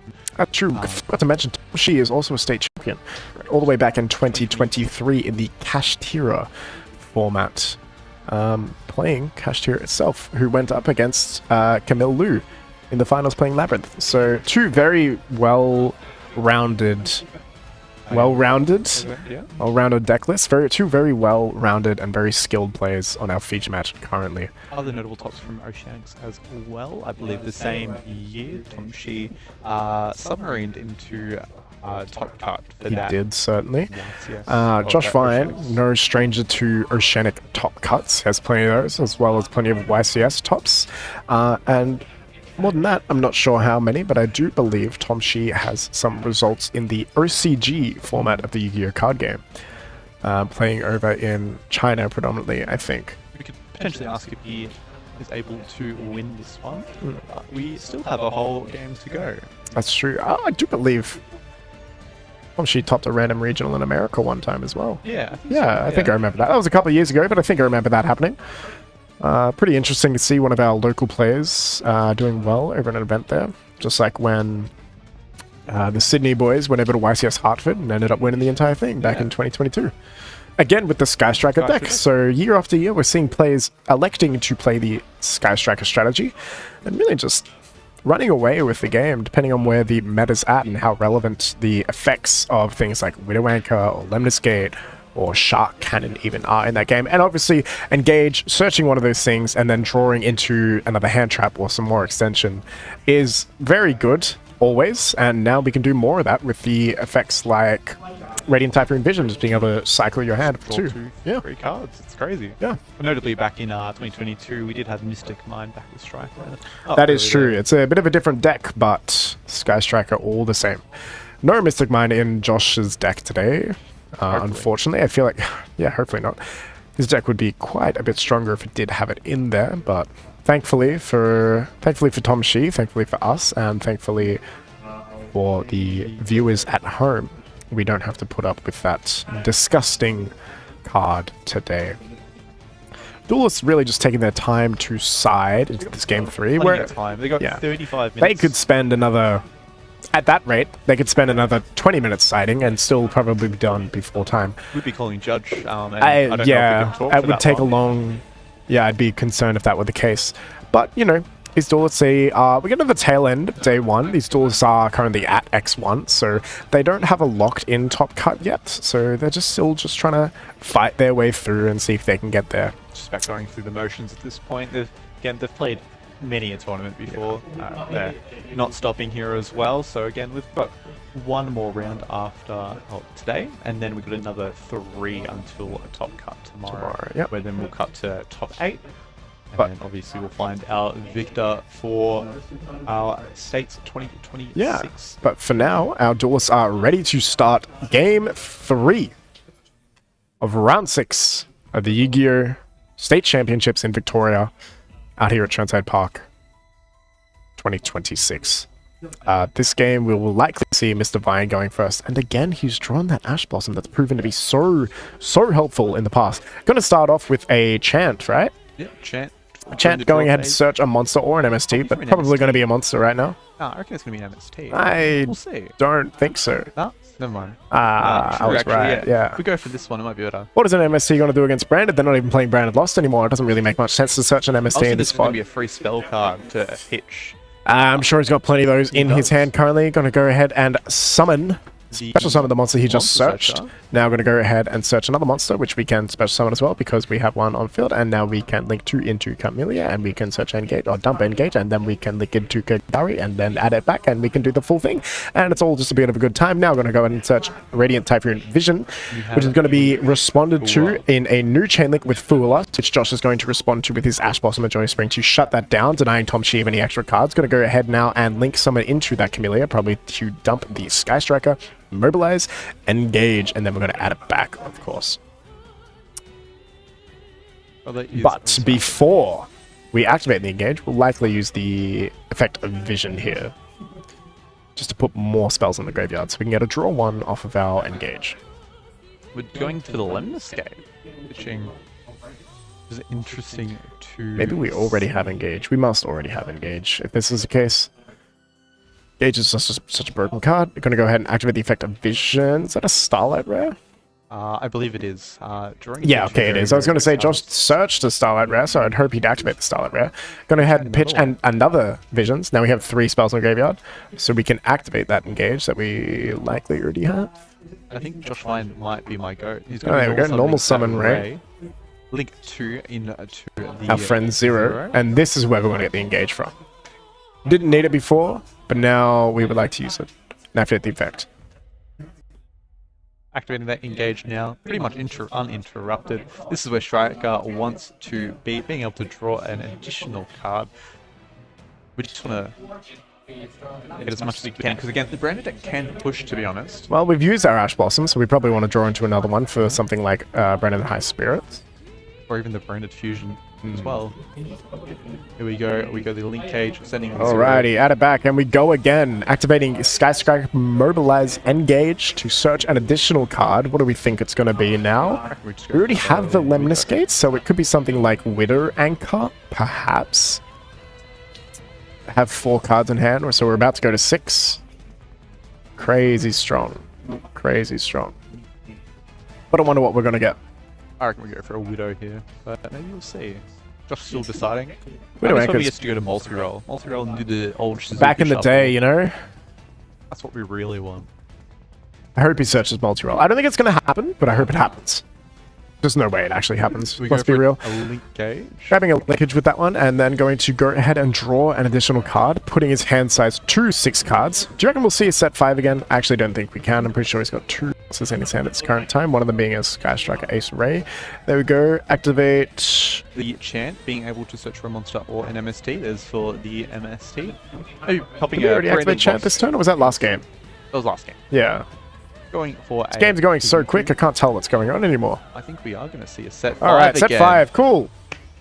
And that last card in our hand, I believe, should be Ray.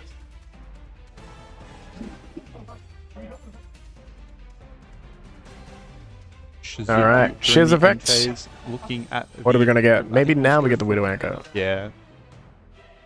Oh, we get another Lemnis Gate, actually. Nah, Lemnis Gate is in the graveyard, so he's not able to add another one of those. Isn't I it believe. in his hand? Didn't he, He set it? dumped it with, you know. With, Oh, he never Widow. added it back, sure. Yeah.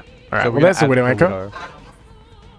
And then ask for turn. Now, Tom, looking at his 5 card hand at the moment. Alright, let's see. Oh, there's a Harpy's Feather Duster. I think We have a response. Hey, the one-off versus the one-off. Unfortunately, Josh's is stronger. Fortunately for Josh, unfortunately for Tom. Solemn Judgment. It's a fair bit of a stronger card than Harpy's Striker being Feather able Duster. to Now we're going to go ahead and draw activate that Nadir Servant from his hand. What am I going to send? Very notable, meaning obviously that she's not going to be able to go through the extract this turn. But again, Nadir Servant's such a powerful card, being able to search for an Albaz or a Dogmatica monster, meaning you can go for Quem or even the Fallen and the White Dragon, but we're going to be Titaniclad. Titaniclad. Searching for Fallen of a White. Right, well, we can't summon from the extract for the rest of the turn, so Josh doesn't have to worry about that, but there's still a lot of interruptions we can set up. I don't think Josh is worried about dying this turn per se, but So that's the thing, if Striker We shall gets to see. turn 3, especially with the new cards, it can... She has a Super Pulley in his hand. does. That's going to be pretty good. Especially if we linkage into 0, and 0 effective pop. Super Pulley is going to be very good.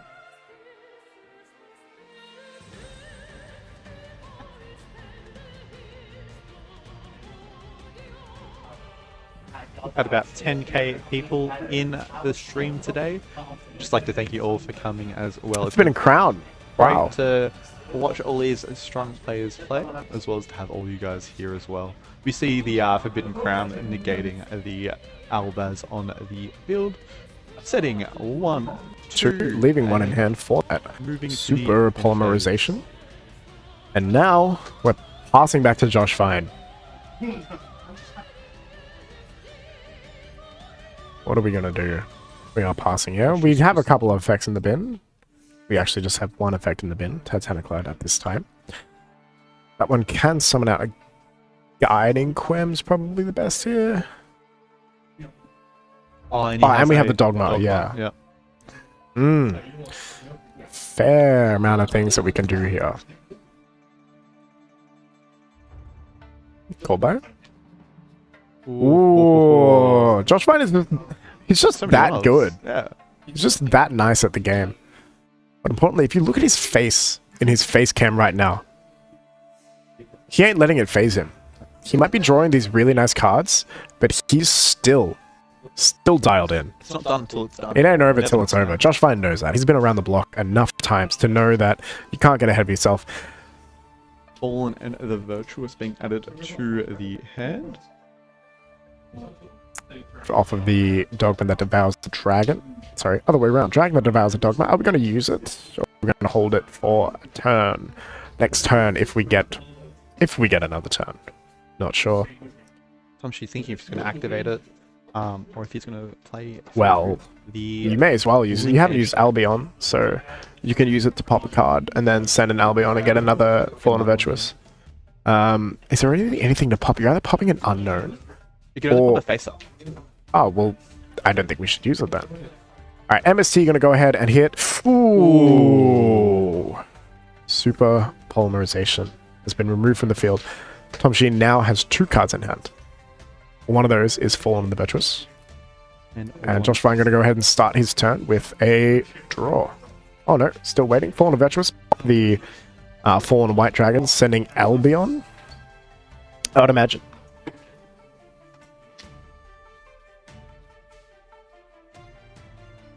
Interesting. Just clearing more and more of his own field. She's only going to have 3 cards. She has. We're just checking actually for the Forbidden Crown. It might pop the monster. I believe it might be unaffected by card effects. Whereas maybe opponent's card effects.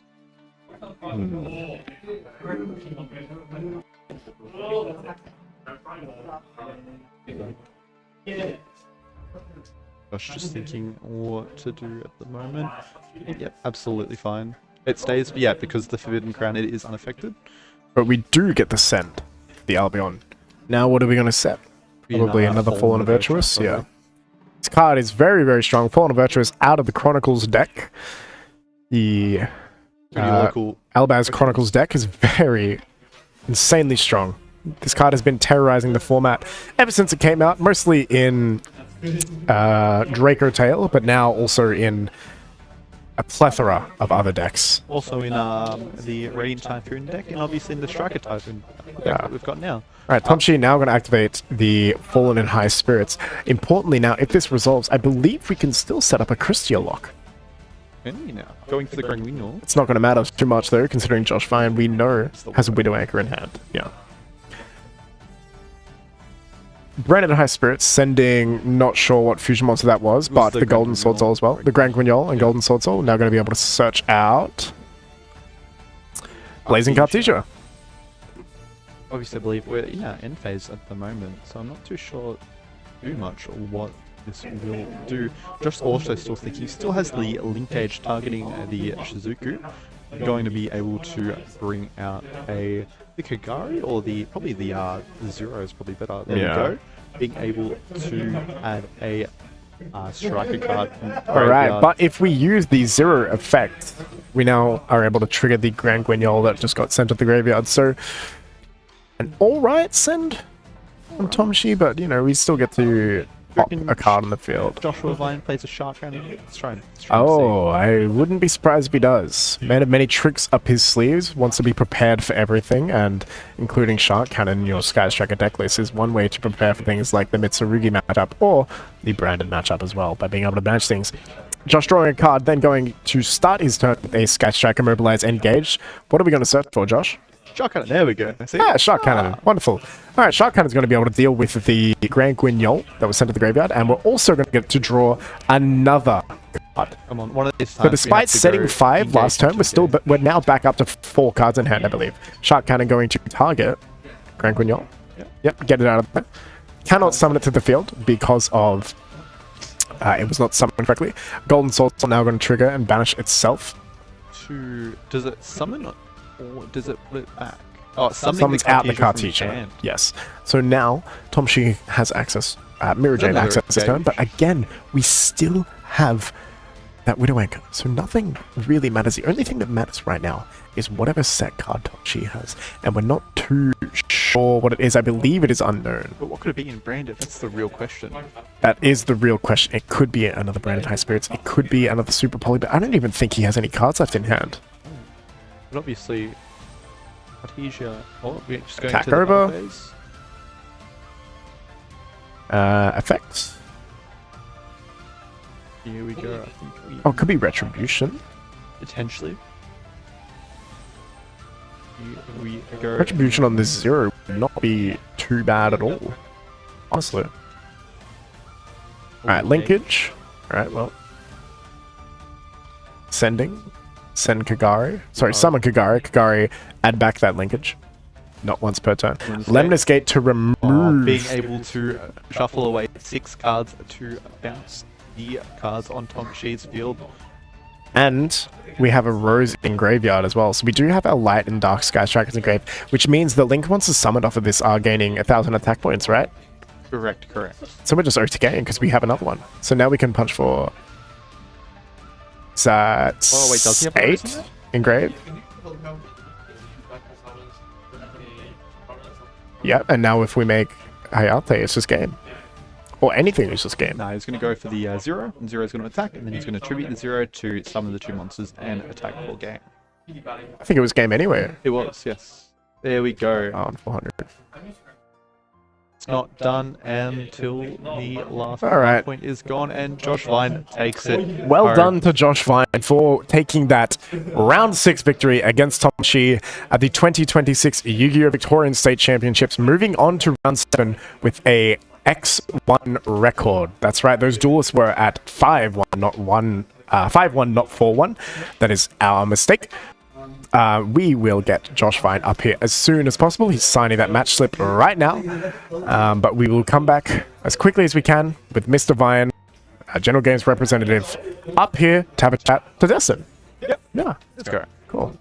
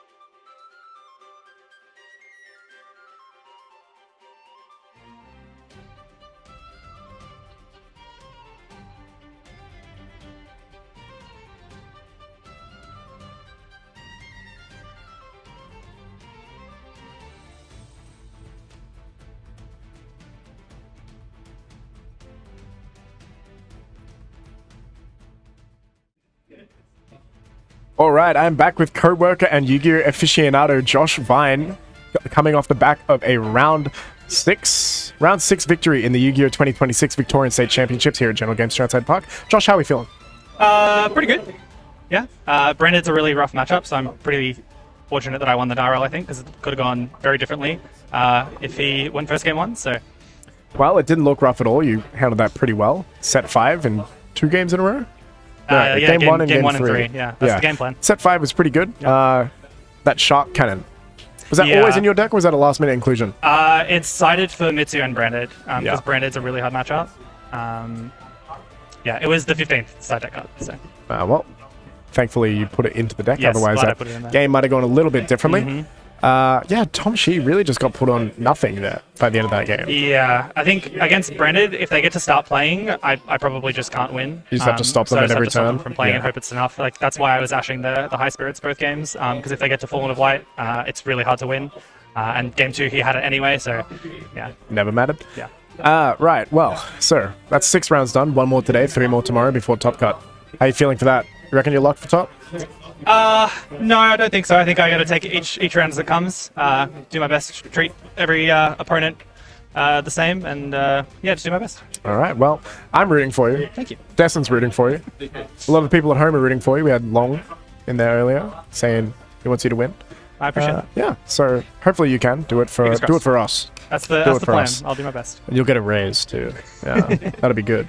All right. Anyway, we will be back very shortly. Thanks, Josh Vine, for joining me on the mics real quick. We'll be back. I don't know. We've got 16 minutes left in this round, so it might be a bit of a long break here. But we'll be back shortly with round 7 of the 2026 Yu-Gi-Oh! Victorian State Championships.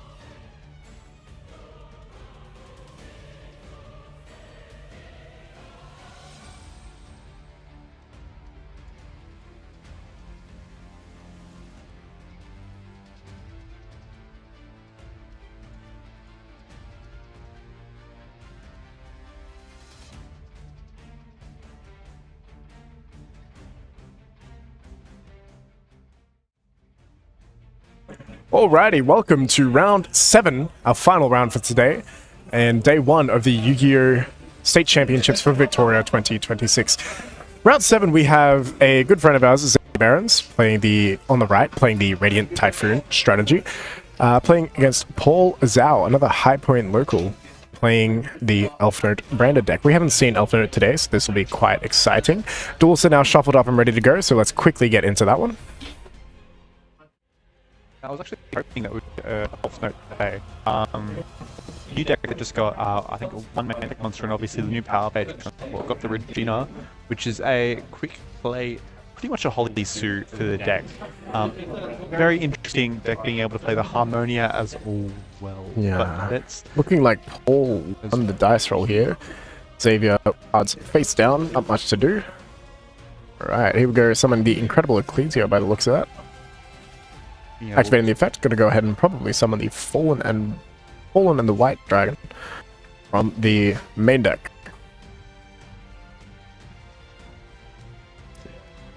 Xavier, quite a cool, calm and collected deck. We've had one feature here at Churnside before, all the way back in 2024, but Paul now summoning the Fallen and White Dragon, and using the effect to special summon from the deck. Or in the graveyard. We'll see if he plays, the one Yeah, Ecclesia. brings back out that Ecclesia. Doesn't want to get any extra copies from the deck, wants to leave them in there for later on if he needs them. Hopefully we have a couple more pure Elf Notes in top. I think after day 1 we should have a bit more of an idea of who is in contention. It will be good to see. I know we had one of our good friends, Kevin Lin, was playing Elf Note pure with Hoppy Squadron. I was hoping to be able to see that, but he might be in the other room. Paul now using the Fallen and White Dragon and the Incredible Ecclesia to summon to Psy Framelord Omega, using the effect now to rip a card out of Xavier's hand at random. Let's see what he hits. 2, it's going to be this one there, and that's sniping. Whoa, that's not good. Not good at all. Passing turn. That's pretty good though for him. Just passing turn, nothing else. That's good for Zave. Zave drawing for turn. Looks like we drew into Fallen and Virtuous, I believe. Looks like we're going to activate Chant as our first action, potentially in the draw phase. Yep, we want to obviously try and play under the Troll and a Lockbird. Activating this chant to search for a monster, I believe. We'll see if we go for the Corsair. No, we'll go for the monster searcher. Xavier just a couple of different options to go for. Yep, going for that one. I don't remember the name of it. What's its name? We just keep on searching the monster. Is that Swen? Nah, Swen's the spell and trap searcher, isn't it? Eldon, that's it. Yeah. Alright, gonna go ahead and special summon the Eldon now, using the effect to search for another monster, I believe Eldon search for. Level 4 or lower. This one being able to. This one's gonna grab Swen, I imagine. Oh no, he's playing pure Radiant. That's right. It could be anything. Could be a couple of things actually. Oh, we have a ready Typhoon deck in front of us. Might just start the play. Yeah. Follow along. Follow along at home. Who is this? Get the Megala from hand. Now this is the one that can summon from the deck if got a nice overframe Dragoon in front of us. Alright, Zave now going to summon the Megala. Megala now is going to be able to this turn. Able to summon a Radiant Typhoon monster from the deck, then a different name than ones he already controls.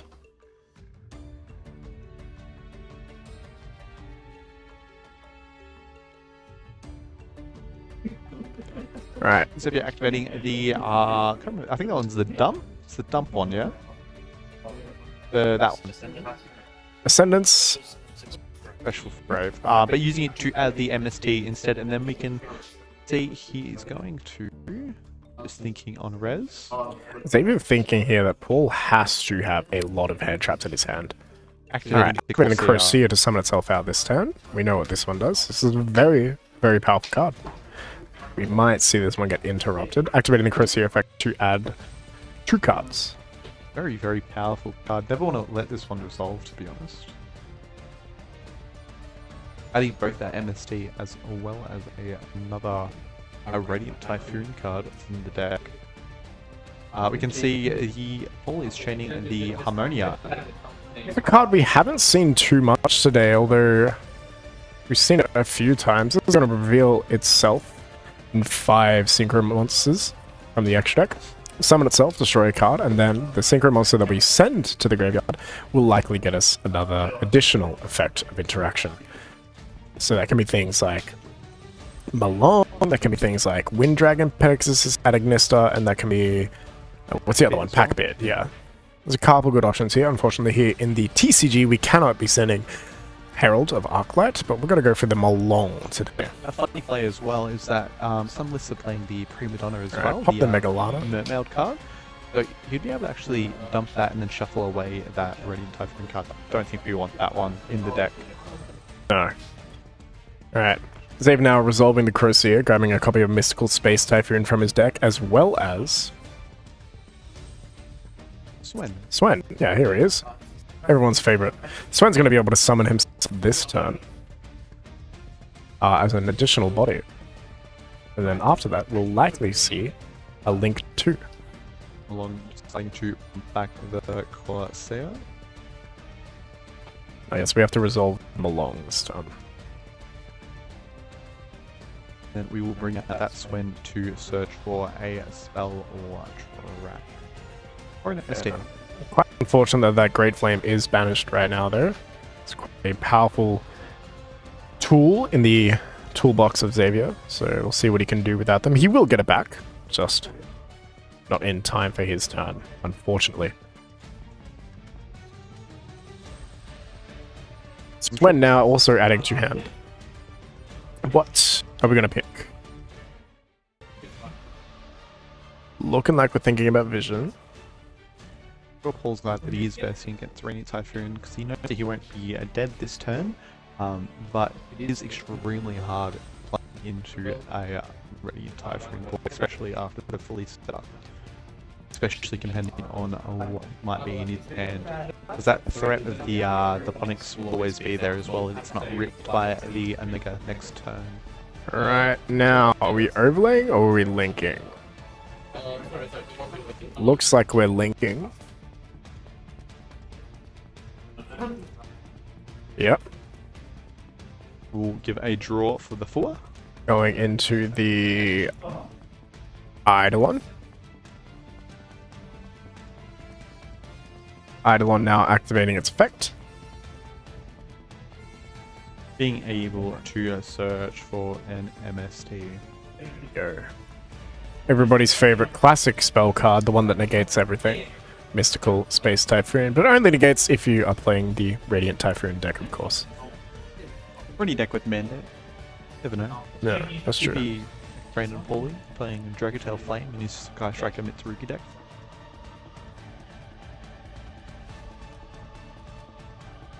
What decks are undefeated at the moment? Our only undefeated player remaining in the tournament is Pinder on stream earlier playing his Cool Tune deck. So there we go. Other decks in our top 4 tables.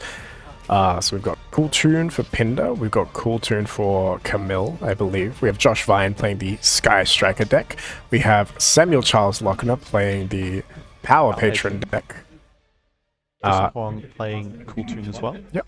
Xavier and Paul, obviously, playing on feature right now with Elf No Brand and Radiant Typhoon. Alright, there we go. Setting our favorite trap card in the MST Radiant Typhoon deck.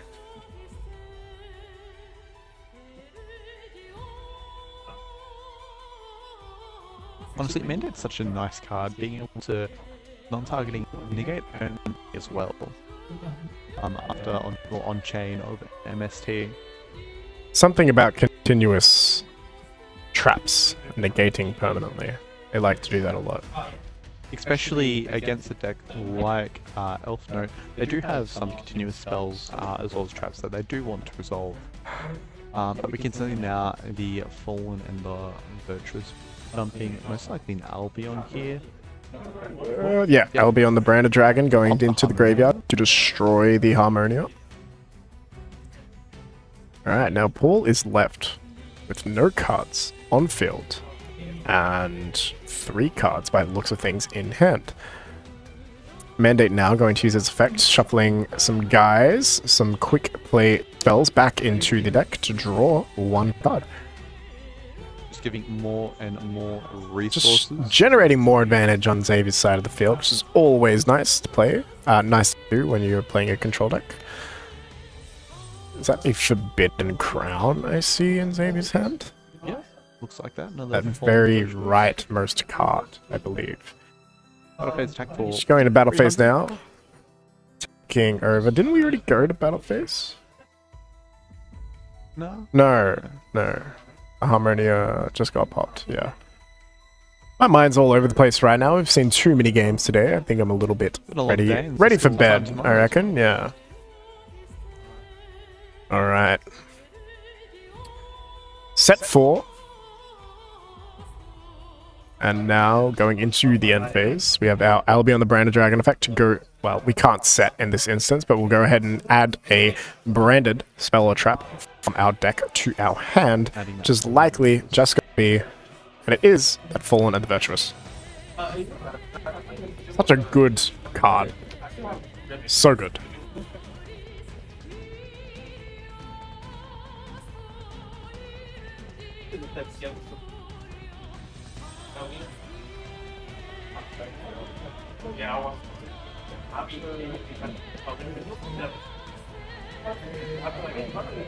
Alrighty, the Omega coming back now during the standby phase. Great ball, back in our hand now. Yeah. And again, that's a lot of cards in his hand now, so it's gonna have to be... Gonna hit the casino. Try and hit that Onyx. That one Onyx. Wow, 1 Ponix. Pretty good. And it's now being able to possibly reborn.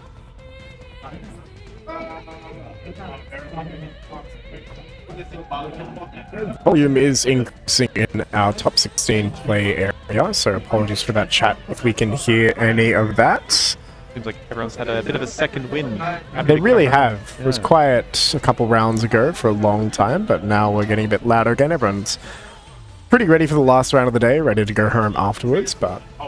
You know. We can see that summoning back the Eldon, and then chaining the Onyx as well. I believe during the standby phase now, so we don't trigger the Omega. And then, yeah, Eldon being able to search for the whale. And again, all did just pass. And what? Ah, no, searching for... Ah, okay, search level 4 well, that's right.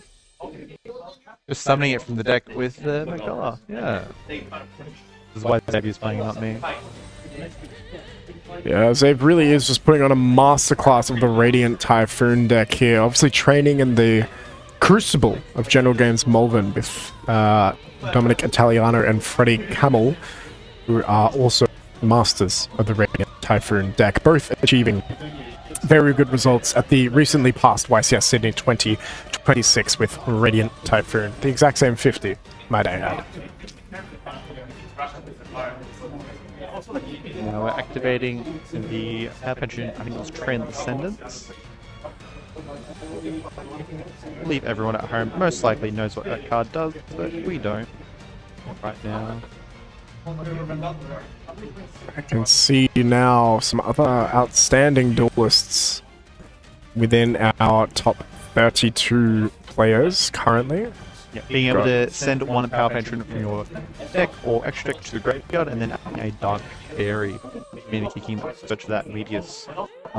Also to be aware that you won't be able to attack with their attacks. Using Omega again, and this time we hit an MST. That's okay, we have plenty of those in our deck.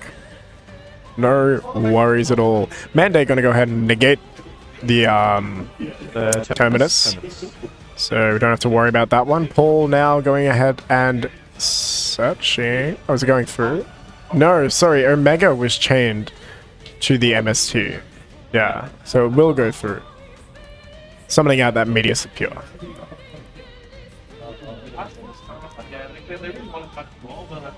Adding it to hand.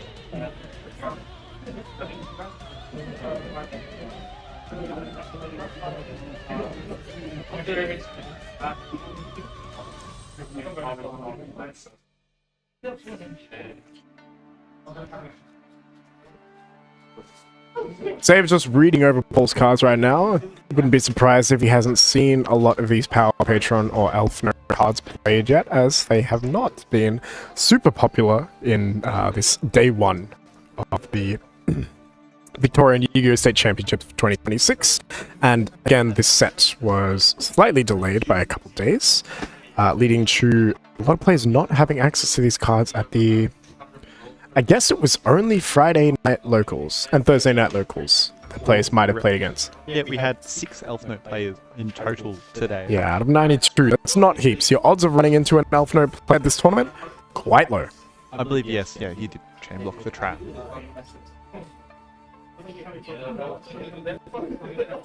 We have a Fallen Virtuous targeting... what he's targeting.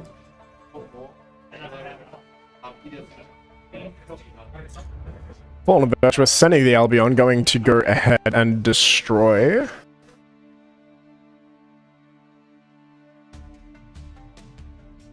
What are we hitting? Oh, we're reborning. Oh. Reborning the Ecclesia, because we can do that, because we have one in bin. Okay, cool. Effect now activating. Going to go ahead and summon from deck, probably the Fallen and the White Dragon, I would imagine.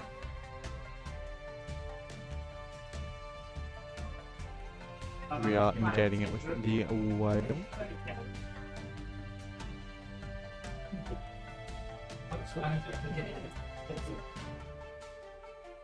And then just a normal summon of the Fallen of Albaz, finishing the Meteor Secure. Beautiful altar, too.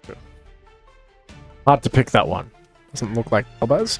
But Albaz is now just going to go ahead and get KO'd instantly by the Fallen of Virtuous after discarding a card. So that's a bit of a feels bad from Paul on his end. But it is what it is. If you got too upset about this, he wouldn't be here 5-1 in round 7. Crocea, again, being able to summon from the hand on Another the activation Crocea. of a quick play spell, just giving more follow-up for next turn.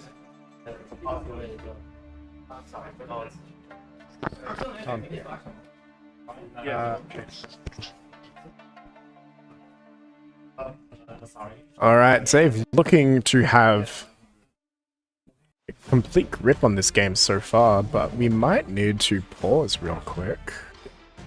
Yeah, just give us a sec, guys. Just to let them know that there won't be a card in the extra deck. They're summoning the Elf Note Lucenia, I believe, as well. This one's an easy fix. We're not going to have to cut away for anything, but thank you, chat, for pointing that one out. We're going to fix that very quickly. All we have to do is put one copy of Albion the Branded Dragon back into the deck, and everything is fine.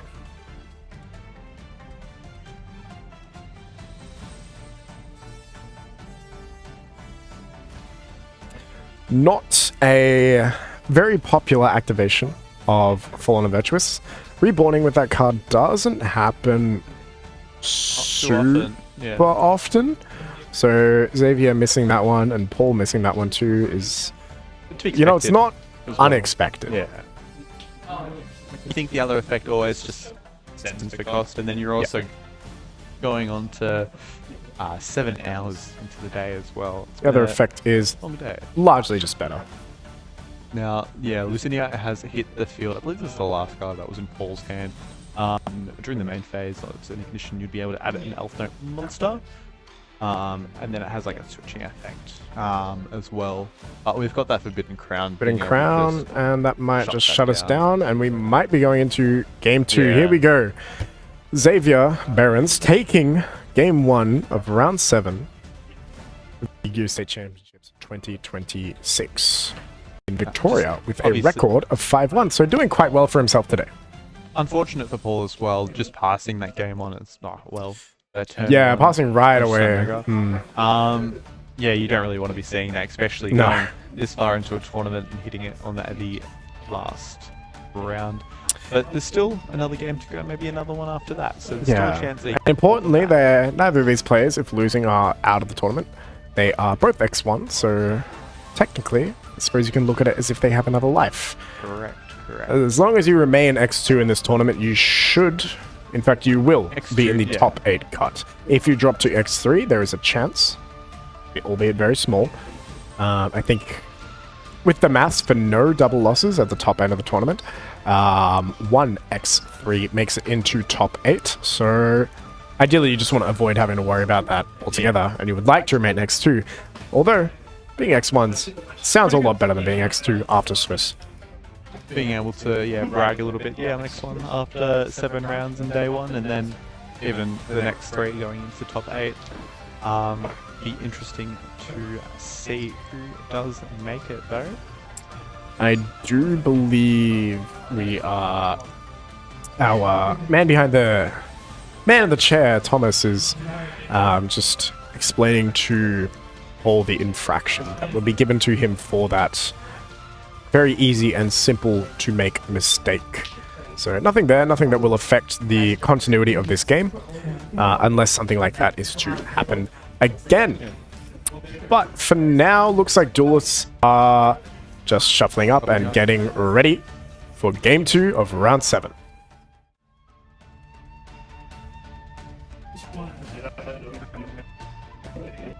Here we go now, potentially for the last game of the day.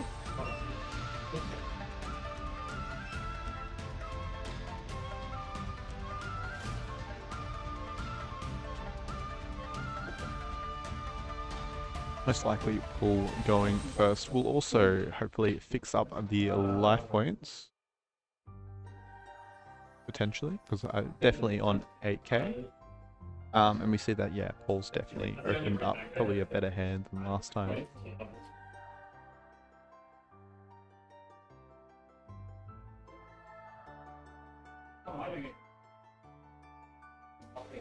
Alrighty, so we'll be summoning the Lucinia, and then again on ignition, being able to search for a power or an elf note monster from the deck. Here we go now. We'll see if he wants to add for the power patron or if he goes for another one. Yep, adding the new power patron that just came out. Very powerful card, to be honest. The pendulum effect. Powerful cards. Powerful cards, yeah. It's in the name.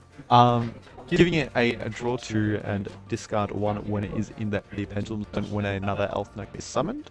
And then if it's gone to the extra deck as well, you can just add a power patron or elf note card from your extra deck or your graveyard. So now we're going to be sending the Lucinia summoning for the Regina. And then on a normal summon or special summon, you can special summon an elf note from your deck. Yeah, very nice support that this Elf Note deck received to really push it into the fringes of Tier 1 or Tier 1.5 power. Not quite on the level of Cool Tune or Branded at the moment, but, you know, it's pretty up there. Now we're going to go ahead and dump the Fallen of Albaz from our hand to summon out this nice little... The power patron, the original Elf Note power patron. Yeah. I believe just going for a Synchro 7 here, summoning for the third. And then while it's in the main monster zone, during the main phase, you can special summon a level 6 or lower Elf Note from your hand or grave, and reduce the levels of all level 4 high monsters in the field by 3. Pretty neat. But we are locked to Synchrons, but I don't think that's going to matter. Because we have the main monster zone in the middle free, we can summon our Tinia, and then it will be able to place a continuous spell from the deck. An Elf Note one, let's say.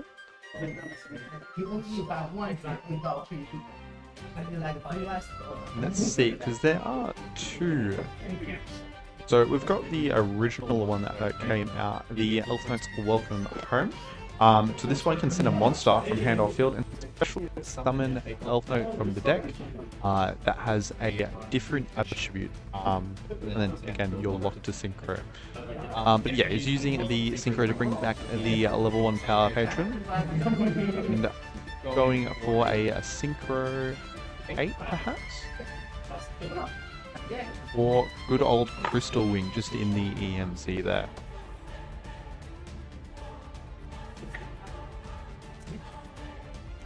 Oh, I remember making this card back in the day in some virtual world combinations. Always a good, fun time. Spawning out a free interaction out of nowhere. Yeah. I preferred Virtual World back before then, when we had a good old, very fun dragon. You are a degenerate, but that's okay. This Wastelander is the last round of the day. We will have 3 more rounds of Swiss, I believe, tomorrow, before having 3 rounds of Top Cut in a top 8 single elimination bracket, where our duelists will fight for some nice prizing, but ultimately, as we all play Yu-Gi-Oh! For, the glory of being the champion. That's what we want, yeah. Just to... Who doesn't want to be the best player in Victoria? And it's you know? probably, it is the best state. Certainly is, you know, 3 YCSs in a row, Melbourne Mondays. There'll be a 4th, just wait for it. Oh yeah, Take don't Oceanics as well. even stress about that one. And this year, fortunately, we have home field advantage for the Oceanic Championship, so wouldn't be surprised to catch a dub there. Anyway, go ahead and dump Albion the Branded Dragon to summon out the Fallen of the White Dragon. Now we're going to activate that effect to summon out from the deck. What are we going for? It's probably going to be Incredible Ecclesia the Virtuous. There we are, in the beautiful alt art. Now, I think we're locked into Synchros, right? So we're just going to go straight to Ecclesia. Oh, no. Straight in. Sai, Frame Lord Omega, has hit the field and will once again attempt to rip a card out of Xavier's hand. Let's see what he hits this time. Is it going to be Great Moth? No. This time it's a Vision. See you later. That's right. There's 2 more of those in the deck. We'll see how it goes. It might not be that impactful. Ideally, for Xavier. I've seen a couple of good cards in Xavier's hand, so can't wait to see how we're going to break apart Paul's board. Now that extra set card, I believe, would be the... Ah, no, that's going to be the Fallen of the Virtuous. What is the extra set card? And that trap that he has is pretty much... you can send one monster from your hand or field to the graveyard, then target an elf note in your graveyard with a different original attribute, and special summon it. And then if you control a synchro monster, you can negate the effects of one face card your opponent controls until the end of this turn. We can see he is summoning the Regina.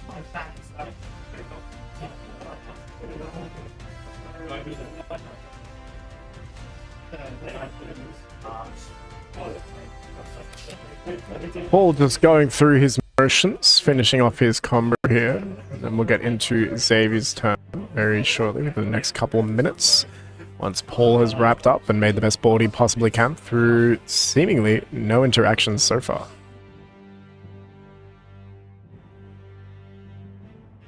That might have been a pass just there. I think we're currently in Xavier's draw phase at the moment. Being able to summon the Regina by sending the continuous spell. Trying to shift, but we've got super the super polymerization. Pitching a Lava Golem, getting rid of that Crystal Wing Synchro Dragon, which is important because that is a very strong negate card that we have there. Into Mud Dragon of this one. Then Mud Dragon just turning itself into wind. Fab is absolutely And we feel pretty good after that one. Yeah. Protecting our Corsair from things like infinite impermanence would be very nice here, although I do believe that there is a Solemn card of some variety to the leftmost zone on Paul's field, which would obviously be able to stop Corsair from hitting the field in the first place. Now we're going to go ahead and activate the Fallen and the Virtuous. We cannot currently target, so he has to reborn. We're not sending a fusion monster this time, that's pretty good. And we're going to bring out the Crystal Wing again.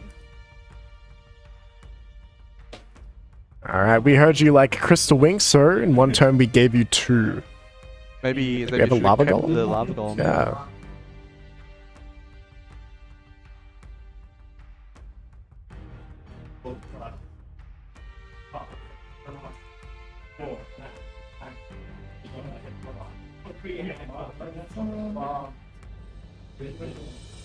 Entering the battle phase, attacking just into the Fortuna.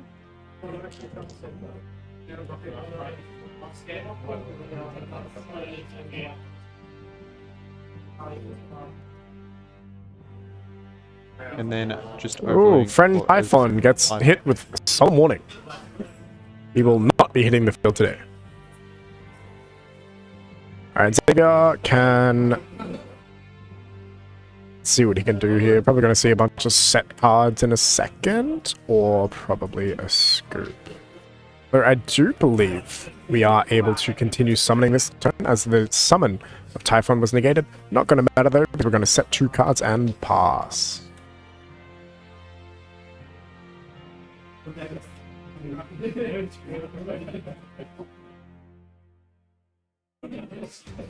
Or should probably get rid of the.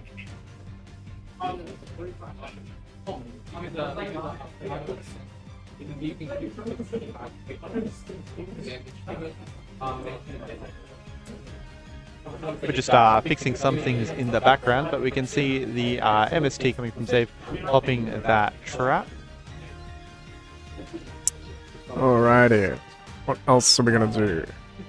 Passing over. Paul going to believe he's going to offer the cut. I don't know how much follow-up Elf Note actually does have.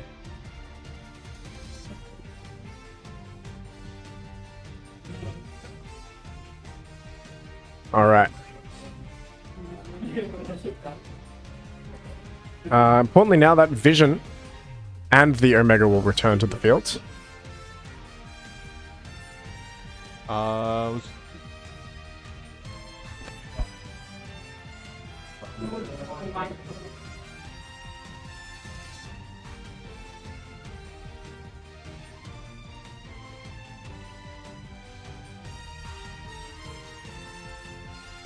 It has been caught. It is alright. Go on the motions. Lucinia back on the field as well. Maybe you're just trying to think, and yeah, he might just call it there. Not really having enough gas to compete with Paul's board there. Yeah. Alright. So, duelists are now tied in this match 1-1 in the final round of day 1 of Swiss. One more to go until we can all go home and relax for a little bit, and then we are back here tomorrow to do it all again. To finish off what we've started here, day 1, we will be approaching day 2 in approximately, let's have a look. It's 10:30. It's like 5, so another 17 hours we'll be back.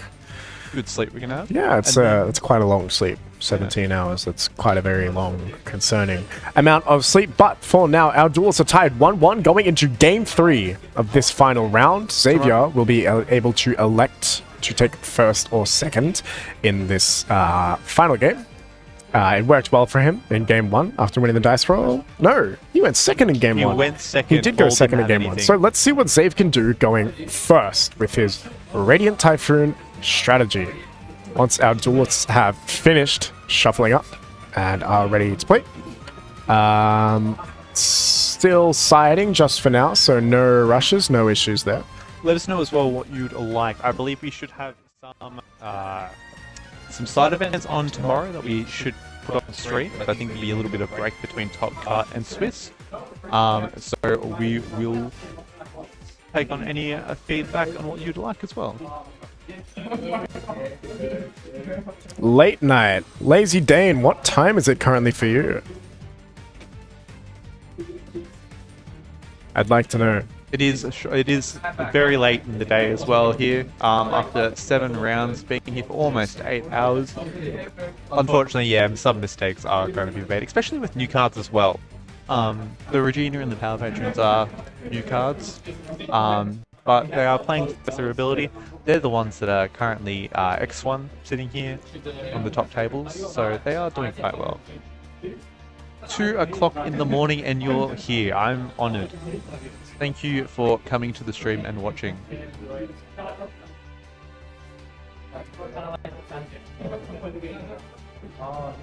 Oh, wow.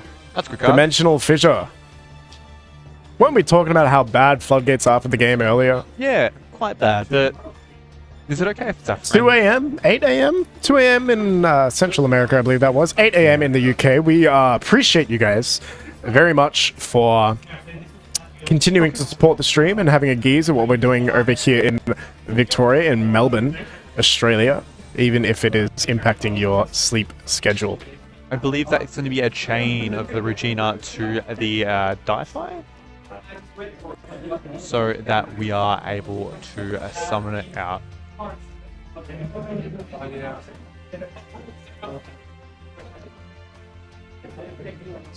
Andrew, what deck will you be playing at locals today? I hope it's Yummy Fiendsmith. 2 a.m. in Louisiana. Call by Yep, the grave call going by. hit. Oi. That's Well, that's going to be the last crazy. time we can call by because we're now under dimensional fissures, so there's nothing else in the graveyard to hit, Yeah, and there won't be again. So not for the rest that's of a fine time to use it. You don't have any other choices. May as well use it now. Here we go for the visions. I believe drawing 2. Drawing some pretty good cards. Yeah, I'm still shocked by that call by as well. That was Yeah, very Very heads up unfortunate. play to draw called by there. Really impressive.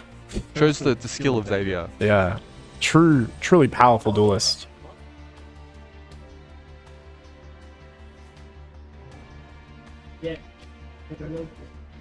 Health no coverage, and good luck at locals today as well. Alright, so we have the Eldon searching out for the Corsair. Grabbing that Crocea. Summoning that Swen. Searching for a Spell on Trap or an MST. It does have to go. I am honestly sick of that card. You just gotta get the Banhammer. I would not be surprised it's been seeing too much play recently. I'd be happy to see it go.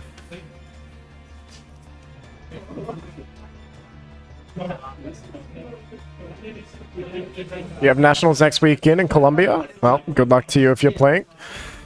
Hopefully there's a stream for us to watch then. Alright, I'm gonna go ahead and grab that. I believe that's Chant off of the Swens. What are we gonna do next save? What's our plan? How are we winning this game? Yeah, that devious bird is kind of just sitting there at the moment, looking at that Di-Fi. 3 a.m. in Venezuela. Thank you for tuning in. How many rounds will it be? Today, this is round 7. This is the last round of today. Tomorrow, we will have 3 rounds of Swifts, totaling to 10, before entering a cut to the top 8 duelists in a single elimination bracket. We're going to take you all the way through that, myself and Destin. Alrighty, Corsair hitting the field now, being able to search for 2 cards, 1 MST and another Radiant Typhoon card.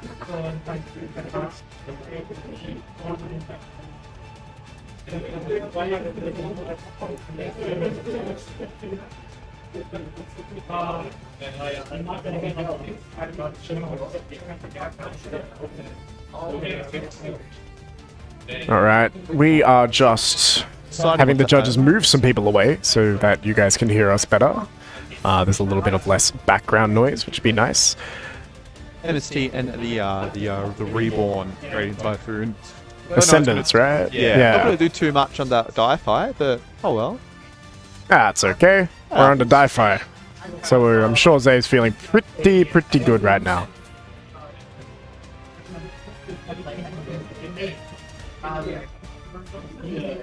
Link to now, going into a Radiant Typhoon. Going to summon out the Eidolon. Eidolon now going to grab the MST from deck. Such an interesting card. Being able to just grab a free MST and then setting that trap is really what the deck needed. Yeah.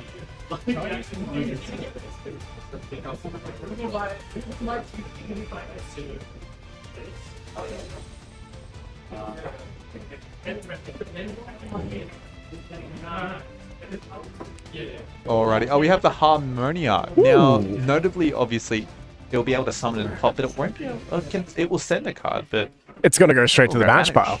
It ain't going to the it graveyard. ain't coming back.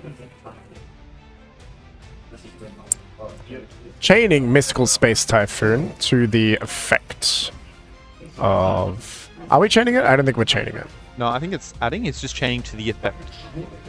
of the... Oh, so they're just discussing now that he wanted to change the effects to, I think, the Link 2. But the fact that I it's would say that the time has passed on that.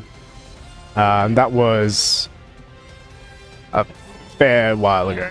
Is that King Hayato in the background? That is not King Hayato in the background. Hayato is currently approximately 10 or 11 hours away from where we are right now. Alrighty. Right, now I wonder what happened with that. I think the Harmonious stayed in the hand. It did not change the Eidolon effect. As would be correct. That's the call I would make on that. Xavier now just going through the deck. I believe we're setting another MST. And then Ascendance to set itself because it was popped by MST. And then obviously Xavier's got to think a little bit because of the fact that he knows that the Harmony is there. He's going to be going, chain for one, the Medulla to summon from the deck, the Link to place, and then the Ascendance to set, meaning that he's actually dodging the Harmonia in hand. Really unfortunate for Paul knowing that, Xavier knowing that it's there now. 9 minutes left on the clock here in round 7. Hopefully we can wrap this one up soon, get you an interview with the winner of this match, and then we will call it a day. Gonna get that mandate there. Gonna grab the whale, the gate whale, the large defensive body whale. Alright, cutting Zay's deck now because I believe we're going to draw a card very shortly. Okay. Pushing the guy into the spell and trap zone. Covering the pendulum zone just in case. Actually relevant. Yeah. You want any pendulum, any power patrons? Alrighty, we're going a mandate to shuffle 3 cards, including that Call by Forbidden Crown and Visions, by the look of that one, are all returning to their rightful place in the deck and will be replaced with 1 card added to Xavier's hand with a draw.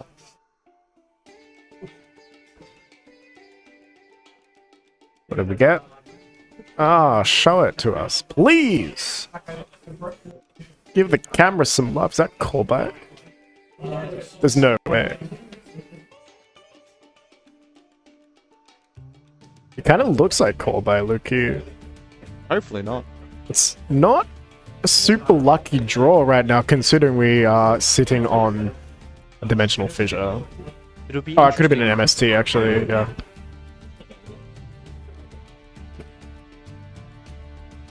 Alright, we're passing here. Paul drawing for a turn. Uno has Harmonia, looks like a Fua, Droll, and 1 extra card. We'll be normal summoning that Fua. Maybe you're just thinking. What is he thinking? Why is there a Fua just sitting there? Entering the battle phase, attacking into the whale. And just scooping up. There we go. Alright, Xavier moving on into day 2 of the tournament with an X1 record. Needs to win twice more to secure himself a place in the top cut of the 2026 Victorian Yu-Gi-Oh! State Championships. We will go get him over here very shortly, have a quick chat with him, and then we'll call it a day after that, I think. Exactly. Yeah. Yep. We'll go home, have a sleep, and we'll be right back here at 10:30 Australian Eastern Standard Time to bring you day 2 of the Victorian Yu-Gi-Oh! State Championships, held right here at the beautiful Churnside Park General Games location. Alright, see you soon.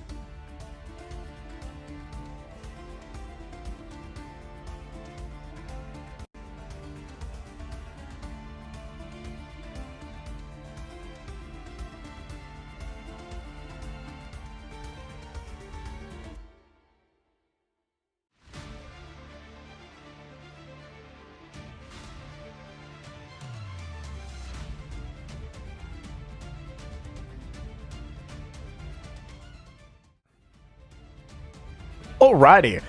I'm back. I'm here with our round 7 winner, Xavier Barons, my good friend. I came here with him today in the Spunkmobile. But winning round 7, how does that feel? Incredible. Feels good to be X1 after day 1. Oh, it feels very good to be X1. Alright, well let's say you lose 1 round tomorrow. You have to win 3. No, 2. You have to win 2 rounds tomorrow to top. Yeah. Can you do it? Quite easily. By God, you can. You've done it all day, today. What's 2 more games? Nothing much. So, feeling confident? Obviously. I am. I think that I had absolutely no research into the format prior. I've been not particularly paying attention to the new releases. And I thought, you know what? I was aware that equip spells would be good though. I was aware that pendulum cards would be good. And I thought, what counters spells? MST negates a lot of spells. MST negates spells. Well, you made the right call by the sound of things. Is there anything spicy about your deck? Any goo? Any goo? Not really. Minimal amount of hand traps, really. Very heavy board breaker approach, and really sort of geared towards killing Cool Tune. What about Branded? Oh, Branded's been a pretty. I've been having a lot of people coming up to me today and saying, you know, your Radiant Typhoon deck's like really core into like Branded and to kill a tune and things like that, but that hasn't been my experience, and I'm gonna keep going. Well, hopefully that isn't your experience, as we do have about equal, roughly, participants of the Branded and the Cool Tune decks. So hopefully you can continue to take them out the back for the rest of the day into tomorrow and throughout Top Cut and become our 2026 Yu-Gi-Oh! Victorian State Champion and get free flights and accommodation to Oceanic Championship. That would be pretty cool. Is there anything else you want to say? Any shout-outs? Can I have a shout-out to the Spunkmobile? Can I get a shout-out for the Got us Spunkmobile? here, safe and sound, and he's very reliable and always does. 10 out of 10 Uber. I'm always. What about Abby? You don't shout out Abby? Oh, shout out to Abby. Hello, Abby at home. Yeah. She's Hello, my Abby. gorgeous fiance. Hello at home. Yeah. All my good friends. Mr. Destin over here for commentating. He's wonderful, and you know, Mr. Brandon Gifford. Just so many people. So many goats. Well, with that being said, let's go get a beer. Let's get a beer. Let's go get a beer. We'll see you tomorrow at 10:30 a.m. Australian Pacific. I don't know. Australian Eastern Standard Time. We'll see you then for 3 more rounds with Swiss, followed by a top 8 cut for day 2 of the Victorian Yu-Gi-Oh! State Championships 2026. I've been Jack. That has been Destin. Have a good night.